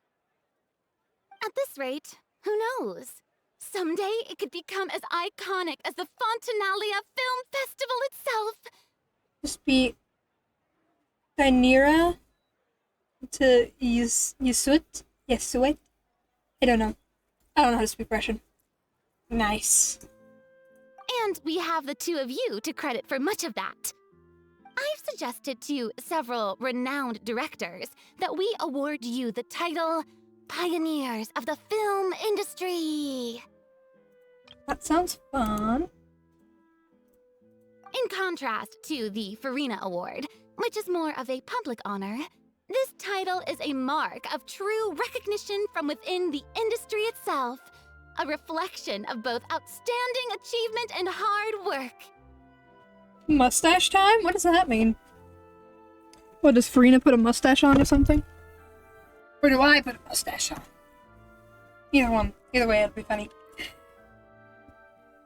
Thanks, but there's still room for improvement. With great recognition comes even greater responsibility. Wow, even you're getting serious now. Come now, no need for any of that. Just relax and enjoy the moment. Speaking of which, I've actually been preparing a little survey. How about we randomly select some visitors to give us feedback about the park? Did Paimon hear that right? Farina carrying out a customer satisfaction survey? Well, given that it bears the name of my dear friend Surintendant Cheval Moran, isn't it only natural that I conduct a bit of research on her behalf? You, Farina!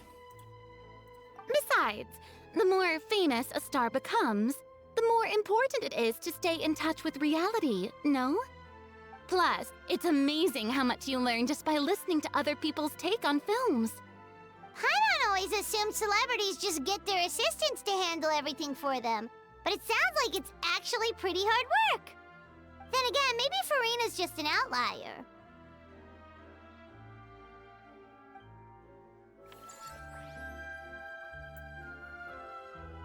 Okay.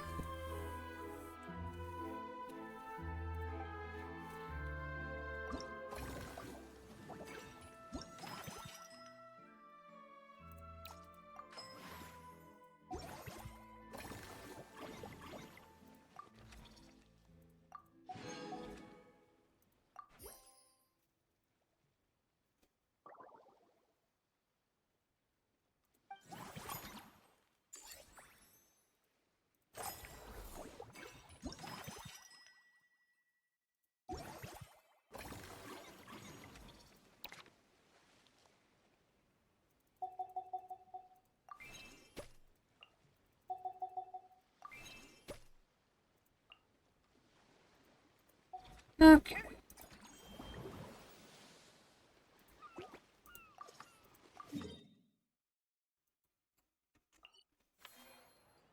Oh, hi, Farina.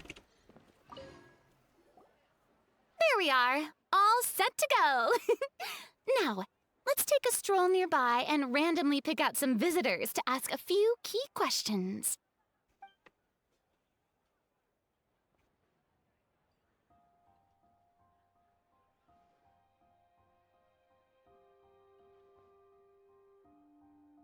These suggestions are surprisingly detailed. Choosing film prototypes, recreating the scene cutting process, budget management for costumes, makeup, and set design? Oh, Paimon's head is spinning. Why is everyone so professional?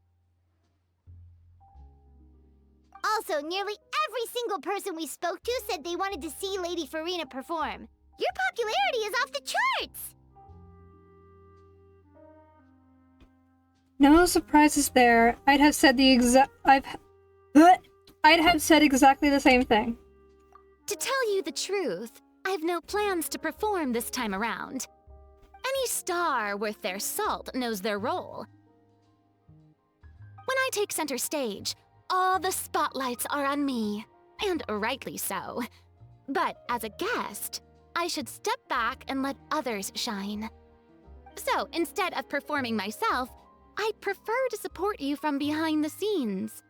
Perhaps as a consultant for one of your attractions, for instance?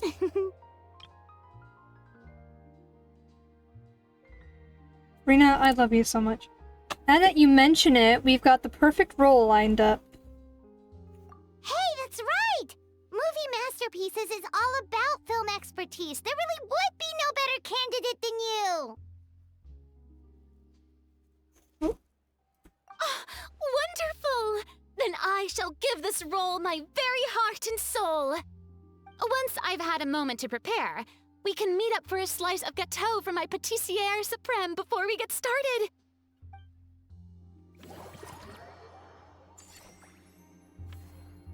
Receive bonus revenue each cycle. Hooray! Oh, what is this?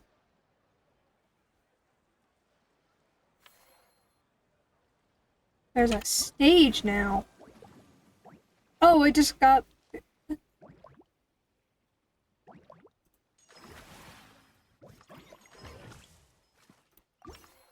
Okay.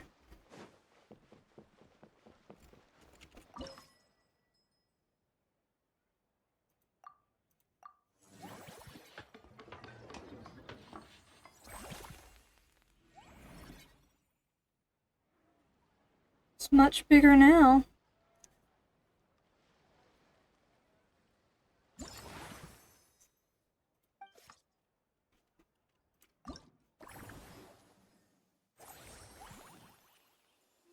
Oh, I still don't have the full thing unlocked.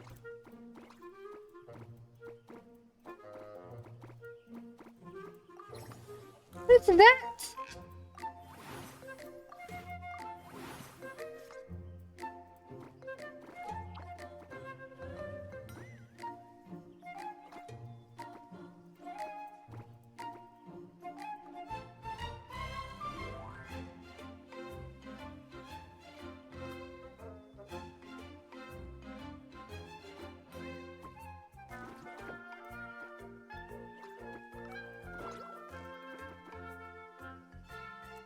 Okay, I want to try something. Oh.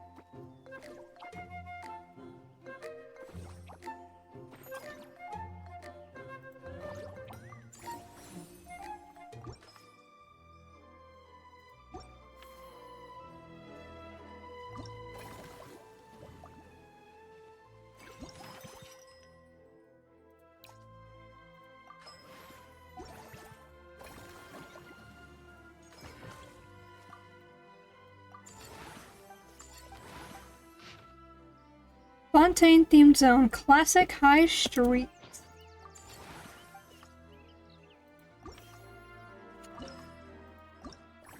No! At the cost of my off-field, my healer, and my shielder. Now off to the machine after healing. Damn.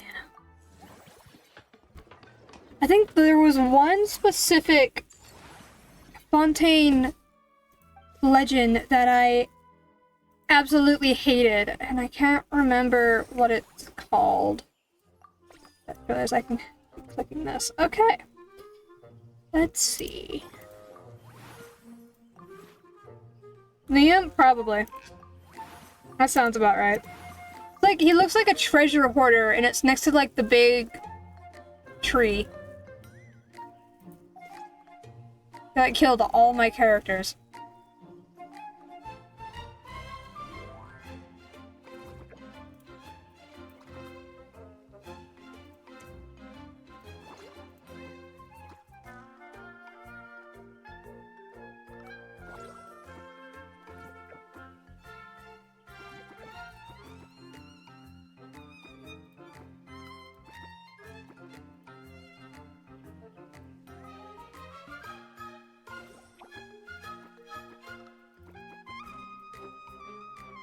But Rocky Wilson, there's two of them over there.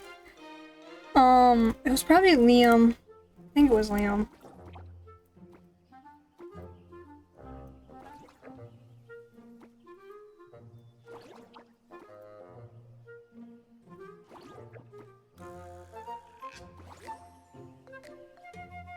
Oh, is that what your name is?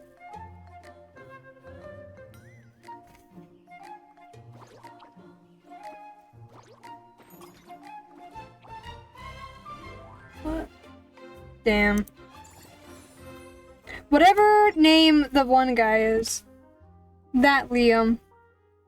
I don't like that one. He says he has like voice lines and he says things like, I'm too hot to handle is the only one I remember, and he pissed me off. I think it took me like 20 tries to actually defeat him.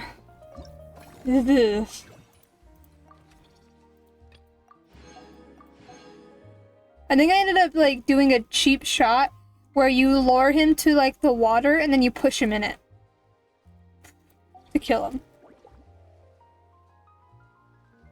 If you know the origin of the following joke, I can calmly say, kill myself while being in good humor. Yes, that's Liam? Okay. I didn't like Liam. Liam was annoying. Literally though, he is so difficult. I had to cheat and use the one trick I found that I read about, where you lure him to the pond, like up the hill, and then you push him into it and it kills him instantly. That's what I ended up having to do.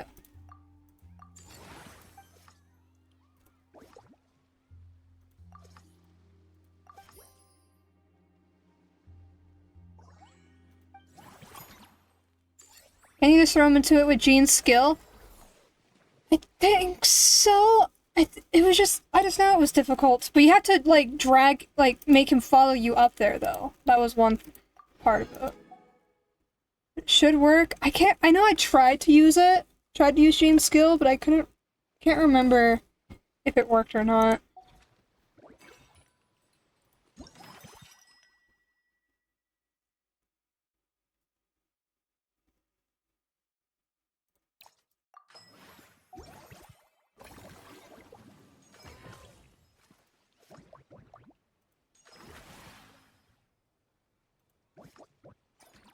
I mean, it didn't work when I tried it with He Never Dies. Yet some of them can't be moved by Jean's skill, and then some can. I don't know.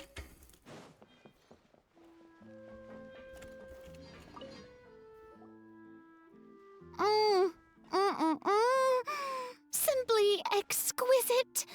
As amazing as ever. Escoffier, have you ever considered starring in your own film? I can see it now. Val's en cuisine. A riveting tale about the art of extreme cooking. I'm sure it would be a hit. As it happens, I'm already doing something similar. A brand consultant has been filming my training sessions with students and incorporating them into films about Fontanian cuisine. Oh, no. No. A documentary won't do. I'm talking about something with a bit more drama. Your experiences as a chef could be turned into a scintillating story. In fact, I'll even write it myself. Before you finalize it, please let me review the culinary terms, especially when it comes to how ingredients are handled, the timings and the quantities. Great! It's settled then. And actually, I think I'd like to bring in the Traveler and Paimon as directors. Something tells me that the three of you working together would really get the creative sparks flying. We could create something truly magical here. Rena's bringing Hell's Kitchen to Genshin. That was already a thing, though. Well, it seemed like it was already being a thing in Scoffier's, was it her trailer? One of the videos when Escoffier was released that I watched. It literally just seemed like Hell's Kitchen. No problem! That said, now that we've been granted Director Farina's approval, we'll really have to step up our game. What is this?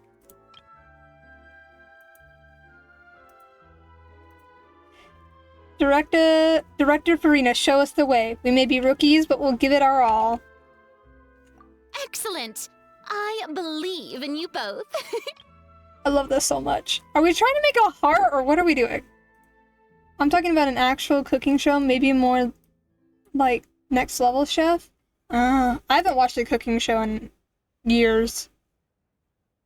I think I started watching... Which one was it? It was the one... Ow. It was the one... It was like when I first got Hulu, which was years ago. It was the one where Gordon Ramsay goes to like different restaurants and basically brings them back from the brink of death, basically. Whichever one that's called.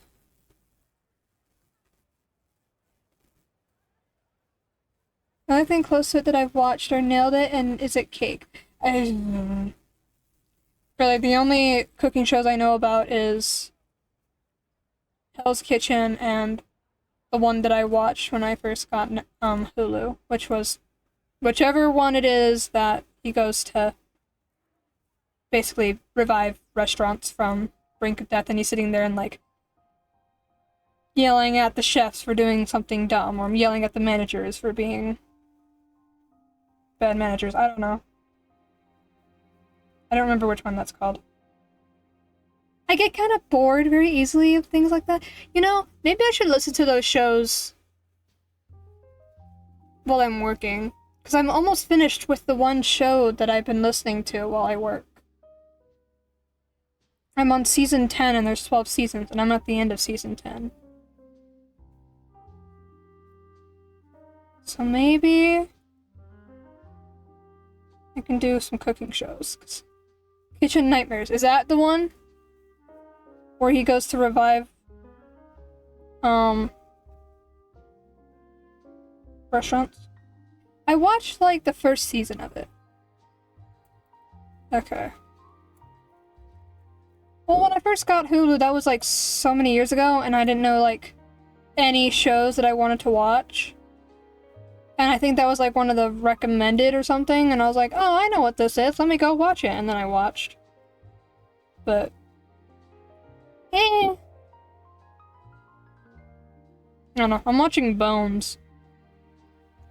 I've been watching Bones lately, but I'm almost finished with season 10, and there's only 12 seasons in Bones. So, I'm a little discouraged, because one of my favorite characters died in season 9, and I'm a little upset. But I'm gonna finish the show! Even though I'm upset about it. The gâteau was sublime as ever, Escoffier. Now, about time we got to work. I'll start drafting the script on the side, while serving as the consultant for movie masterpieces. Wish me luck!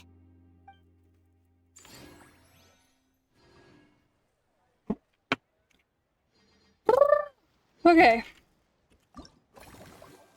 We're getting there slowly.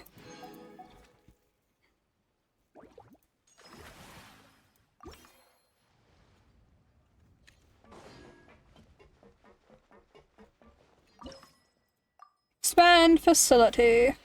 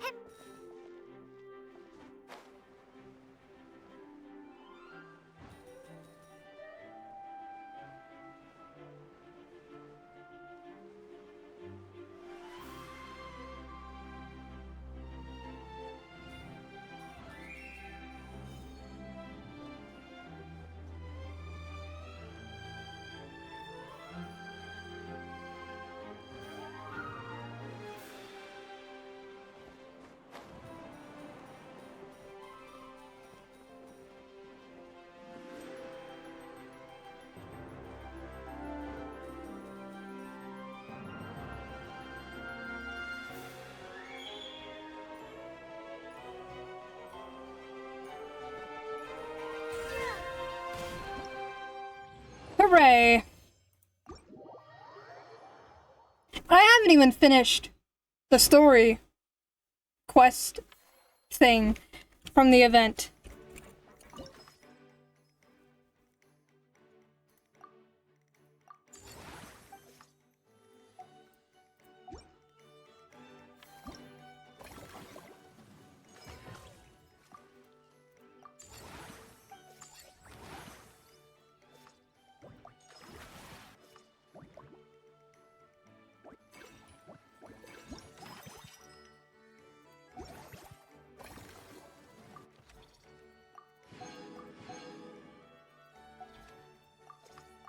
There's so many left over.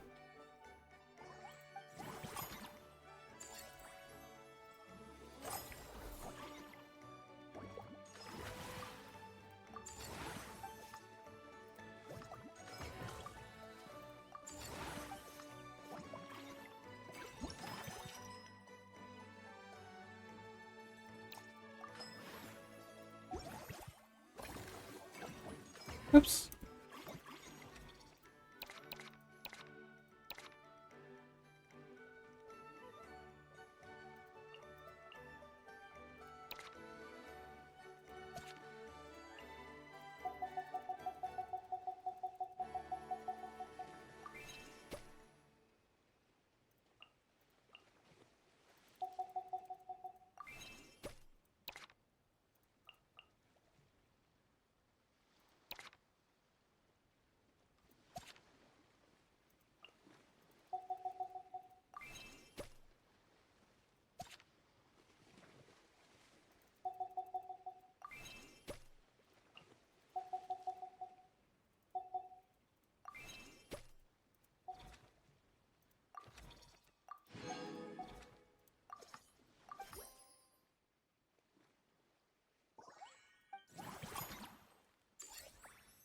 Cycle 30.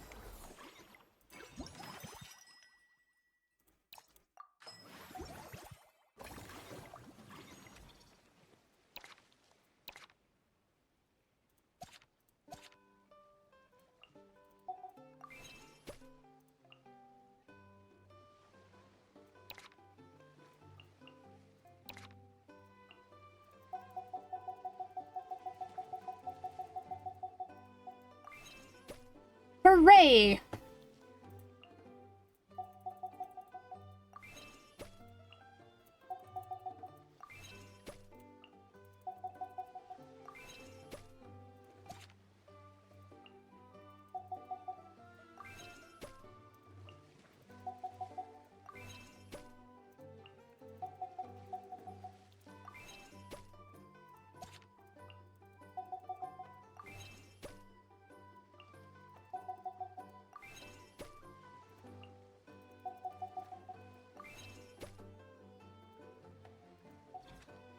I don't think there's anything else I can do.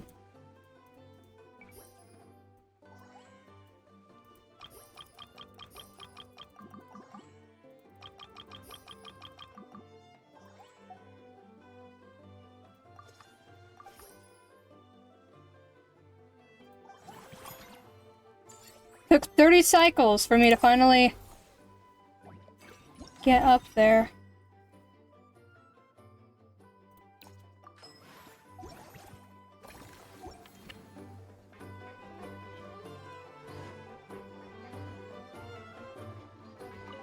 Our most recent financial report is looking great. This park struck a chord with film buffs all over. Maybe you could be our spokesperson next time we hold a similar event?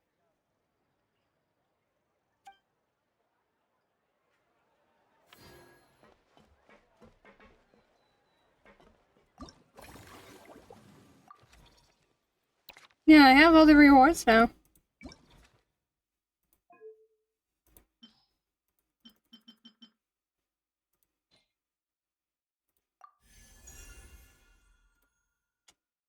Hooray. This begins a bonus during the event?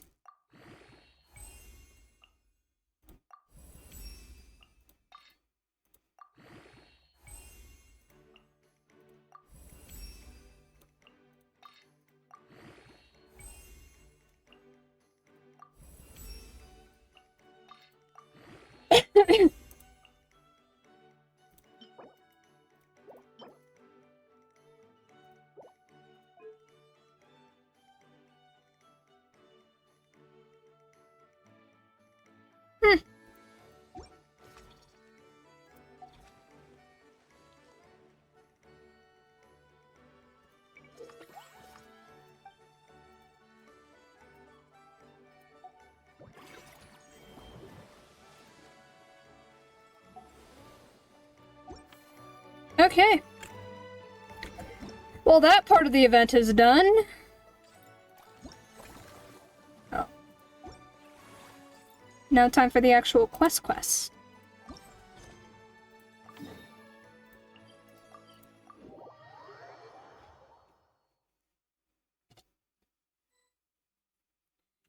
Okay, oh. Aoife and Auroron. Oh, man. Bro! Are you mimicking me? Now's not the time. Come on. No, I mean, one of our buddies is here, for real. Quite a few of them, actually. Auroron, Aoife, what brings you to Fontaine?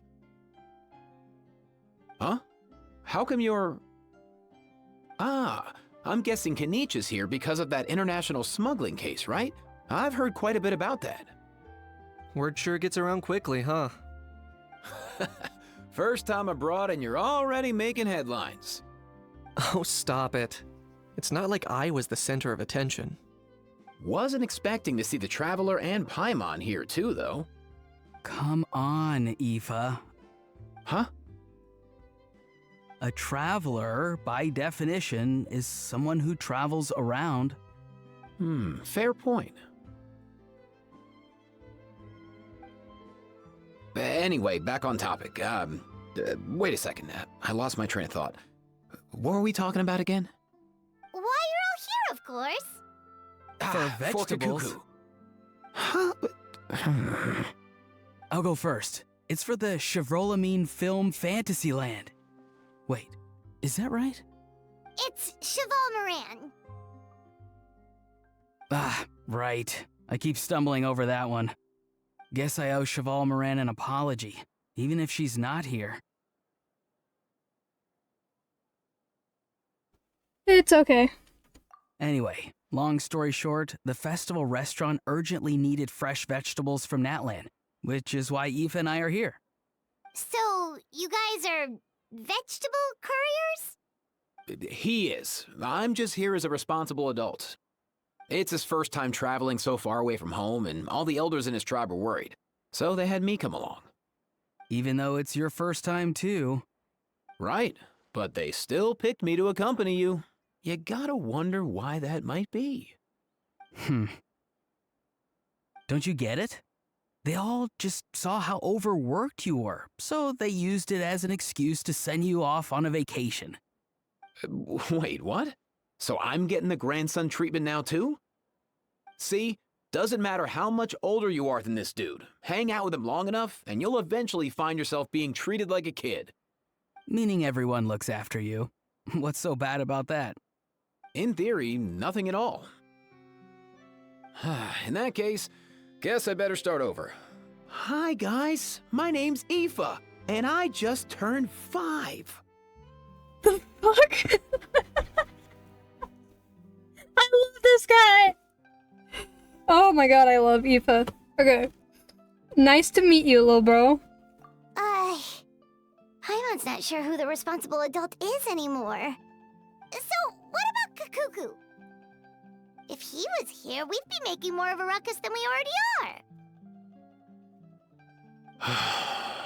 That's exactly what's got me worried. Aoife, there's nothing to worry about. You're a big boy. You can handle yourself now even without Kakuku. You think that's what I'm worried about? Anyway, my priority right now is Kakuku. Suffice it to say, Kakuku's in big doo-doo. How so? He's so small, and all he knows are a few harmless phrases. What kind of trouble could he even get himself into? Let me guess. Did he get caught out by the law on flying objects? Bro, you too? Not me. How? Oh, that pesky little chatterbox. So that's why he hasn't interrupted us this whole time. Guess he's too scared to show his face. That, plus he's already spouted enough nonsense for one day.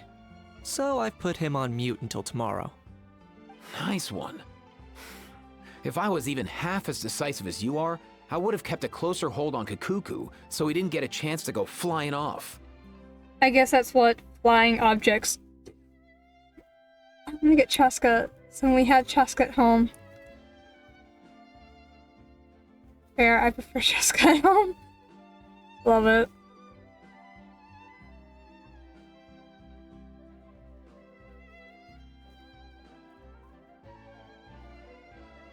Aoife's funny though. He's pretty funny. Hi, I just turned 5. Oh no, bro. Or rather, did Kakuku get caught by the guards for flying around? If they had managed that, we'd at least be able to track him down. But when the guards started chasing him, Kakuku flew into that building next door. I wouldn't be surprised if there was a high-stakes pursuit going down in there as we speak. Just like one of those cool crime movies. Which building?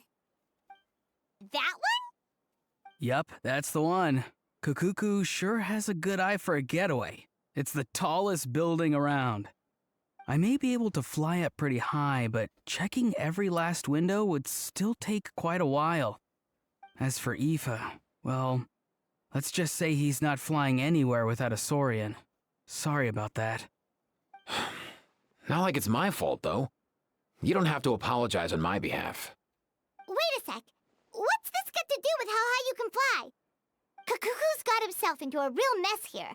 Like a panicked animal running straight into a trap. It's pretty worrying. I'm starting to picture him flapping through a barrage of gunfire while important documents are flying about left, right, and center. Oh god. Heck yeah! If anyone can pull it off, it's Kakuku. He's always been such an awesome Saurus. I believe in him. In other words, right now in this building, there could be not one awesome Saurus, but 2. What was that even mean?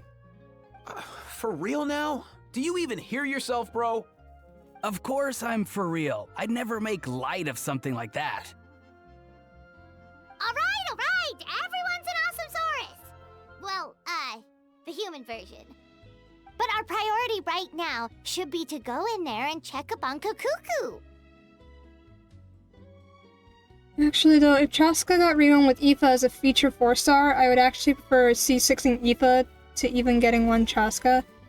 Except, I actually C6'd my Aoife trying to get Navia and Escoffier.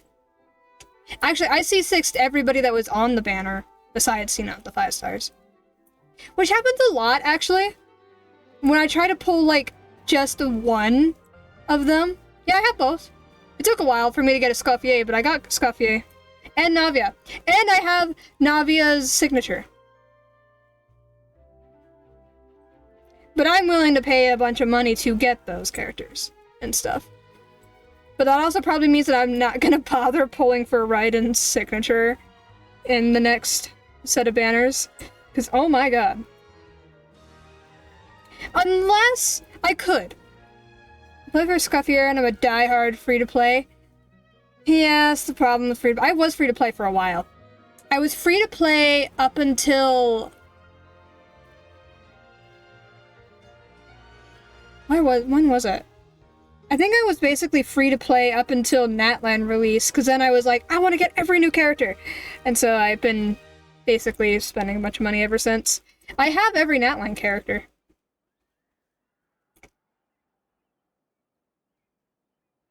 So, there's that.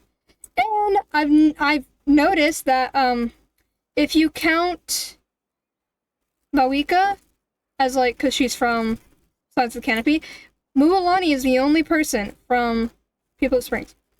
Can't say free to play unless you find a character that you're willing to pay for, but don't. Yeah. I mean, I remember trying to pull for Arlecchino on... I think that was her release, actually. I can't remember if it was her release or her rerun. How many reruns has she had, actually? I don't know. But it was when she was paired with Linny, I think. I tried to pull for her and I didn't get her. But then in the rerun after that, I paid the money to get Arlecchino. And she's actually who I'm busy, building. Her last run. Was she with Linny? In the last one? Maybe it must have been her launch then. I don't know. It's been a while. But I also tried pulling... No, it wasn't Navia. I didn't try pulling Navia. I skipped Navia on her last rerun. Yeah, that's what it was. Because I already have Clarance, so I pulled just for... Arlecchino. I think Cloran I pulled when I was still free to play.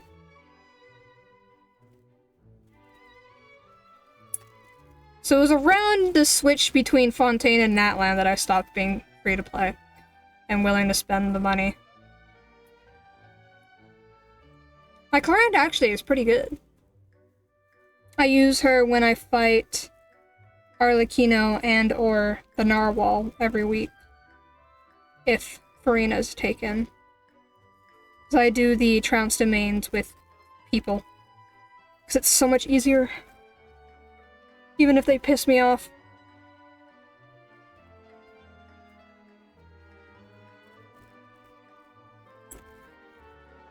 Yeah, it was around that time that I stopped being free to play. If I wasn't so steadfast in being free to play, I would pay for Scuffier. It doesn't help that I'm broke. I can only afford it because I live at home, so I don't pay for rent or any of that stuff because my mom doesn't require me to pay rent. She only requires that I'm either in school or I work, and I'm doing both, so that's the only reason I can pay for it.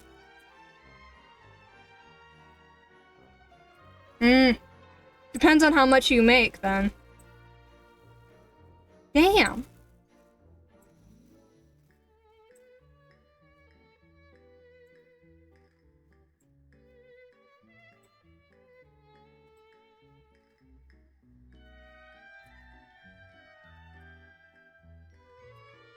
I don't know then. Maybe it's the hours. I get paid 15 an hour. 15.15 actually. And by the end of the month it'll be boosted up to 15.45, I think. Although I don't... Same person or what? The thing is though, if you're broke, that would imply that I'm broke. But I'm not broke. At least I don't consider myself broke.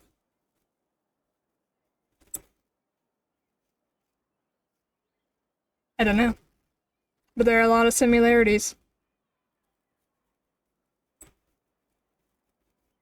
I recently started a car payment, actually. I bought my first ever car, and I get to pay $466 a month for 6 years now. But it's such a nice... It's a truck, actually, not a car. But it's so nice! Minus the fact that the AC doesn't work yet, and then we don't get to get that fixed till Tuesday. But it's so nice. I'm broke in the sense that I like to keep saving my money rather than blowing it on GameStop. Yeah. I mean, I've kind of toned down on it, because I really only pull for the new characters. And since I've built up my collection so much of the 5 stars that I didn't have already, there's not that many. So, every rerun, there's not very many characters for me to spend money on to pull. And the only characters that I really care about getting their signatures are the ones that I favor. So, Farina, A, and Navia. So I rolled my car last winter. I don't know. Oh, like, rolled it like a car crash roll? It's the first car that I'm paying. Technically, I did have a car in my name, but it wasn't mine. By the time that was done, the car was already paid off. And it was both in mine. Oh god. That sounds wonderful. It sounds like a wonderful experience. But it was my dad's old truck, and my mom replaced his name with my name, because my dad sucks, so he can suck it. So it was technically both of ours, but I was the only one willing to drive it, because no one else in my family likes driving a truck. And I do. But then, it's old. Because of my 6-year curse, I was perfectly fine. 6-year curse? I don't know what that means. I've never been in an accident. Fun fact. Well, unless you count, like, the little fender bender I had when I was 16, which was barely anything. No one was hurt.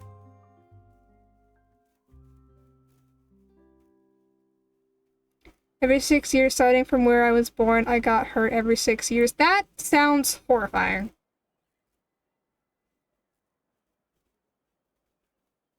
Do I have anything like that in my life? A curse? I get abandoned by every friend I make. But that's just like abandonment issues. Because also it's not like a consistent time. Like, this person's gonna leave me in 5 years. It's not. That's just like abandonment stuff.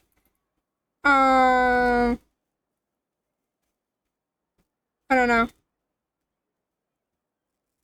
I've never broken a bone. People say that that's like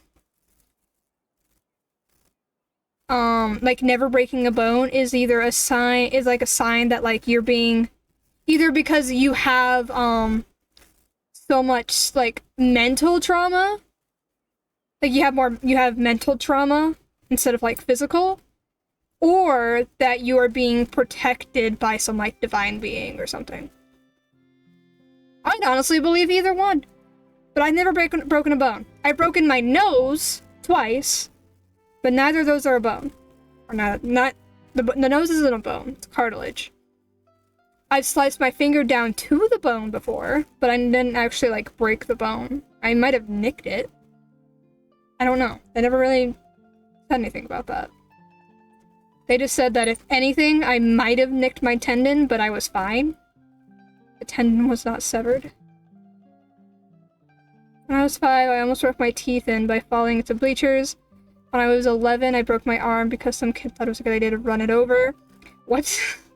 When I was 17, I almost broke my nose during baseball practice. I am now 18? Jesus Christ. The worst injury I've ever had was when I sliced my finger open with a pocket knife. That's because I was being stupid. That really is a 6-year curse. That's freaky. I'm curious about the broken arm running over thing. Like, I feel like I need more context for that. Like, what? That is a wild, just a wild sentence. I was 11, I broke my arm because some kid thought it was a good idea to run it over. What could, huh? I need more context for that. What kind of situation was going on to, because like, was it a car? Was it like a 4-wheeler? Or was it like a bike? What? I died for a foul ball during a baseball game, got it, then some kid ran over my arm. Oh, like actually ran over your arm, like walking, running. I thought you meant like in a car or something. I was like, huh? Okay, that clears up a lot. I genuinely thought that you were like lying in the road or something and someone just like ran you over in the car. I don't know. That's still wild. But not nearly as dramatic as I was thinking it was. Or like with a bike or like a 4-wheeler or something.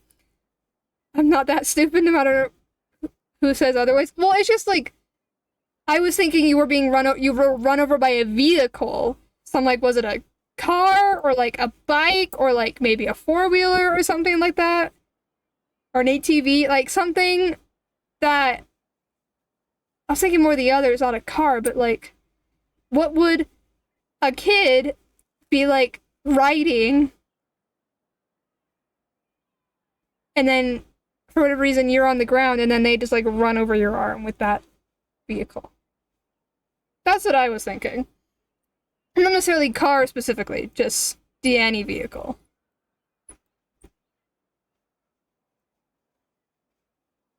I have broken my nose twice. Both of those sucked. The worst part is it was my game. Oh, like a home game?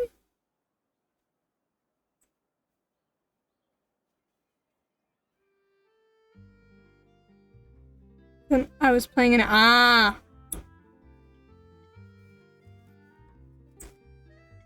that would suck. I mean, I got a soccer ball to the face when I was playing on a soccer team at like 13 years old. Was it 13 or was it 12? Or was it younger than that? I don't know.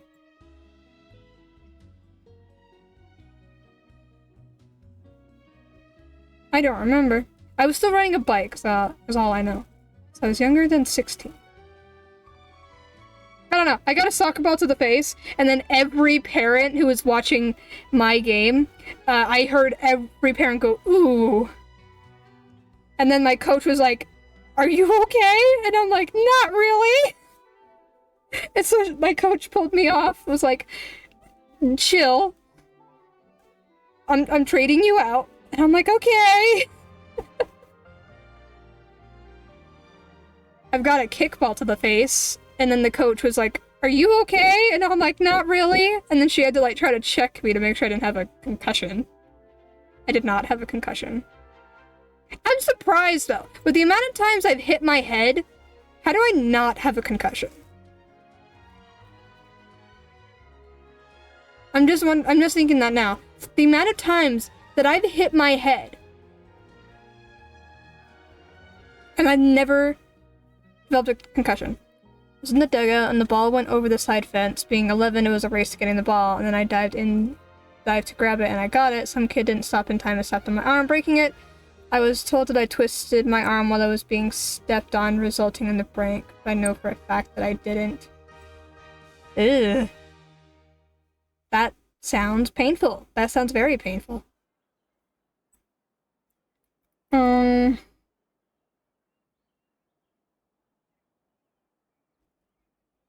I've overextended my wrist before.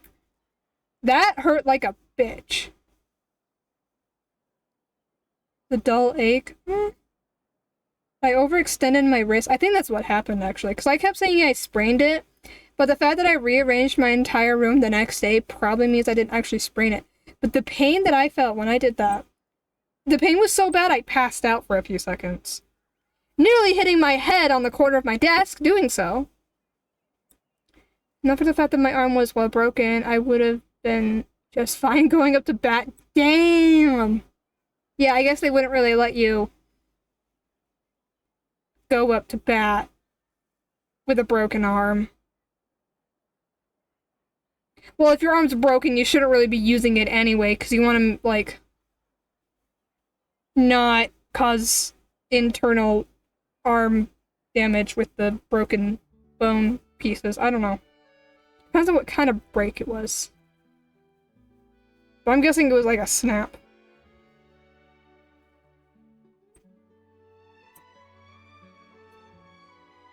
Yeah, don't ever extend your wrist.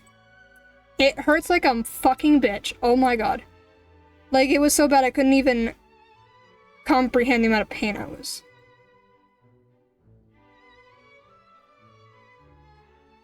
Like, cause it happened, cause I have a loft bed, right? And my sister and I were running late to school, and I had to drop her off before I went to school, cause I was in high school, she wasn't. So I had to drop her off at her school that day, cause my mom had to go in for work in the morning. She couldn't do it, like she usually did, and so we both slept in late, so she burst into my room being like, we're late, and so I'm like, fuck, and so I jump out of bed, but I wear glasses, and my glasses were sitting on a pile of folded blankets on the corner of my bed. And so I had climbed down from my bed already, and I went to go get my glasses, but I didn't climb all the way back up my bed. I just stepped on, like, you know, like that bar? I don't know how to describe it, but like there's like a bar on the bed from like on the bottom. It's more for like stability. Like, it's like on most furniture with like that are really long. They have like a bar that runs almost flush with the floor to like keep it straight. There was that. I stepped on that bar. I reached my arm through the railing to grab my glasses, and as soon as I grabbed it, I jumped off the bar, but then my wrist got caught in the bars, and so I pulled 100-something pounds of weight against my wrist, which hurt like a fucking bitch. Someone who once slept on a bunk bed, I know what you're talking about. Yeah, I don't know what it's called, but it's that bar. I stepped on that, reached in, got caught on the bar as I jumped off. Like, my feet weren't on anything. All of my weight was pulled on my wrist. Which, 100 pounds of dead weight pulled on a skinny little wrist, it's gonna fucking hurt. And it did. And I wanted to scream, but I couldn't. I did that once, didn't pull my wrist that badly though. It was so bad. Oh my god, that is like one of the most painful things I have ever experienced. But I was like clutching my wrist and I was dizzy, I think from the shock. And I was in so much pain I blacked out for a few seconds and face planted onto the ground. It was so bad. I almost hit my head on the corner of my desk when I blacked out. My sister was yelling at me because we were late, and I couldn't even walk straight. Like, I was so dizzy. And then I made it to the car. I was fine once I was in the car, and I drove my sister to school, and then I called my mom. I was like, Mom, this is what happened. I can barely walk. Can I stay home from school? And she was like, yeah. If you feel up to it later, go to the store down the road and get like a wrap to put on your arm if it's in that much pain. And I was like, okay. And then like a half hour late, I go home and I text my friends like, I'm not coming into school. This is what happened. And they're like, oh my god. And so then like I think like a half hour later, I drove down to the road down the street and like walked through the store clutching my wrist, bought a wrap, went home and wrapped it on my arm. And then the next day, I rearranged my entire room. So, I didn't sprain it. My mom says I overextended it. Still hurt, though. But I was fine day 2. But also the third shot I got into my finger when I sliced my finger open, that hurt like a bitch. Because there are 2 cuts on my finger from when that happened. And the doctor had to, like, put the third shot right in between the 2 cuts, so that hurt. Unless there used to be a toe tipper? I don't know what that is. I don't know what a toe tipper is.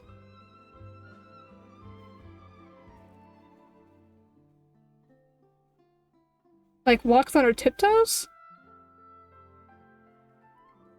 I don't know what that means. It's when you only tiptoe. Oh.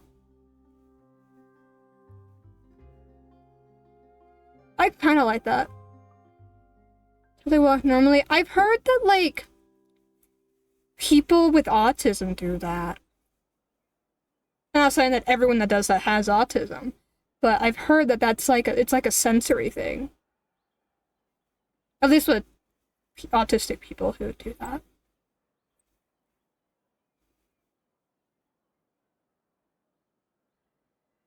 I don't know any other reason. I'm not really a medical person. I only know very basic stuff.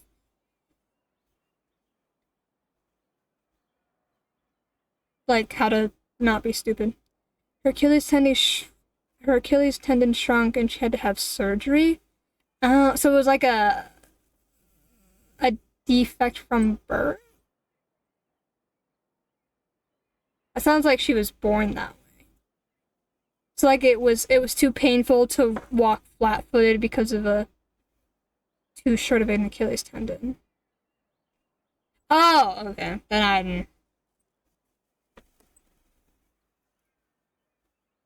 I mean, I used to, and still do, walk on the inside of my feet. And it affected my knees a lot as a kid. I don't do it as much now, but it's there. I have inserts in my shoes now to keep me from doing it. Her Achilles tendon shrunk because she was a toe tipper. Ah.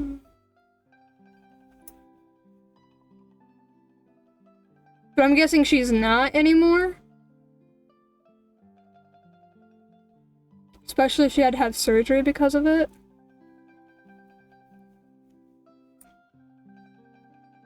I just can't see how that would be comfortable. I mean, I do that when I climb the stairs. I walk only on my tiptoes when I climb the stairs, but then I flatten my feet when I get on the floor I'm on.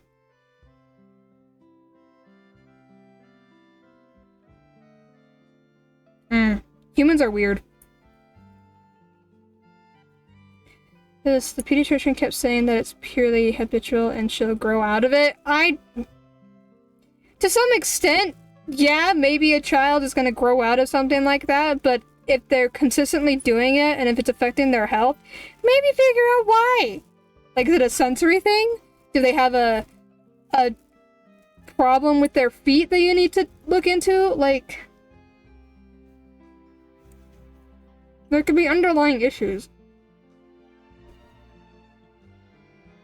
Like the fact that I kept complaining about my knees when I was a kid, and then my mom saw how I walked, and she's like, oh, that's probably why she keeps complaining about her knees. She walks funny. And then, you know, she gets me inserts, and then I, stopped walking funny, and then my knees stopped hurting. When I guess the point where your body reshapes itself to fit the habit, no, she's not going to grow out of it. Yeah, no!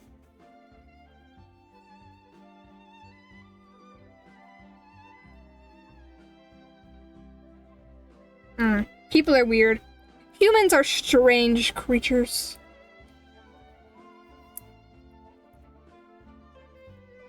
Humans are very strange creatures. I'm like playing with the nail clippers that are sitting on my desk. Like in between cutscenes I've been trimming my nails, but I don't know where my nail file went. It might be buried under all the stuff under. All the stuff. Oh, there it is. I found it. I found my nail file. While we're on the topic of funny injuries, I once did a nutcheck while riding my bike. That sounds painful. Oh god. Ugh. That sounds so painful. Oh my god. And I don't even have that kind of anatomy, and I could just imagine the pain. Ugh. I mean, I fell off my bike and broke my nose. That sucked. All because I was riding one-handed because I was wiping the tears from the wind out of my eye. And then the handlebars caught onto a fence that I was riding right next to, and then the bike went left, I went right, and then right into the concrete. It actually hurt less than you would think, despite me going at full speed? Huh. Strange.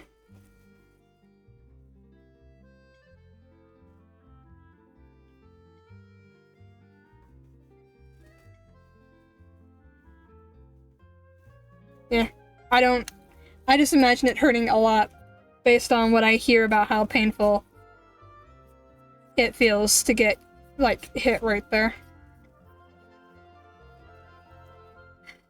It was like getting punched in the shoulder, except my legs went out on me. Huh.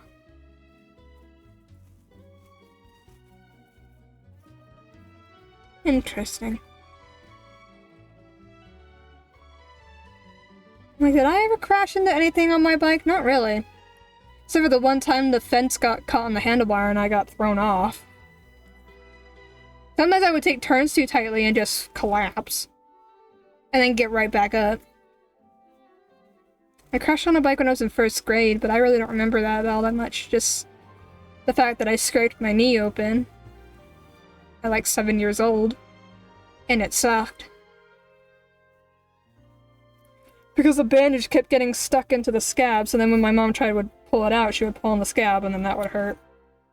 Because I was 7.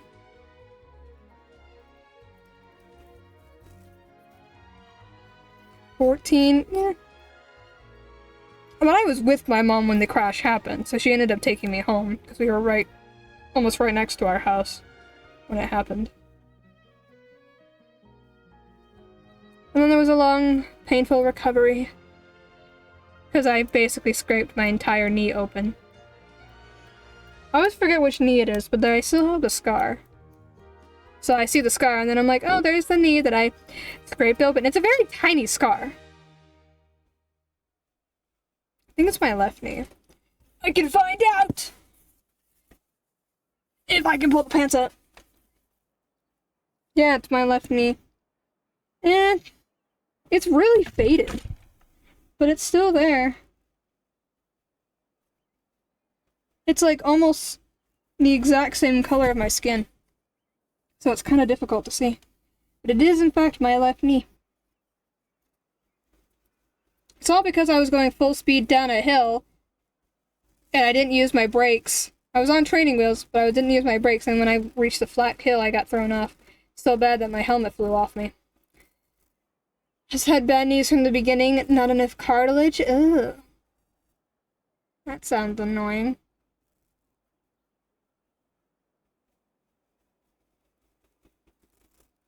My mom has carpal tunnel. She developed that. But it's so bad that she can't, like, she doesn't have a grip anymore. Like, her thumb, like, it's the area where her thumb is. So she can't, like, open new jars or new bottles and stuff. She has to either get one of her children to help her, or, she has, like, a tool. It's like, I don't know how to explain it because I don't really know what it is very well, but it's like when you have like a repetitive motion with your hand, and so that area of your wrist like wears down, I think. I almost developed it because of the gaming.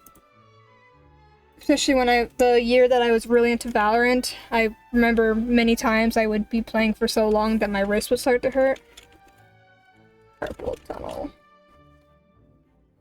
A common condition that causes numbness, tingling, and a pain in the hand and forearm. The condition occurs when one of the major nerves of the hand, the median nerve, is squeezed or compressed as it travels to the wrist. In most patients, carpal tunnel syndrome gets worse over time. That didn't explain anything.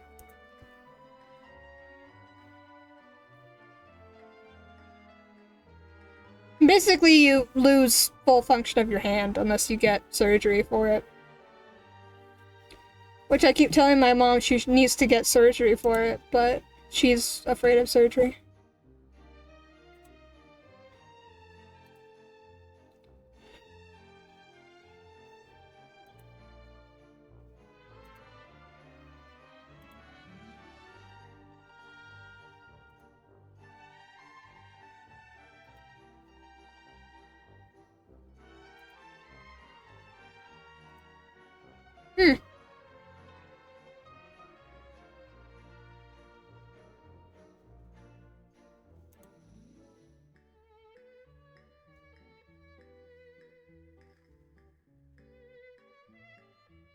I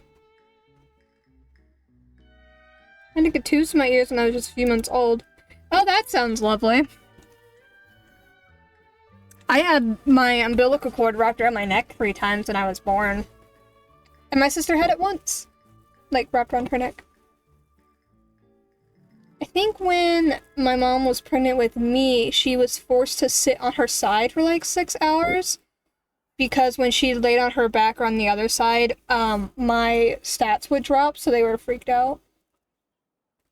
Probably because I had the cord wrapped around my neck 3 times. My youngest sister starved her twin. Oh, lovely. Oh, she like stole all the nutrients. I think humans have more twins than we think. But the other twin like dies early into the pregnancy. Or something. So you don't notice.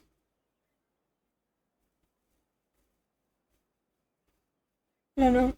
Twins sound so difficult to take care of. Because it's 2 babies instead of 1 baby. Because it's one thing if you have 2 kids, but one's like significantly older than the other.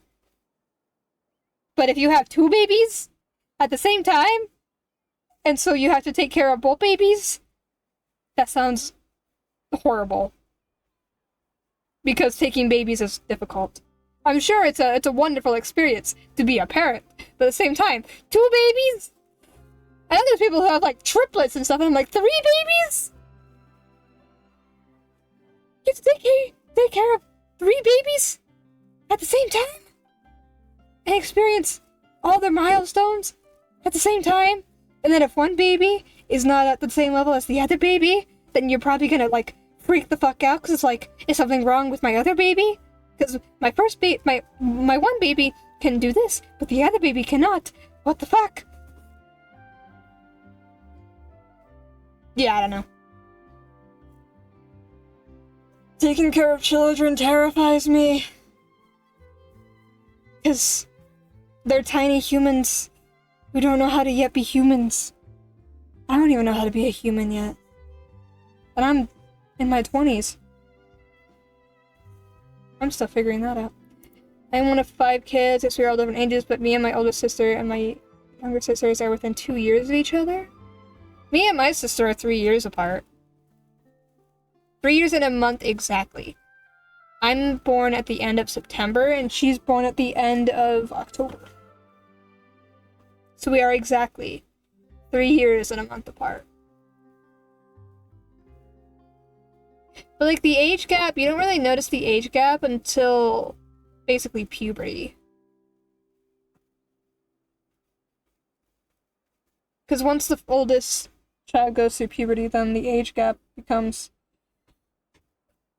important, I guess, because then you see your younger child as, instead of your younger sibling, instead of as like your best friend, you see them as a nuisance.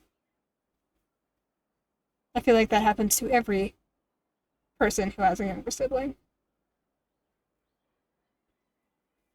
And then you get to where I am with my sister, where we think each other are nuisances. So, but we're also polar opposites of each other.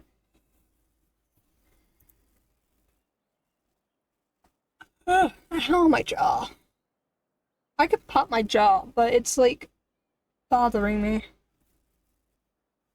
Sometimes this happens, then it'll go away like the next day.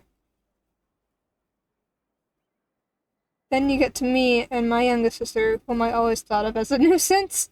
Well, I think there's also like a difference when it comes to like a brother and a sister as well, because most sisters find their brothers as nuisances and most brothers find their sisters as nuisances, regardless of age.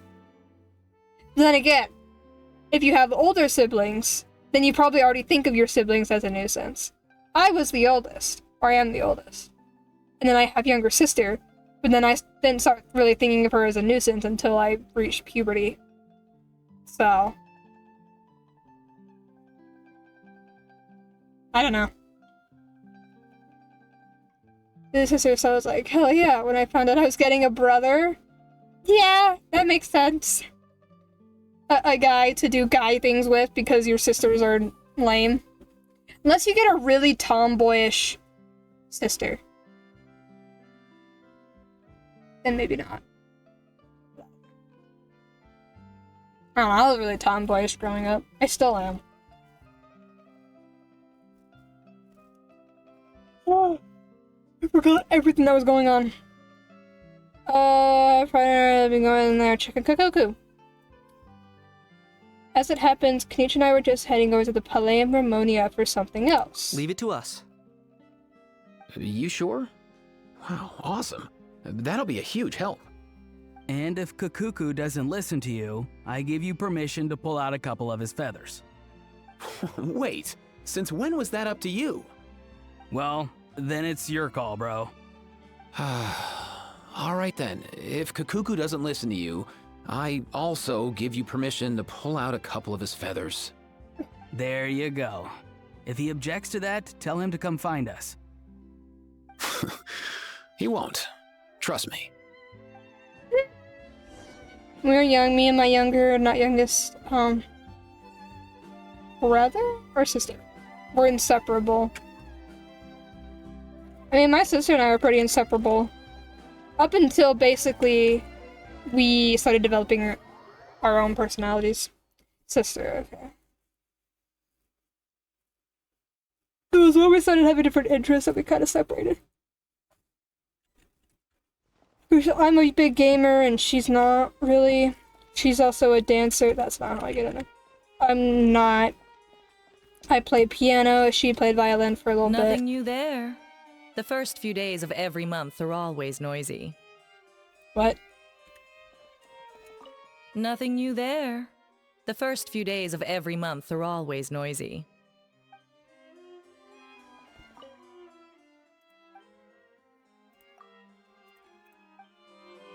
Okay then.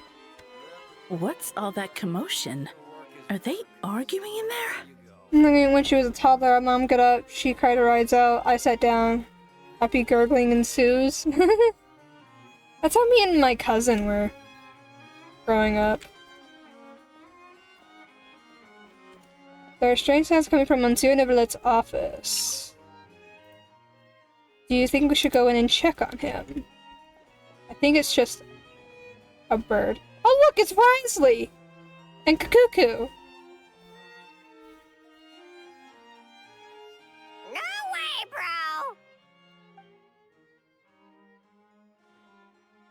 bro! Did he say he came from Natlan? I don't want to be something that disappeared from my live channels list. Huh? How does that happen? I'm still alive, aren't I? The BS says I'm still alive, my phone just buzzed. It's just TikTok. Ow.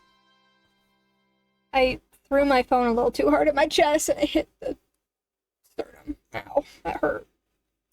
No. Get out of here! The cuckoo is causing a ruckus.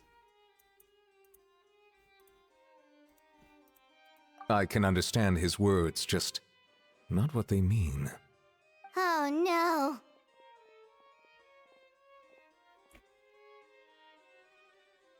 Are you still alive? Otherwise I wouldn't be here now, but you're not there. That's weird. Everything's breaking, basically. For real now. He keeps repeating the same things over and over again. Oh, you know one another. He's a bro of a bro. He's a friend! Yeah! A saurian friend of a human friend! Great. Well, that was easy. Looks like we've tracked down the owner. Yeah, bro. Guess that's one less lost and found notice for you to write, Monsieur Neverlet. For real? Traveler, was there something important you wanted to discuss with the Udex? I'm just about done with my business here. Need me to step out? Your bro, just a bro that also happens to be the bro of a bro. Yeah, we love Kakuku. Kakuku's funny. Kakuku is much better than a how. A how can go fuck off into oblivion. But Kakuku, we like him. Stay and hear them out first.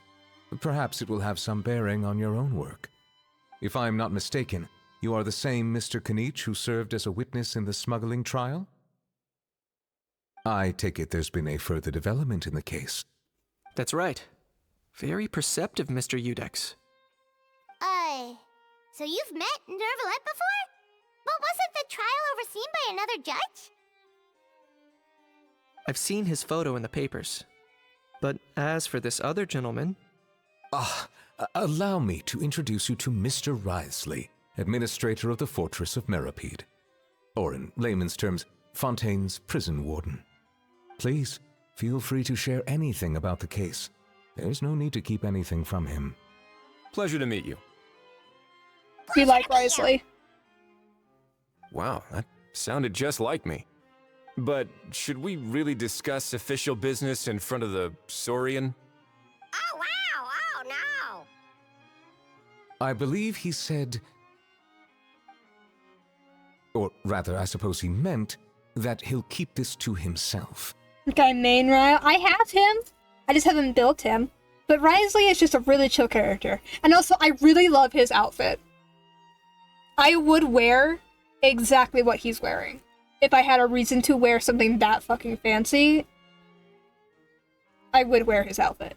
Although it bothers me, his tie bothers me. But it's only because the shirt underneath is not like closed up above the tie, and that his tie isn't like all the way up to the collar. That bothers me. But other than that, love the outfit. Though I should mention, Mr. Kukuku, that we will have to ask you to sign a confidentiality agreement. Sure thing, bro.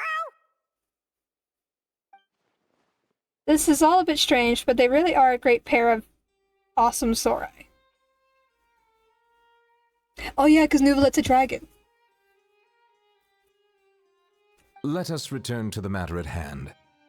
Mr. Kanich, was there something else you wanted to discuss relating to the case?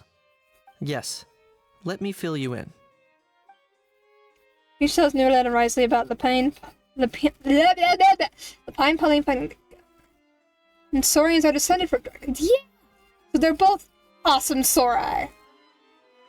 We love Nuvalet. Nuvalet makes inquiries with the relevant personnel, and sure enough, they locate the box and the gun that the Pain Pauline spoke of. Wow! It really is exactly like Lapine Pauline's sketch! That must be all that practice drawing engineering blueprints, huh? So if it's true that this weapon came into Fontaine alongside the contraband from the smuggling case, then there's a high chance we overlooked a suspect. That's exactly my line of thought. I see. Mr. Kanich, thank you for reporting this promptly. I'll arrange for the Marechaussee Phantom to investigate right away. We should begin by questioning the prisoners in custody. Ridesley.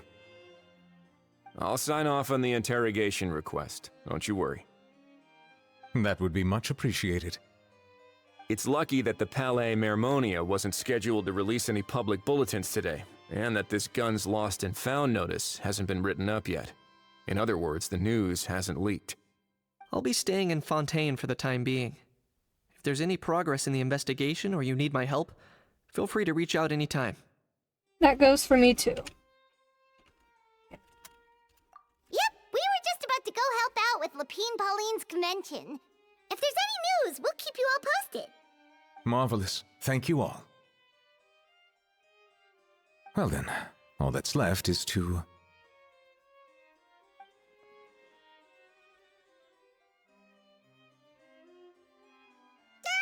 You miss me, bro? He really does come out with the most unexpected things. Who did he learn it all from? A couple of top bros from Natland. Huh. Well, it's pretty extraordinary. Anyway, according to due process, we must first determine whether Mr. Kukuku qualifies as a flying object. And, following on from our conversation just now, he also needs to sign a confidentiality agreement. Drafting said agreement may take some time. Looks like you'll be staying with us for a while then, Kukuku. Excited? What? I can now pass a message on to his friends. That would save us a lot of trouble. Many thanks. Don't mention it. All right then, we'd better get going. No need to see us off. According to the Oratrice Mécanique d'Analyse Cardinal, my friend kept sending me when that trend was going around on TikTok, my friend would literally send me every video she found using that audio to the point that it started showing up on my own For You page. And I remember I sent that video to her, and I typed something along the lines of like, "Fuck you, it's on my For You page now." But yeah. Every time I read that, I hear it in his voice. You can open and close the box repeatedly?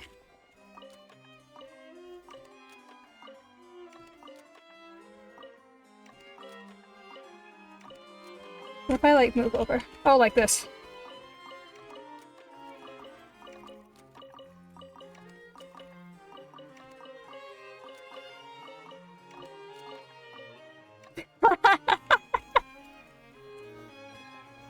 Really is an ADHD trap. Hello. I know you mentioned a while back that people from Natland would soon start showing up all over the world. but I hadn't expected anything like this. It seems no matter where they come from, all dragons are inquisitive by nature. You can say that again, bro! The same might well be said for humankind. The real reason you chose to stay to investigate this case was your curiosity about Natlan and Mr. Kukuku, was it not? Guilty as charged. Nothing gets past you.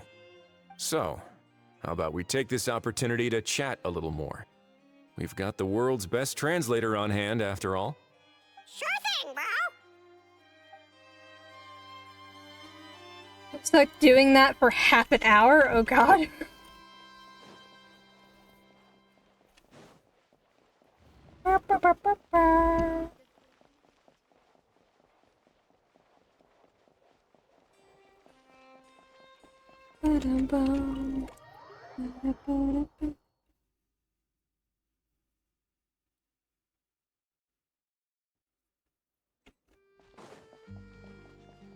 Hey guys. Aurora and Aoife, we found Kukuku! What's the situation? How bad is it? He's fine. There's some good news and some bad news. Oh no. When I saw that Kukuku wasn't with you, I'd already prepared myself for the worst. Relax, Aoife. Maybe Kukuku just prefers high-rise living now. Sometimes you just have to let the kids grow up and make their own choices in life. For real now? Do you even hear yourself, bro? It's not that bad. Kukuku's fine. Still very much alive and kicking for starters. He hasn't been arrested either, so no jail time. He even had an interesting chat with some veritable VIPs. See? You're not exactly reassuring me here. As for the bad news, well, it's really not that bad. Kukuku accidentally overheard some top secret stuff, so he has to stay at the Palais Mermonia for a while to sign a confidentiality agreement. But there's no need to worry. The person in charge of looking after Kukuku is super nice, so he'll be absolutely fine. You'll just have to wait a bit longer. All right. That doesn't sound too bad after all. Wow, hearing that's put my mind to rest. But based on my understanding of how things work here, the ban on flying objects should be over by the time Kukuku actually gets out. What a shame. Oh well, I guess we'll just have to go have some fun without him. You don't look disappointed in the slightest. Anyway, Auroron and I will be staying in guest rooms upstairs at the Hotel de Boer for the time being. Feel free to drop by if you need us. Alright, bro. Yay! Problem solved! Alright, let's catch up another day.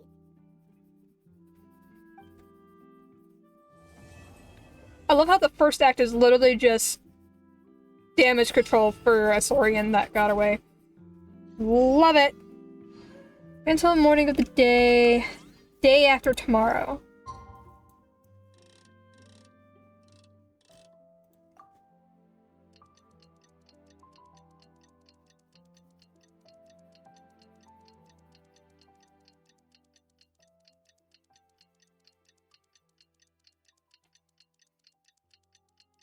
I might need a new nail file.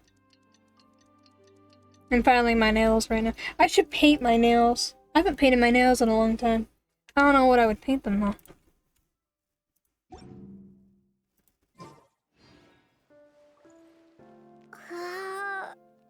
What?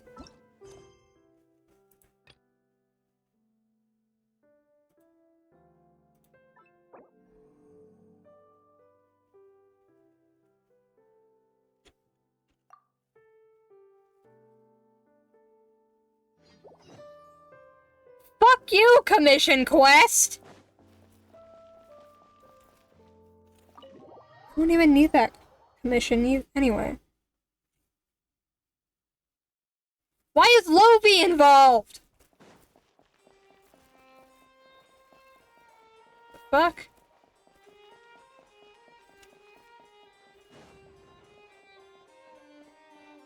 When was the last time you did an actual commission? Not that long ago. I only do the ones that involve like NPCs and stuff, but I finished that storyline of commissions already. So, not that long ago.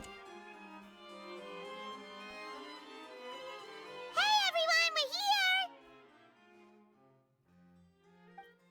Oh hey, my little dudes! Good morning! Morning, little dude. Oh wow, Cuckoo's learned a new greeting! Is that good news or bad news though? Last one I did was with the sick girl and the concerned brother. I don't remember that one. Is that a Fontaine one? In Mondstadt. It's been so long since I've done Mondstadt ones. I'm going by region at the moment. So I'm doing Fontaine ones. It's for the ones that are locked by the quests that are locked by commissions and the achievements that you can get. But I have to do some research to figure out if I'm done in Fontaine or not, but I haven't done that yet. 'Cause I've been busy, or I had been. I'm not so busy now, so I can. The girl's name was Anna Ann. Is that the one where like the one guy is like in the fountain getting loose change or something because his sister's sick? Is it that guy? And his sister's just like standing there watching him dig around the fountain.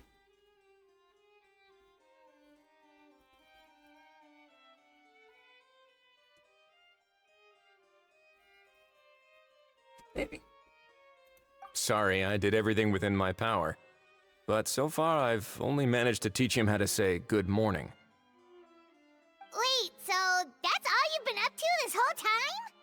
Get out of here! I think that means no. Huh?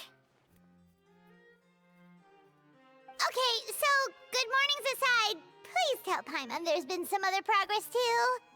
Of course. That's why I'm here. Kukuku's not the only one that Mr. Risley's been getting to talk.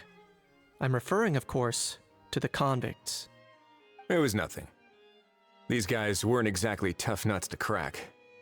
So, what's the deal? After racking their brains, they remembered speaking to an inconspicuous middle-aged man just as they were preparing to pack up and leave Natlan. He was dressed in the manner of the Children of Echoes and carrying a box. Plus, the description matches the one the gun was found in. All in all, he didn't look any different from your average Natlanese traveler. Perhaps seeing that they were dressed as merchants, this man stopped for a chat, inquiring where their goods were headed, and even asking if they could share a boat. The smugglers were very cautious, though. They didn't tell him any specifics. But all this happened before I crossed paths with them. I happened to notice them as they were preparing to set sail. I thought they looked shady, so I snuck aboard, and ended up being carried along all the way to Fontaine.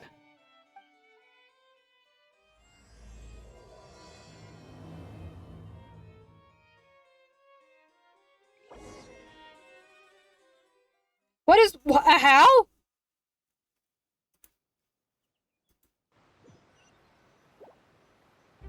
Since when did he become the loading Boss, symbol? do we know if those Fontainians will even like this stuff? What if we can't shift it? And that's why we call you a rookie. It's all supply and demand, kid. Supply and demand. Natlan's foreign trade is just starting to lift off. There'll be a market for it, you'll see. That's right. So stop giving the boss trouble, rookie. Just do your job and keep an eye on the goods.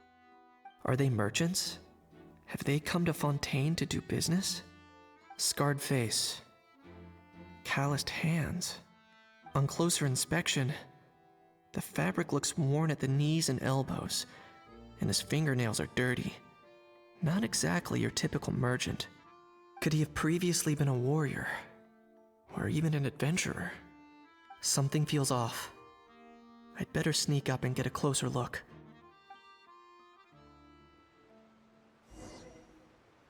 Oh, what? Yeah, how in the corner is because it's Kenich's memory, and the most prominent figure in a How's memory, a How. Or Kenich's memory is a How. Nice thinking, boss. This tourist tub's been fast going and smooth sailing. Plus, no one's been asking us what we're up to. That goes without saying. Big cargo ship would have been too slow, whereas the smaller ones would have been faster but way too bumpy.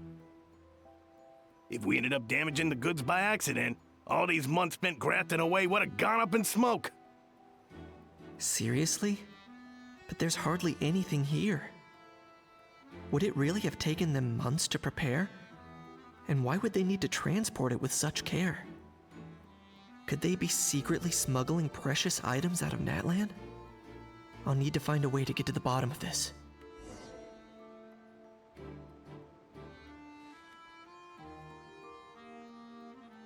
How's a diversion? Oh god.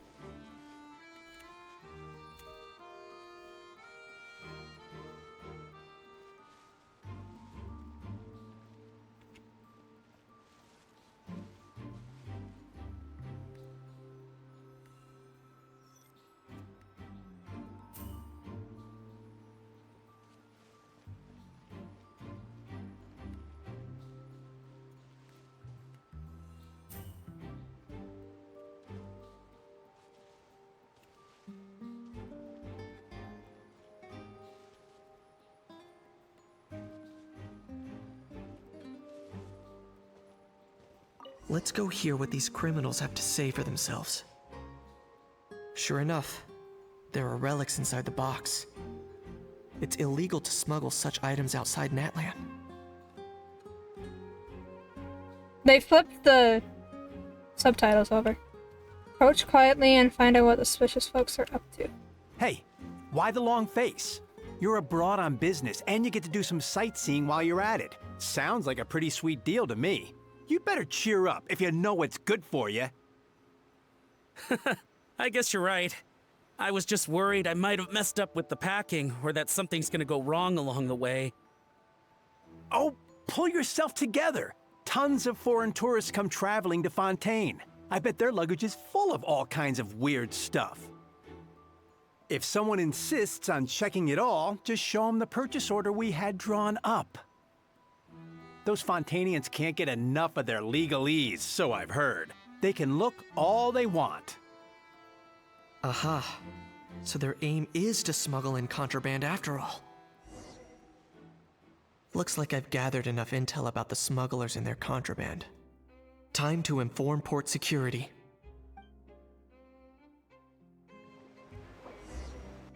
Hi-ho.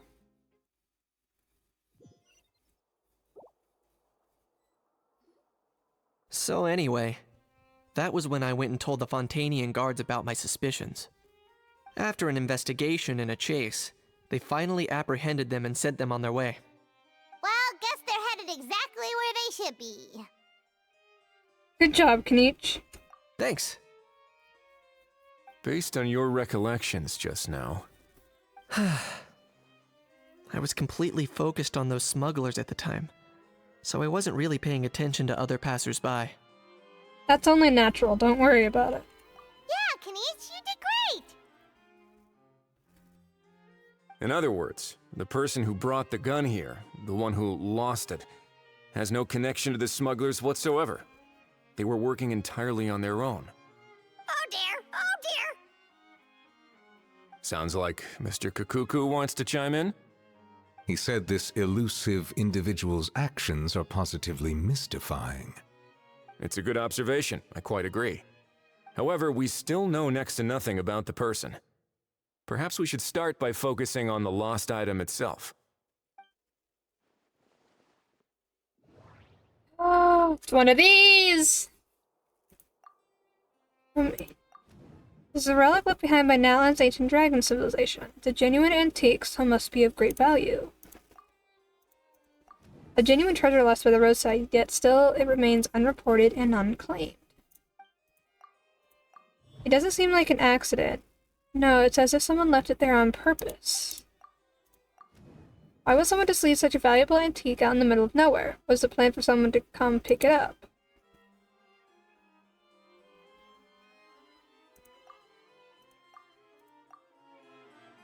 It certainly seems like it was the bait in some kind of trap.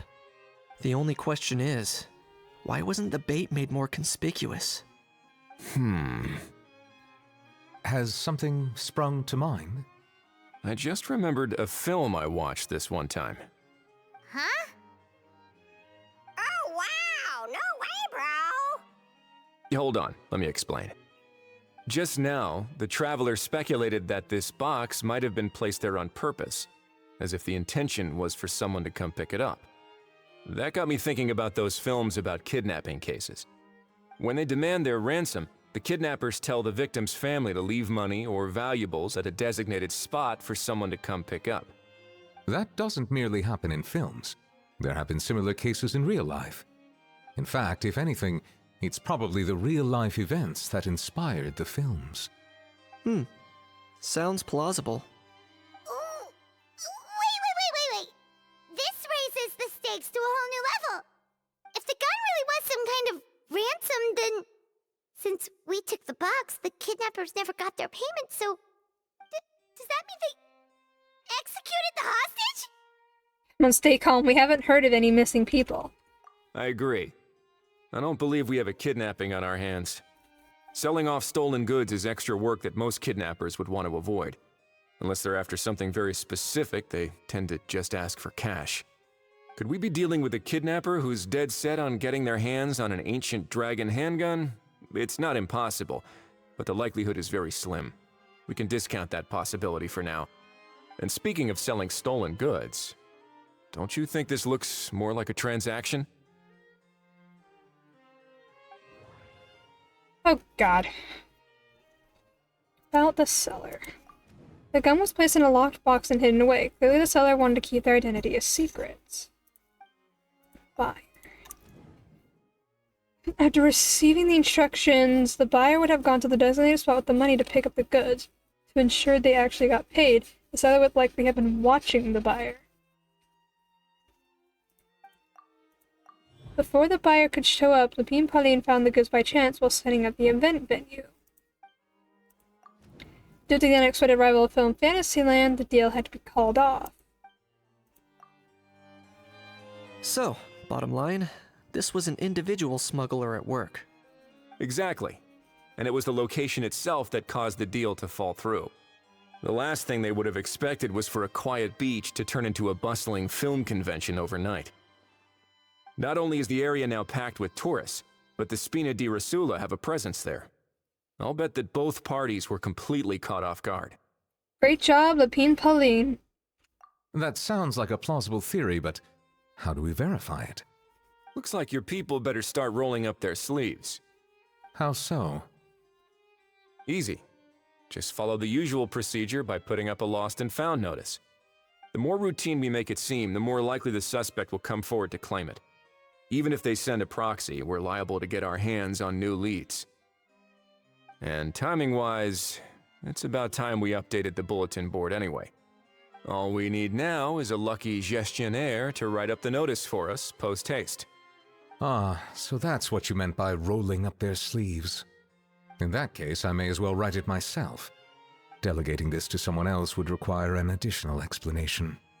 Huh. Or are you just not used to asking others to work overtime? Is that really a major concern here? Well, looks like I won't be needed around here. At least until the notice has been posted.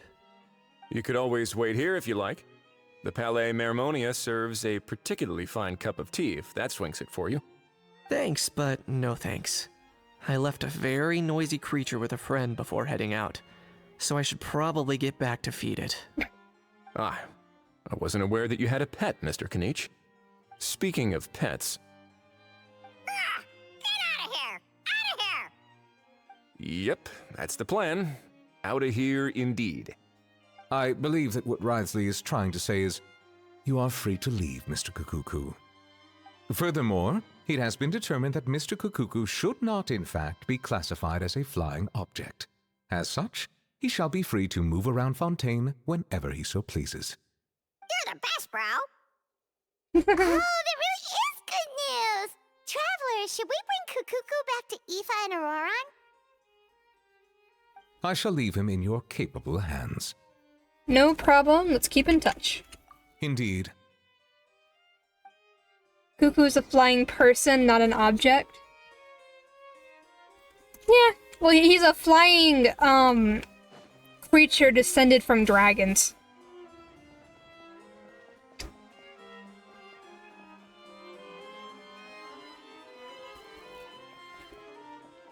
Learns people too. That's true. They just can't speak the same language as the humans.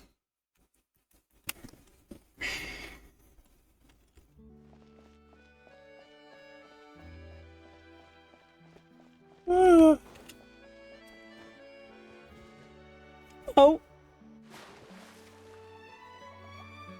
Okay then. Trevor really wanted to dive from that high into that shallow of a pool. I could have just teleported. Okay. Ow! How? What? What now? Let's shake hands. Fine by me. Get ready for a knuckle sandwich! Ugh.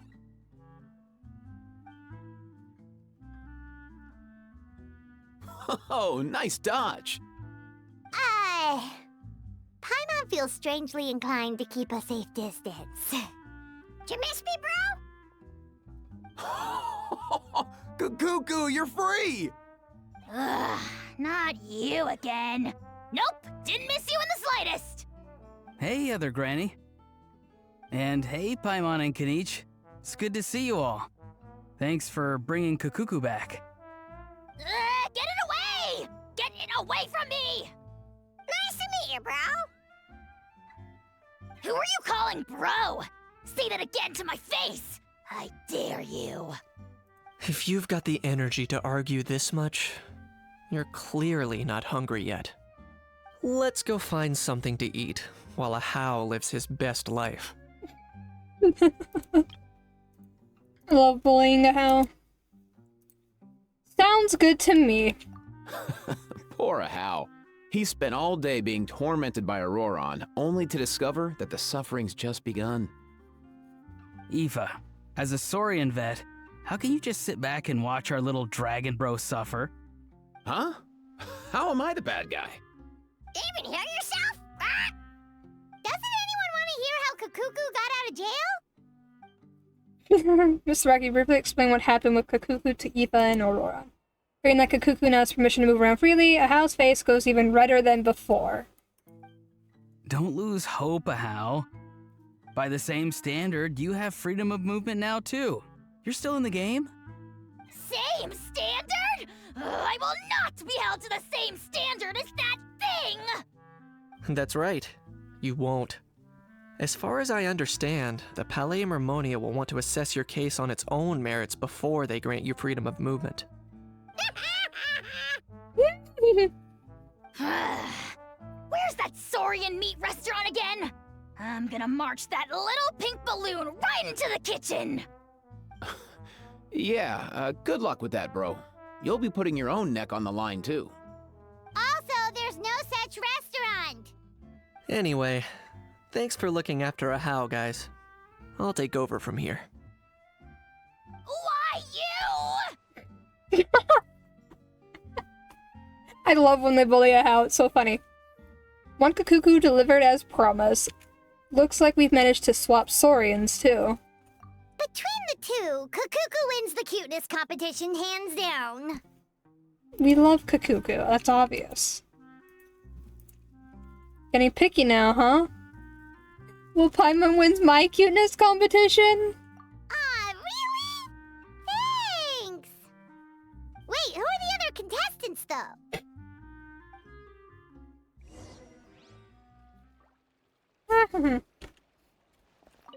So now that our crew's back together again, what's our next move? Oh, how about a game of rock, paper, scissors? What? No chance. If I lose, we'll end up stuck in the room watching films all over again. Nope. This time, we'll only watch a film if I lose instead. Had enough too, huh? For real now? Come on, bro. Can we just ditch this whole leaving it all to chance thing? Why don't we take our fate into our own hands? Aren't we doing that already? Rock, paper, scissors uses our hands. Don't know why you're laughing. You're stuck with paper every time. Okay. Wait until 8 to 10 the next day. Watch Aurora lose. I mean, it's not a bad idea to be sitting inside and watching movies, but it's worse when you're like supposed to be on vacation. Oops. Maybe we should go hang around the Palais Mermonia to see if anyone shows up to claim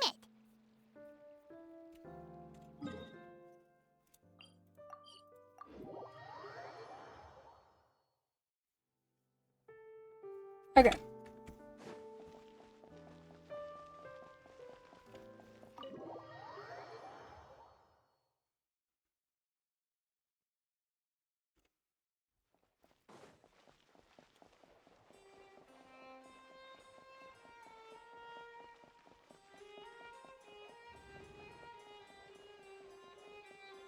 The box is still here.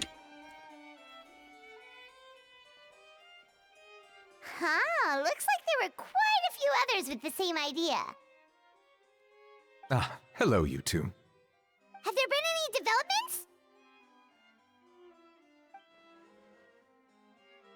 Okay, guess not. Well, the notice was only just posted. Guess it's pretty unlikely that someone would show up right at... Special Patrol, open up! Who's there? What's going on? The Special Patrol?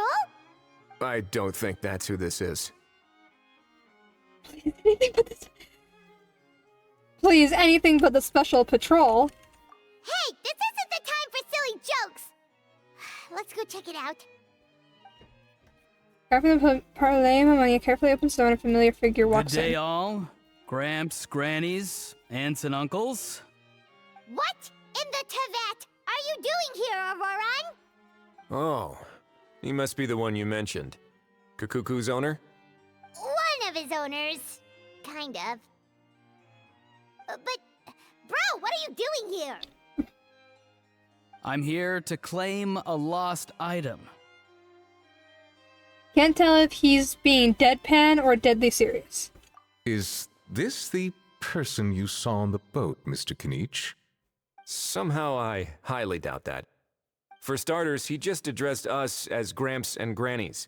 And unless this is the youngest looking middle-aged man in the world, I don't think he's our guy. The way that Lumine has her hands pressed together. I apologize for my grandson bursting in like this. Huh.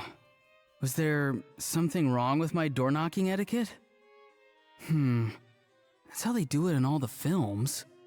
That's not door-knocking etiquette. That's the Special Security and Surveillance Patrol doing their job! Completely different things! Oh, I see. I figured it was just a polite way of requesting entry, to show the people inside you had something important to discuss. Oh, sorry about that. I totally goofed that one up. Give me a moment. I'll go back out and try again. No need. Let's just get down to business.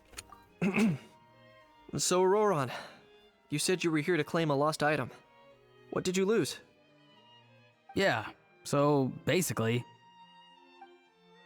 Auron carefully describes the lost item he's come to claim. From the style of the box to the gun itself, everything matches. For real now? Oh, come on, bro. Has lost his mind? Is arresting my dear grandson what it's come to? Auroran, be honest now. Were you the one who lost this? No, it belongs to a friend. So it belongs to Aoife? Of course not. Aoife has his own gun. Auroran, tell us the truth, otherwise we're gonna have to arrest you for real. All right then. I knew this wouldn't go well. So here's what went down. This morning, Eve and I were playing rock, paper, scissors. Before long, he'd lost, as he usually does. So we figured we'd head out and visit some of the Cour de Fontaine's famous landmarks. When we got near the plaza, a man suddenly stopped us to ask for help. He said that he had lost something and that someone had found it and sent it over to the Palais Mermonia. But apparently he used to work here and was worried it'd be awkward bumping into his old coworkers, so he asked us to pretend to be the owners and claim it on his behalf. You didn't manage to keep that pretense up for long. It's fine. I'm not the one who feels awkward anyway. So, a former employee of the Palais Mermonia. Was this individual a Fontaine native? Yes, at least I assume so. He looked like a well-dressed gentleman to me. We were about to refuse, but he was so polite. Could it have been a disguise? Oh no. Auroran, Paimon thinks you've been tricked. This person might be in cahoots with the bad guys. Oh, maybe he already took off and escaped as soon as your mission went pear-shaped. No way. I'm not that dumb. Huh? He's not going anywhere. Aoife and Kakuku are keeping an eye on him over at the plaza. Keeping an eye on him. I like the sound of that. Nicely done, bro. In that case, let's hurry over to where Aoife is. Time to catch that con man and find out what's really going on here. Wait a minute, I have a question first. Ron never lost his mind. His mind left on its own. Actually, he is, but Aoife had the brain cell. Yeah! They share a brain cell, and Aoife has it 99% of the time. Traveler, Paimon. You're pretty famous in Natlan, right? Oh, we're basically household names. But why do you ask?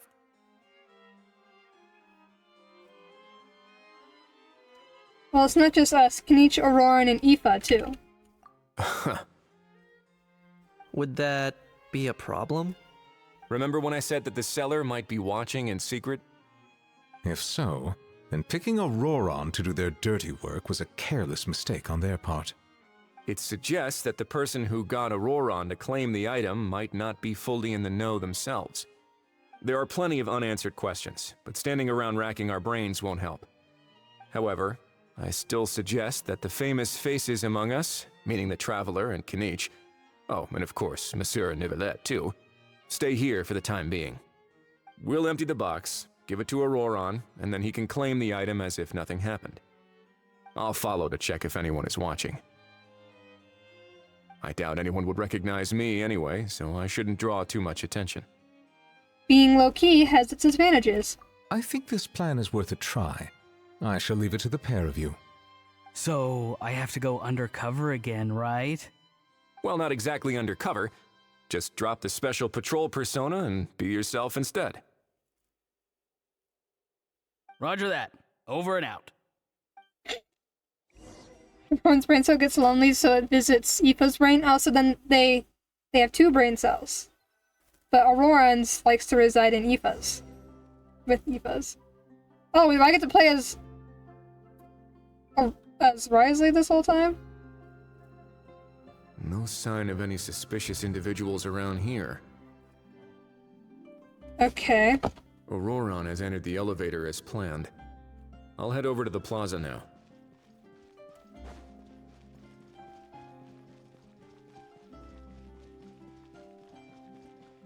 Auroran's taking the elevator.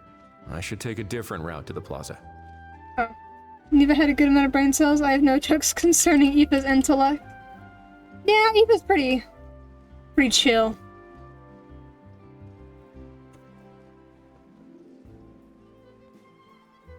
Auroran's just Aurora.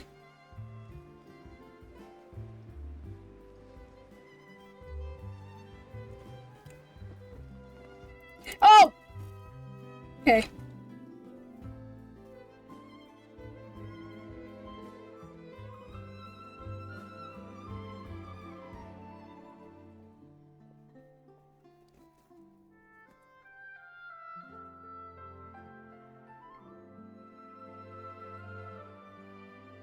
Nothing suspicious going on here either.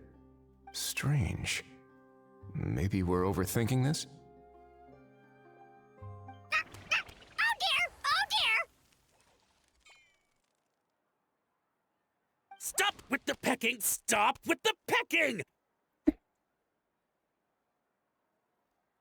Please, sir, I'm begging you, do me a favor and get this pet of yours under control! The heck are you on about? Sorry, but he's not my pet. He's my coworker. And I should warn you, he's not too happy with how you're talking about him. What the? This thing has a job? So in Natland, they just dish out jobs to any old thing. Uh-oh. Kukuku's not too big on being called a thing either. You're on your own now. I'm sorry. Please, Mr. Kukuku. Master Kukuku. Lord Kukuku. I meant no offense, I promise. All right, Kukuku. That'll do for now. Let me ask him some questions first. Sure thing, bro.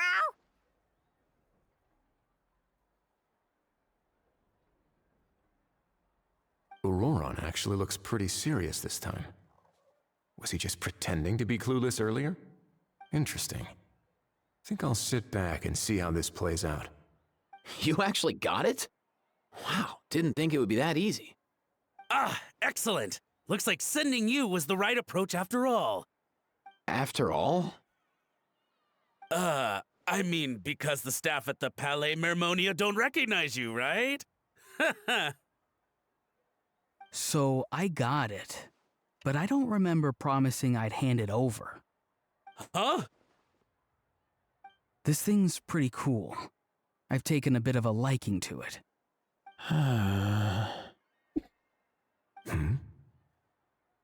Please don't do this, my good sir, my master, my lord. My very life hangs in the balance. His life hangs in the balance? If this means so much to you, what are you gonna offer me in return? Are you trying to get him to say my life? How'd you know that? Because I watched that film with you. You should drop the act. We don't want a real misunderstanding in our hands. You're probably right. But honestly, I don't know what else to say. Sorry, this is the most myself I can be. Is that enough? Enough. More than enough. Who's this dude?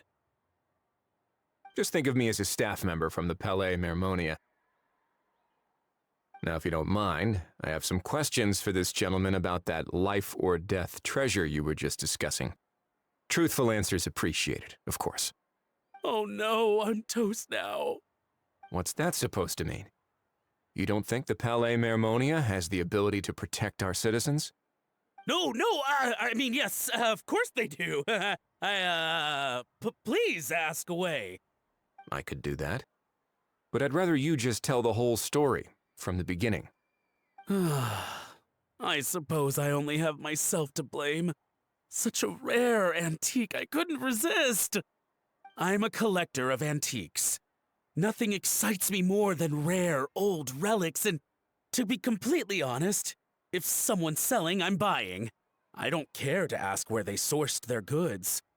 As for the seller of this particular item, well, I've never met him in person. We've had some prior dealings, but always under the cover of coded ads in some shady tabloids. Lost and found notices, missing person ads, that sort of thing. As long as I took care to hide a time and place somewhere within the text, then slipped some mora into the envelope before submitting the ad, it would get published. And that was that. No fuss, no trace. Simple, right? Normally, everything goes off without a hitch. But this time, I arrive at the pickup spot expecting a discreet in and out, and instead, I find a whole construction crew at work. That was not what we'd agreed, but I couldn't just let it go, so I reached out to him again the same way as usual. He replied, and do you know what he said? He told me that the item's now in the Palais Mermonia. Well, he wasn't lying about that. He insisted that it would be inconvenient for him to make an appearance himself, but said that if I could somehow find a way to retrieve it from the Palais, he'd give me a discount on the price. Of course, it wasn't the discount that swung it. Do I look like I'm strapped for cash? Feeling smug now, are we? Feeling smug now, are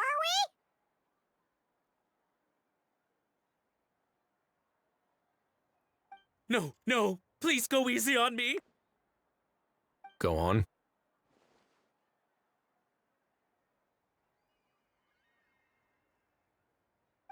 Where was I? Well, anyway, I thought to myself, seeing as the item itself came from Natlan, it would make more sense if I could find someone from there to go retrieve it. And by a stroke of complete and utter coincidence, I just so happened to see these two young folks wandering around, so I'm so very sorry. I underestimated the pair of you. I need you to clear something up for me. You haven't paid the seller yet, correct? And yet he told you to collect the item from the Palais Mermonia. Was he not worried that you just split afterwards? Well, to be honest, though I can't claim to know him very well, he, on the other hand, seems to know my name and where I live. Besides, this is a guy who managed to get his hands on an ancient Natlanese weapon. That's probably not the kind of person I want to double-cross. Fair. That makes sense. So, Mr. Please, just call me Argento. All right, Mr. Argento. Listen very carefully to what I'm about to say. It will determine how much of the rest of your life you'll be spending beneath the waves. What does he mean? Is he gonna drown him just like they do in those gangster films? Oh, I get it. He's talking about that place at the bottom of the Fontanian Sea. Shh, can it? Owing to your suspected involvement in the illicit trade of Natlanese relics, you're now one of the suspects in an international smuggling case. A trip to the Opera Epiclese seems unavoidable at this stage, but on the bright side, you still have one chance to make things right.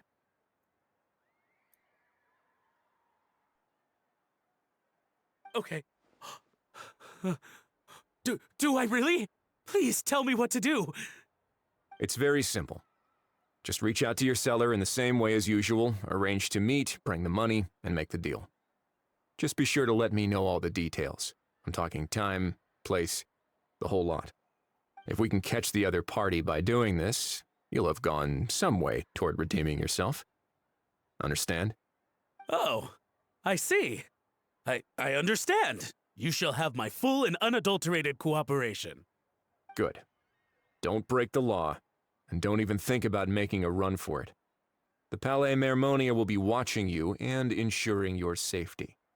All right, take the box, but leave your ID and other documents behind. You can go now. As for you two, protocol dictates that I should take you both back to the Palais and have you sign a confidentiality agreement. But that would take a lot of time and effort. Such a hassle, bro! See, Mr. Kakuku knows exactly where I'm coming from. So, I was thinking, since you're all friends of the Traveler... I understand, sir. We got dragged into this by accident, and it has diddly squat to do with us. Out of respect for the Traveler, we won't say another word. Oh, I know this part. We better keep our mouths shut or we'll both be sleeping with the fishes in the tailor-made pair of cement shoes. In that case, I understand completely. Why are you talking like a gangster? Not exactly what I was going for, but if that's how you want to understand it, then be my guest. Then it's settled. Thanks for your help.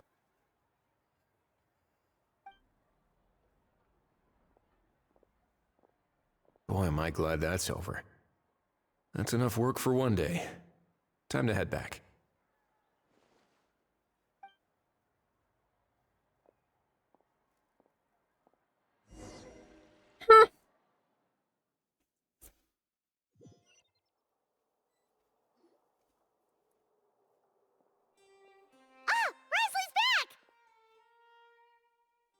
Judging by your expression, it must be good news, huh?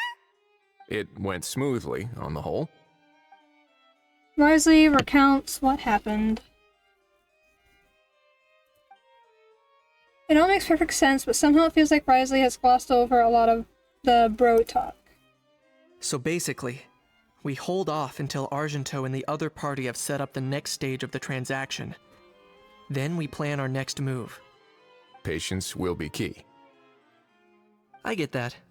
It's like hunting. I'm just not sure the other party will take the bait so easily. Well, if he didn't need the money, or if he valued self-preservation over making a profit, he could have walked away as soon as the contraband was brought to the Palais Mermonia. On top of that, although he hasn't shown his face yet, he seems to have no followers or accomplices, and he's relying on an extremely limited set of options to push the deal along. So, if you ask me, he seems like someone who cares a lot about his image and has a somewhat high opinion of himself, but lacks any real ability. I almost get the feeling that if he misses out on this opportunity, he won't have any other way of making money. His every move is like a spin of the roulette wheel, hoping that the ball will land exactly where he wants it to. Or, I don't know. Maybe he'll cut his losses and vanish into thin air, and our efforts will have been in vain. At least Natlan will get the stolen relic back, so it won't have been for nothing. In that case, let's hope his arrogance stays in play. Everyone, I have just briefed the Marechaussee Phantom on the situation. As soon as there are any further developments, we will act without delay. When that time comes, we will be relying on your help. Leave it to us. We'll be waiting for the good news. Oh.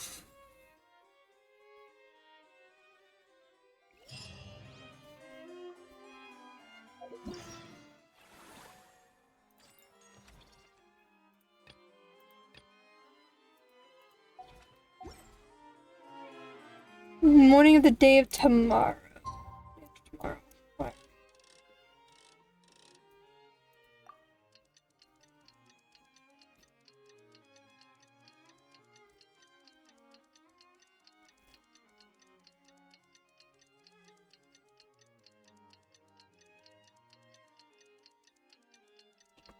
I need to go turn my light on.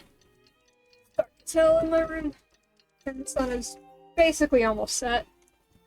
Second. Ah.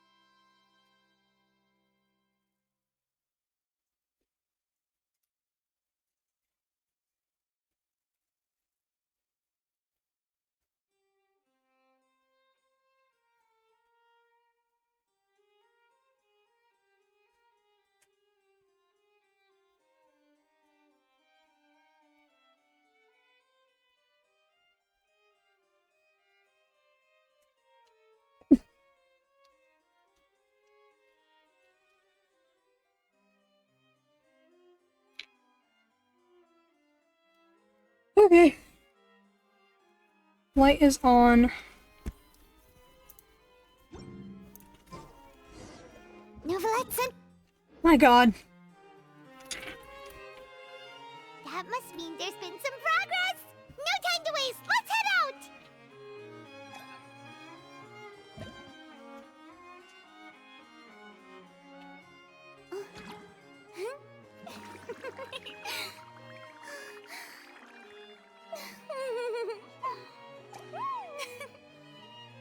Okay. Sorry, I was looking at nail polish colors. I'm in Mountain. It is 9:36 at the moment.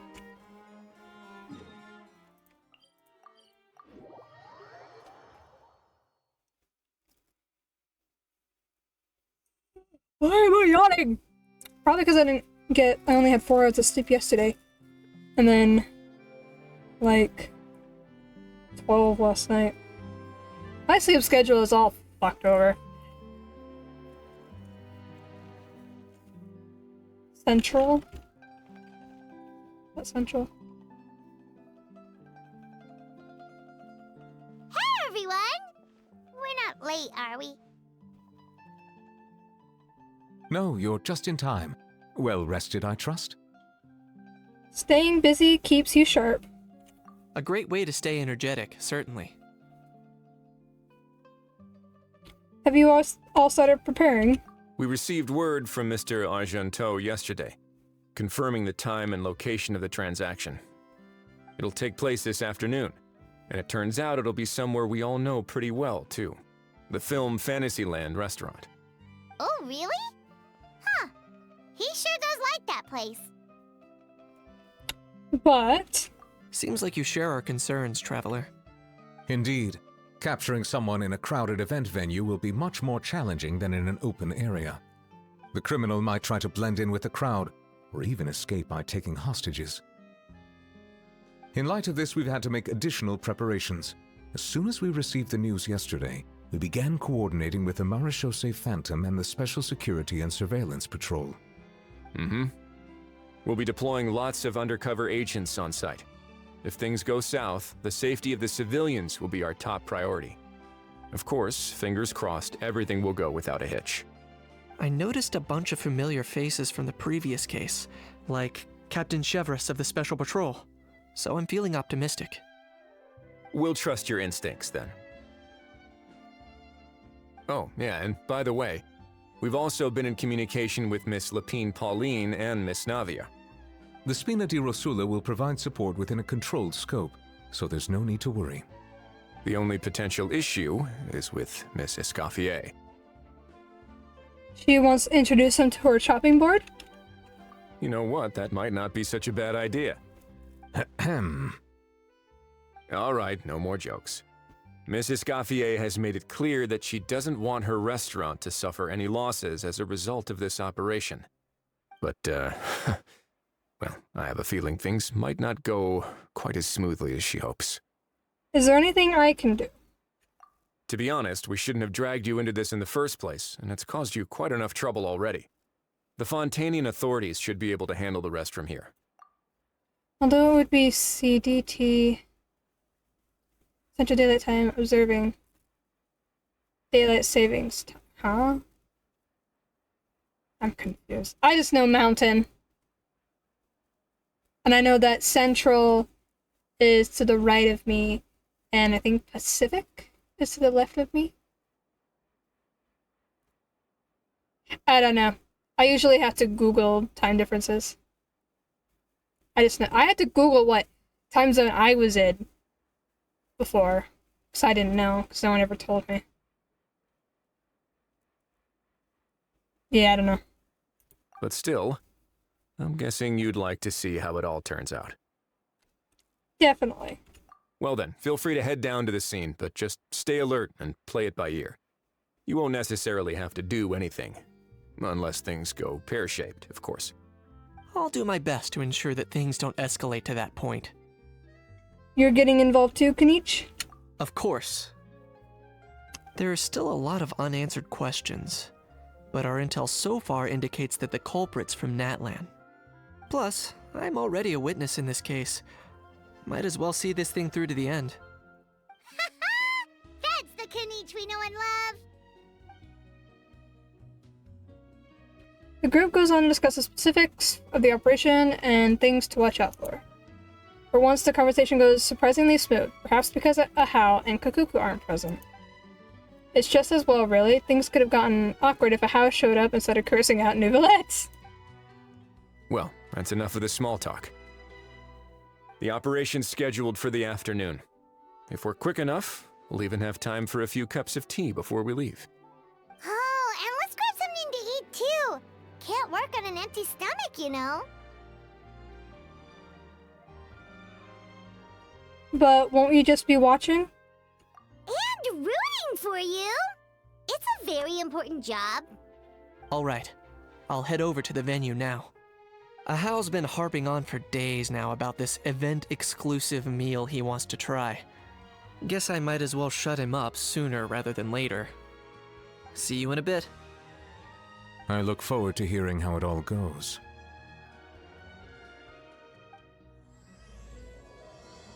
Act 3 started.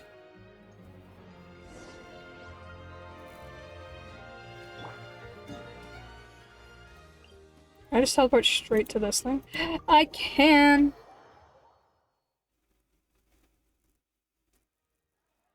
This beach seems to be getting livelier by the day. Thanks in part surely to the undercover agents. Traveler, Paimon's getting kinda hungry. Let's go check out the restaurant menu, shall we? A guy with the case. That's got to be him.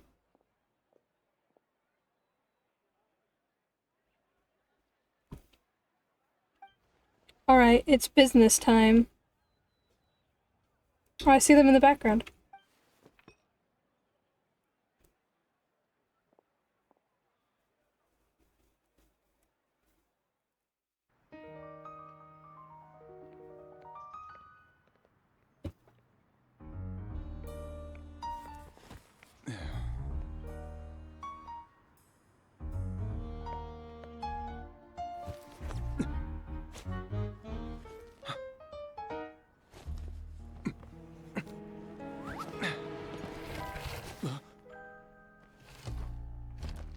Your friend thought you might be thirsty.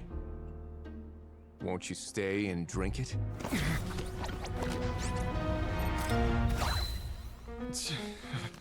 I tend to steer clear of drinks left out in the open.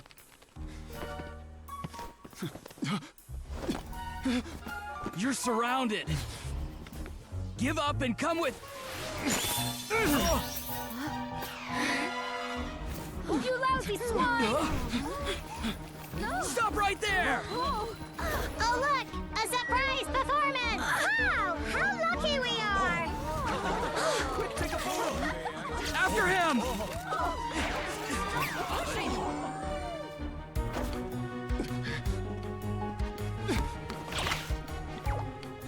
Sorry, my guy. Unlicensed and illegally docked. This boat's not going anywhere.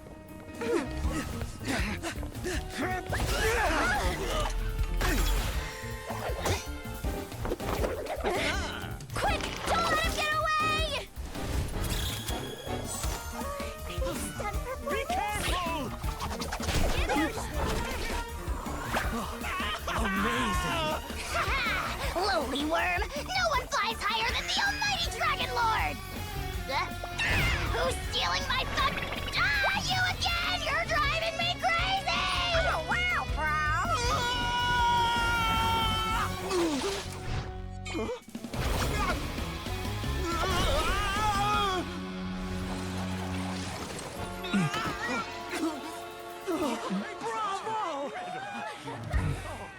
All right, that's a wrap.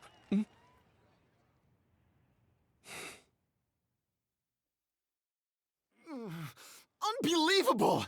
You can't just drag someone around like that! Such blatant disregard for human life! I'm gonna sue the living daylights out of you! Will you now?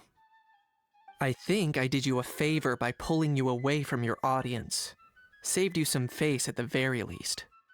As for whether you were facing up or down along the way, well, that was your decision, wasn't it? Why, you...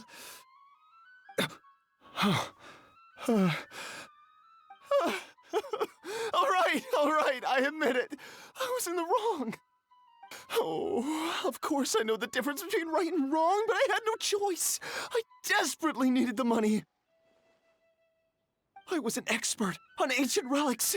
Not only did I have a successful career, but a happy family too. But my son, I never imagined he'd turn out this way. Fell in with the wrong crowd and ended up shoulder deep in gambling. We had some savings, but he drained them away like a waterfall. Once he fell into debt, he had creditors regularly coming over to threaten and intimidate him. I'm his father. How could I just stand by and watch him suffer like that? Oh, my son is about the same age as you are. If only he could have turned out more like you. That's the only reason I needed the money. Please, believe me. Doing Layla's hangout quest and just got to the point where she yells at the top of the mountain. It was really cute. I haven't done her hangout quest yet. I've only done Bennett's. I need to do the hangout quest. You...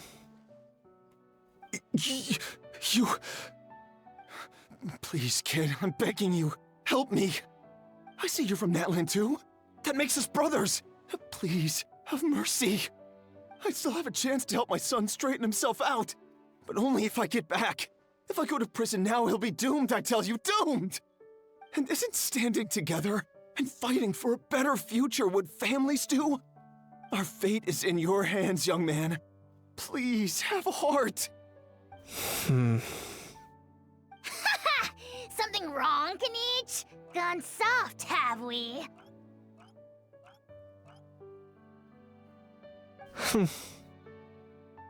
I don't believe a word you say. Wriothesley had you just about figured out. You're a gambler. Pure and simple. A gambler? Me? Nonsense! I told you, it's my son! First of all, are you really from Natlan? You've been keeping tabs on the gun's whereabouts this whole time. You should have recognized at least one familiar face by now. On top of that, the way you threatened to sue me? Spoken like a true Fontanian, if you ask me. Huh? What kind of logic is that? I can't explain. I actually grew up in...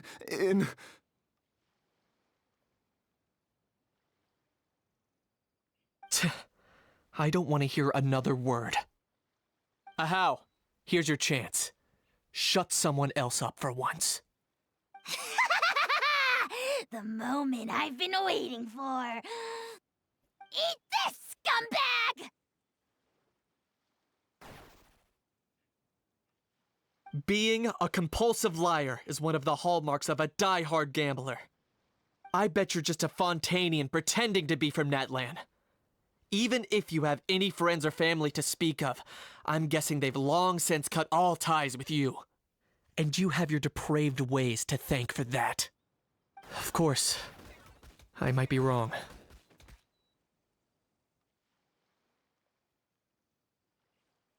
But does that matter? I'm just here to arrest you. If you're looking for an advocate or a shoulder to cry on, you're out of luck. Besides, prying the truth out of you is exactly what your beloved courts are for. Isn't that right?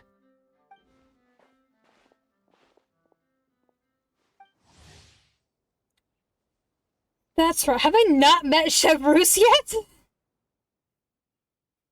One time I was actually able to let loose. Hold on, I ruined my nails. Yeah. 1 second. Fix it before it dries.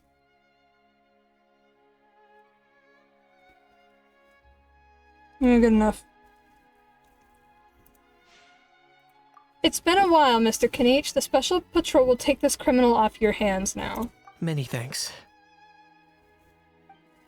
Please, I should be the one thanking you for all the help you've given us. And me? What about me? So rude. You should be bowing down in gratitude to the almighty Dragon Lord. As you wish, my thanks to you and also to Mr. Kakuku for your something. Hey, what do you mean? Hold it right there! Are you okay, Kanich? Don't worry. I'm fine. I wasn't the one who just got dragged all the way here. You seemed a little upset just now. Little Kanich, thinking back to when you were just an itty-bitty boy, Kanich, aren't ya? Aw, don't start crying like a little baby. I am the almighty Dragon Lord! No servant of mine will be seen acting so weak and pathetic in public! What are you on about? Bad, Ahau, bad. Still, I suppose there's no point hiding it from you. To put it plainly, I can't stand gamblers. They're the most irresponsible people in the entire world. No respect for the principle that you have to give in order to get. They'll tell 1,000 lies for a single coin. deluding themselves into thinking they can use it to gamble their way to a vast fortune. But we all know that even when it looks like you're getting something for free, there's always an unseen cost. In the past, I also ended up paying a price for my father's gambling losses. I don't want anyone else to end up in a similar situation if I can help it. Neat. Don't feel sorry for me. I certainly don't feel sorry for myself. They say that people are shaped by their past, and since I've made it this far, I must have done a lot of things right. We should never punish ourselves for the mistakes of others. Instead, I choose to remember the moments that helped me grow. Like when I first learned to use a grappling hook. It's baby Kanich! He's so little! Or the very first time I yearned for knowledge. He's so little! He's so cute! He's just a little baby! I get it. Yeah, I believe you. Let's get going. If we don't head back soon, we'll cause more unnecessary worry. Kanich Priya, how? He's so little!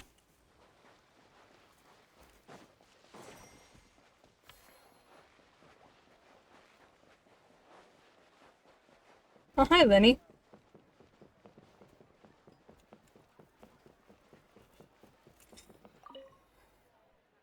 Yay! Traveler Kanich, you're back! We just saw Chevro's taking the criminal away! She looked pretty pleased with herself. Okay. Well, it did go smoother than expected. Our opponent was pretty weak. So after so much running in circles, turns out he had no fight in him, huh? Guess running away was the only trick up his sleeve. Oh, also, Risley said to let you know that he's already left. He went to report back to the Palais Mermonia.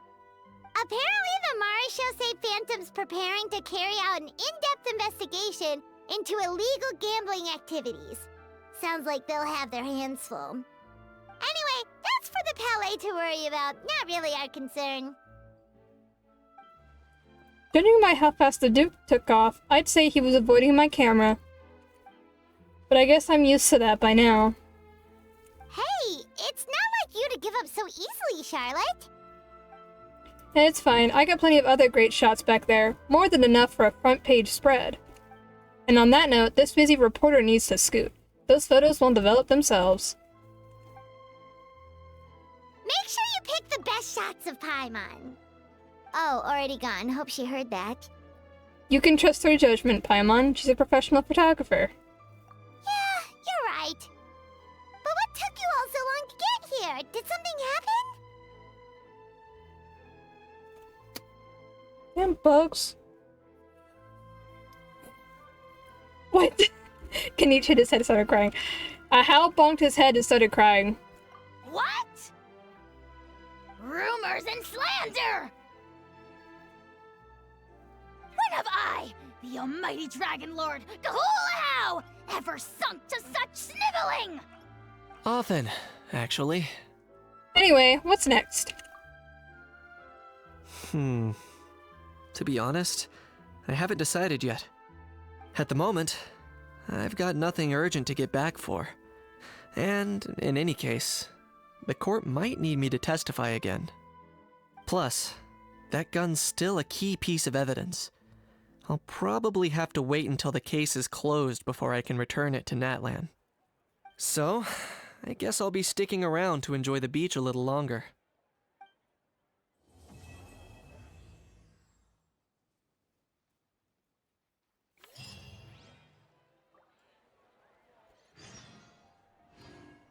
Wait till 8 to 10 the next day.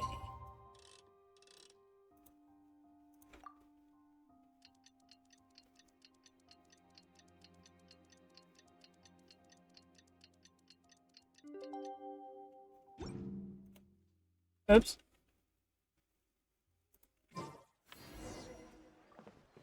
Meet up with everyone at the film Fantasyland. that things have reached this point, we should add A pinch of salt? a dash of pepper, actually. Brilliant. Huh? What? You two aren't talking about a new dessert menu by any chance, are you? Pepper sounds a bit out of place in a dessert. Not desserts. No, we're talking about the script. Eh? Oh, my dear partner, photographer, rookie director. Our creativity must keep up with the overflowing enthusiasm of our fans. There's no room for dull scripts on my stage. Plot twists should strike the audience like a cloud of pepper, leaving them sneezing in surprise. Achoo! The same logic applies in catering. I once heard Miss Emily mention that pepper could be used in perfumes. Perhaps I could find a way to make it work in desserts too. A peppery kick to complement the delicate sweetness of cream, perhaps. Wow, the two of them seem to be working together so well. I'm struggling to imagine what a pepper cake would taste like, though.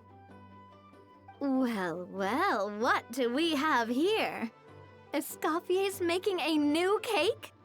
Yes, and she's peppering in some new ideas. Oh, how exciting! When it's ready, do let me know. I'd love to try it. Is it just Paimon, or does it seem like everyone's even more enthusiastic now that they've finished their work? Why shouldn't they be? When your hard work pays off, that's when you should celebrate. It's like a batch of fresh macarons. You should never let fear of sweetness stop you from adding all the filling you please. After all, if there's ever a time to pile on the sugar, it's when you're making macarons. Even though Escoffier hates it? Pile on the sugar! Rena, I love you. Pile on the sugar!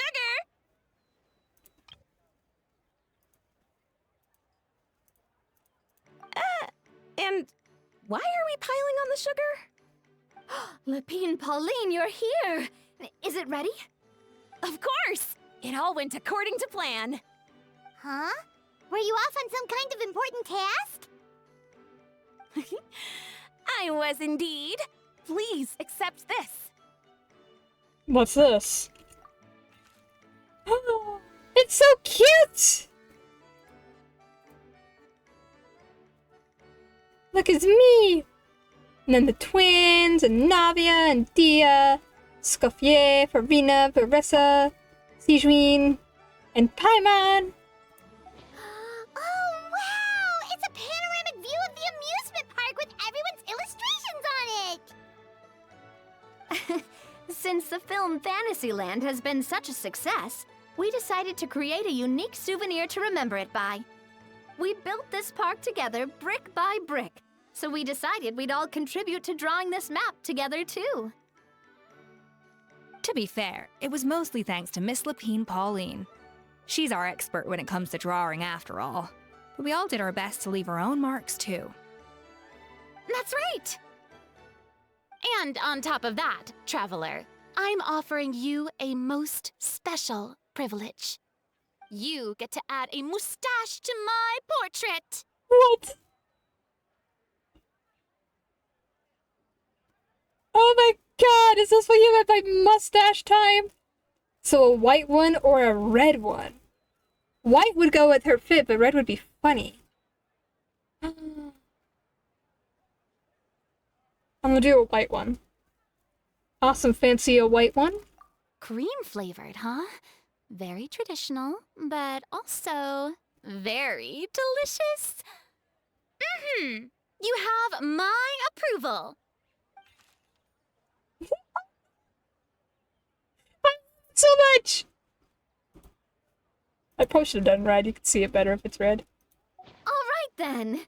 Now that you're the proud owner of this commemorative map, you can draw as many different flavored mustaches on it as you like. Oh my god. Sounds like a pretty tasty map. We'll look after it well. Great. Your satisfaction is our #1 priority. Everything's all in order. Now it's time to relax. Forget about work and just enjoy the park.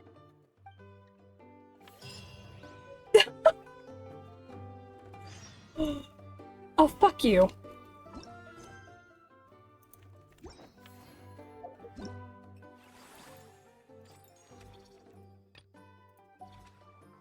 Wait! Oh, candy shells. Okay, where is it? Where's my little map? Oh wait, I can't actually add anything on it? Minding the wrong success that you and your companions achieve with the... You just went together in a whimsical stoic style, ensuring every enchanting interaction and adorable landmark stands out. Of course, the most important features are the friends who came to visit. Following Farina's advice, you added a snowy white beard to her portrait, like a coating of sweet cream, making sure the entire map sounds delicious. Love it. Oh, I forgot about this guy.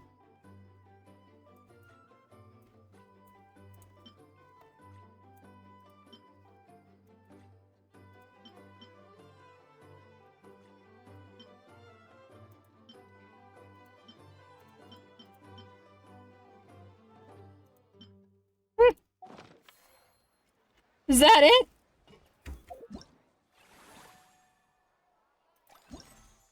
I completed the event?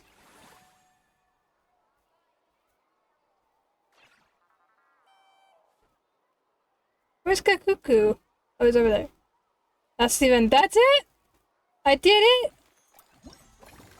I should be allowed to keep some of the Mora. This is indeed it. Damn. Ow, my ass hurts. I was sitting weird. Okay. Huh. I can't tell how long I've been live since the thing dropped, but this second half, it's been over an hour and a half. I think the other half was like 3 hours? Yeah, it was 3 hours. Oh, so if you add them together, it's like... It's basically almost 7 hours. Yeah, because I'm about 1/4 to 4 hours, and the last half was 1/4 after 3, so it's almost 7 hours. Holy fuck. No wonder I'm so tired. I keep yawning. Oh, do you want to see the nails? I only painted one hand. I haven't painted my nails in a long time. Mostly because I work with food. Can't really see the thumb very well. But it's like a pattern. It's 2 different blues. So the middle and then the side fingers are a darker blue, and then these two are like a lighter blue. But, yeah. I just buy cheap nail polish.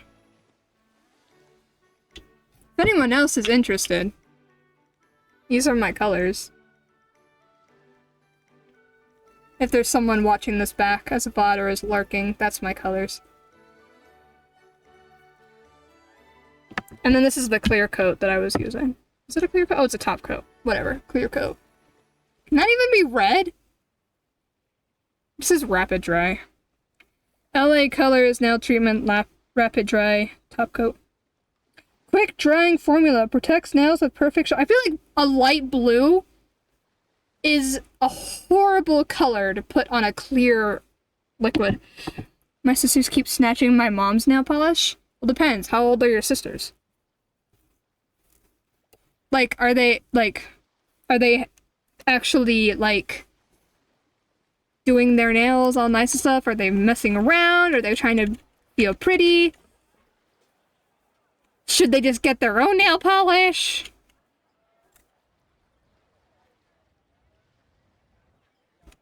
I feel like at a certain point, if your child keeps stealing your nail polish, you should probably just get them nail polish. When was they're 15 and 13? Ah, that makes sense. I think your mom should just get them their own nail polish. So then they stop stealing hers. That's what I would do. Okay. I'm so tired. Probably because I'm running on low sleep. They're doing They like doing my 7-year-old brother's nails as well. Nice. I think painting your nails is fun. Especially if there are certain colors you like to. I like mixing colors. I thought, when I was thinking about doing my nails, I was like, oh, Pride Month is coming up soon. But a rainbow has 6 colors, and I was like, well, I only have 5 fingers on each hand. But I was like, well, a lesbian flag has 5 colors. So if I go and get the 5 colors of the lesbian flag, then for the entirety of Pride Month, I could have lesbian fingernails. It'd be great. But I haven't painted my nails in so long, because it's just really annoying to maintain my nails. But I had to keep them short for work. So a lot of times I'll paint them after I cut them. But I haven't cut them in a while. They were pretty long. And they were like chipping and stuff, so they were uneven. So it was quite annoying. So I finally trimmed, well, I trimmed my left hand yesterday, and then I was trimming my right hand during the scenes, during the dialogue, because I needed something to do with my hands. Is there a difference between a color ratio of 1 to 2 and 2 to 4? No. That's the same thing. Well, one's double, but otherwise it's the same thing.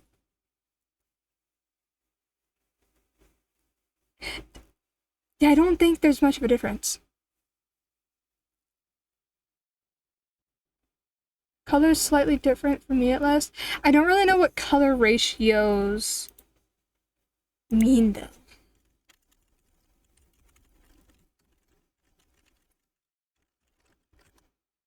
Like yellow and dandelion, yeah? Ah!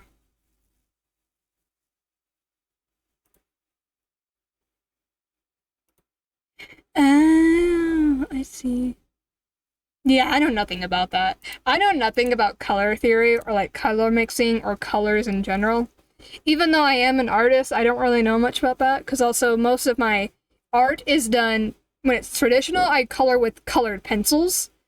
And if it's digital, then it's, you know, digital colors. I just pick colors I like off the wheel, where you can get whatever fucking color you want.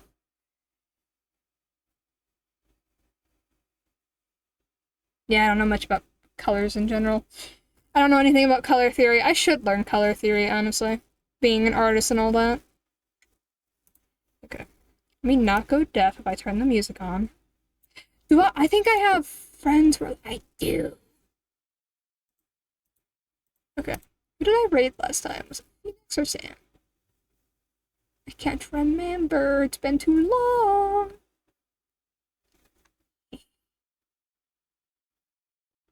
Okay. We're gonna go raid Phoenix. Well, Phoenix and... Jesus Christ. Oh my god.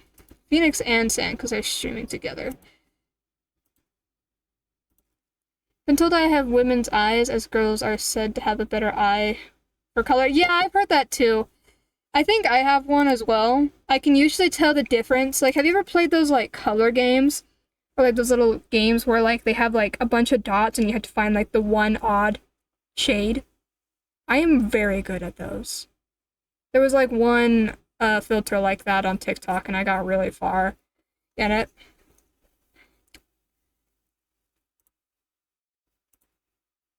But also, I'm not the kind of person to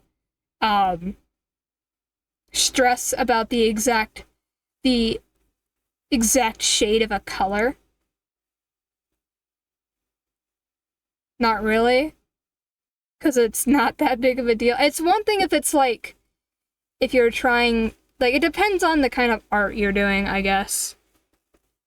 Because if you understand color theory and you're trying to create a certain feel with the colors, like if you're adding the way the colors mesh together into the feel of your artwork, then yeah. I don't go that far into it. I just draw things that I think are cool. That I would think other people would think are cool. Because I like to draw fantasy-related, medieval-looking stuff. Like characters in fight scenes, but like fantasy, medieval, like fight scenes. Whatever. So I don't really care much about the color associations all that much. Not that much. I also don't know color theory, which I need to learn. but it sounds confusing. Anyway, you're back on my live list. Might have been just too many of my streamers being live, possibly. That's very possible. That would make sense. Like, I just got pushed down to the bottom of the list. There we go. Okay. I'm gonna copy Phoenix's name because I don't want to type it. Okay. Sand dunes I know how to spell. But Phoenix I always am afraid that I'm going to spell it wrong. So I'm going to shut both of them out. Did that work? No, I did it wrong. There we go. There's Sand. And then there's Phoenix. Sleep well. You too. Get rest. Because I'm also... Oh, wait, no, it's Saturday tomorrow. I was going to say, you probably have school tomorrow, but it's Saturday. But we're going to get Raid Phoenix. There's both of them. We're playing Division 2 right now. I don't know exactly what they're doing. They've just been grinding a lot of Division 2, so it could be a number of things that they're doing. I don't know. But I'll go hang out over there until I fall asleep, probably, because I'm tired. Oh. Do I have anything else to say? Oh, streaming? I don't know quite yet what my situation is going to be like since I dropped physics. So I have a lot more time available to me now, but that means I have more time for other things as well, like my desk. So my stream schedule's still going to be a bit sporadic. It's probably just going to end up being the days that I don't work. We'll see. I have a stream channel on Discord, like a schedule channel on Discord. It'll be there when I figure it out. Because I'm still in the midst of dealing with, like, a bunch of stuff at the moment. Yeah. Thank you to everyone who stopped by, everyone who's chatting, everyone who's lurking, and everyone who's watching this back as a VOD. I don't know when I'll stream next. Whenever that is, I hope to see you all next time. As I yawn. Yeah, I don't have anything else to say, I don't think. I love you all. Bye.